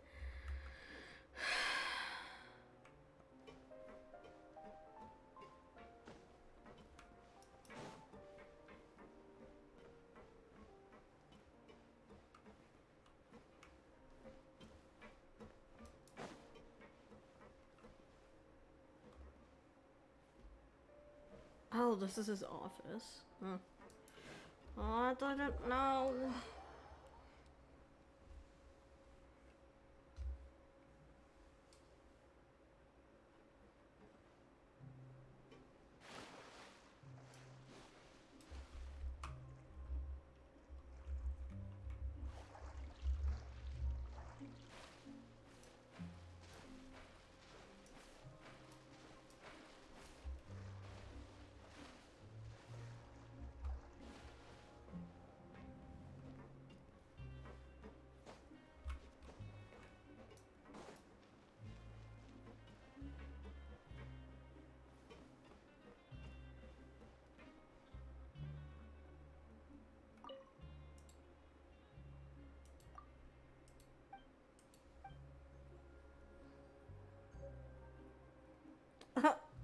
That's funny.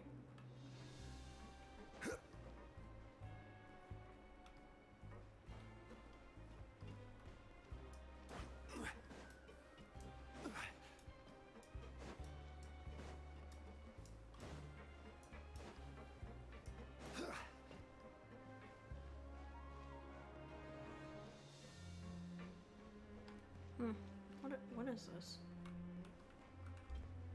Ah. Well, I'm just exploring now.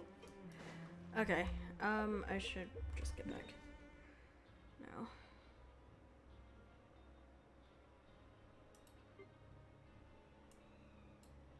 Oh, damn. How many? Hold on.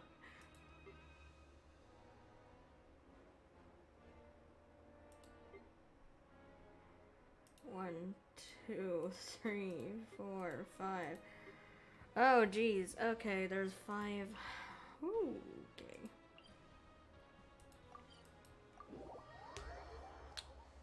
That's interesting. And the winner of the Farina Award for the first Fontanalia Film Festival is... The Two Musketeers! Ooh, that's pretty.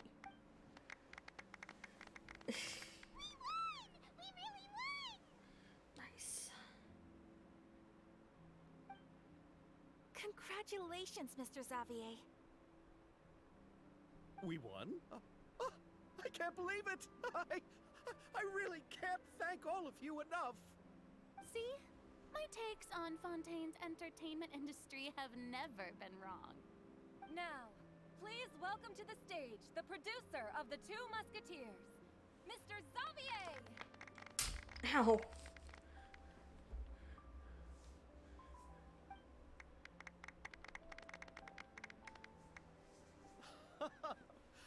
thank you. Thank you all so much for your recognition and support. While I'm up here, I would love to give special thanks to... Time really flies, huh? It certainly feels that way. It feels like it was only yesterday when you were teaching me to hold a musket. Will you come back to Fontaine again? Of course! I'm very fond of this city. There are so many novel and interesting things that it's been hard to keep track of them all.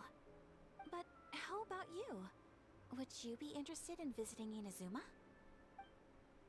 I can't say the thought has crossed my mind before, but I'd be willing to consider it now. I will be eagerly awaiting your visit. It would be wonderful if you could visit my home and enjoy a taste of our tea and desserts. Yeah, let's keep in touch. Did you accomplish all you came here for? Yes. And you should visit Inazuma again sometime. How has Ogura and her business been? To my knowledge, she's doing quite well.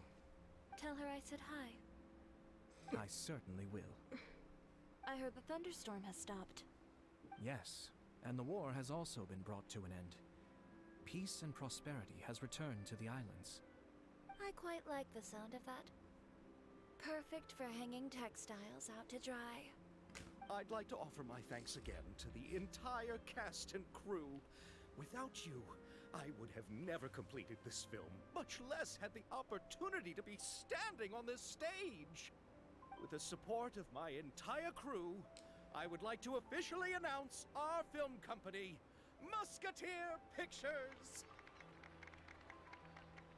Woohoo! That has a really nice ring to it. Then in that case, let's please welcome all the members of Musketeer Pictures onto the stage for a commemorative photo. Oh, Paimon didn't know we'd also be taking pictures. Director Farina, I believe you are the most deserving person to raise this trophy. Huh? No.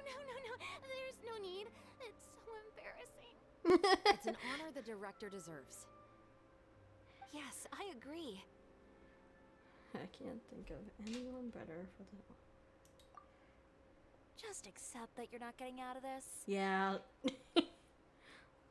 Ready, everyone?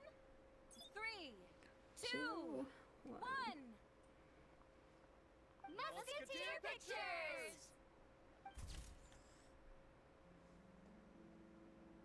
Oh, I want to save that photo.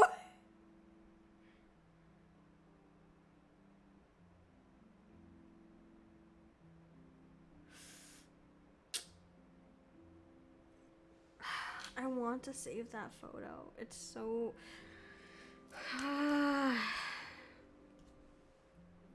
I can't though. It sucks.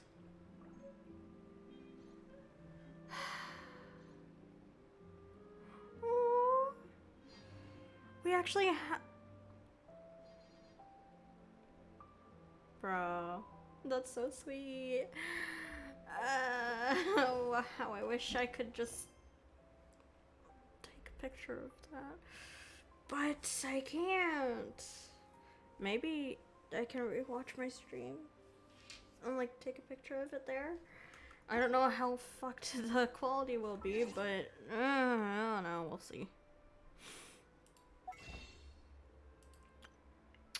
Okay.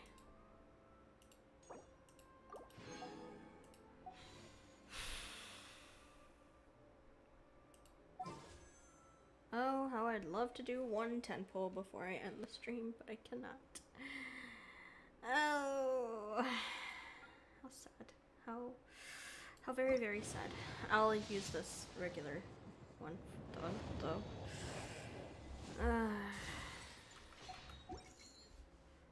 So very, very sad. Okay.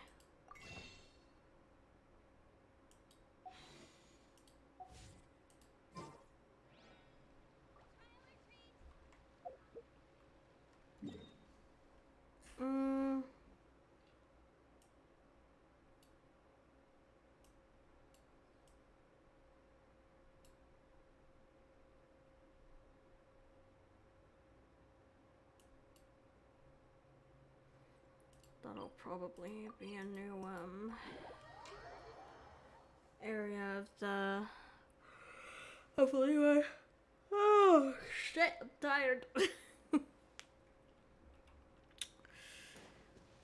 Okay.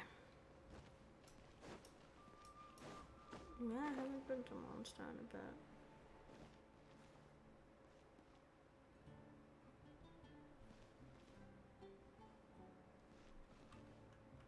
Ad Astra Abyssal.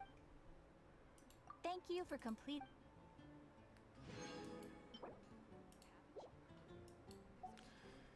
How much more do I need? Um.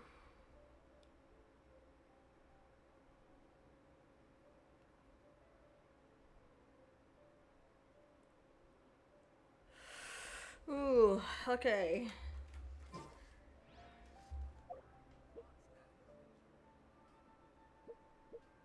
Well.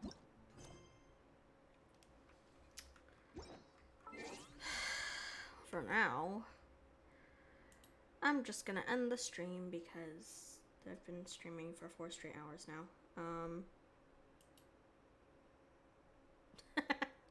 Yeah, okay. The story quests are so, like, nice for some reason. And they keep improving, like, with every event and, like, every year, I guess. Yeah.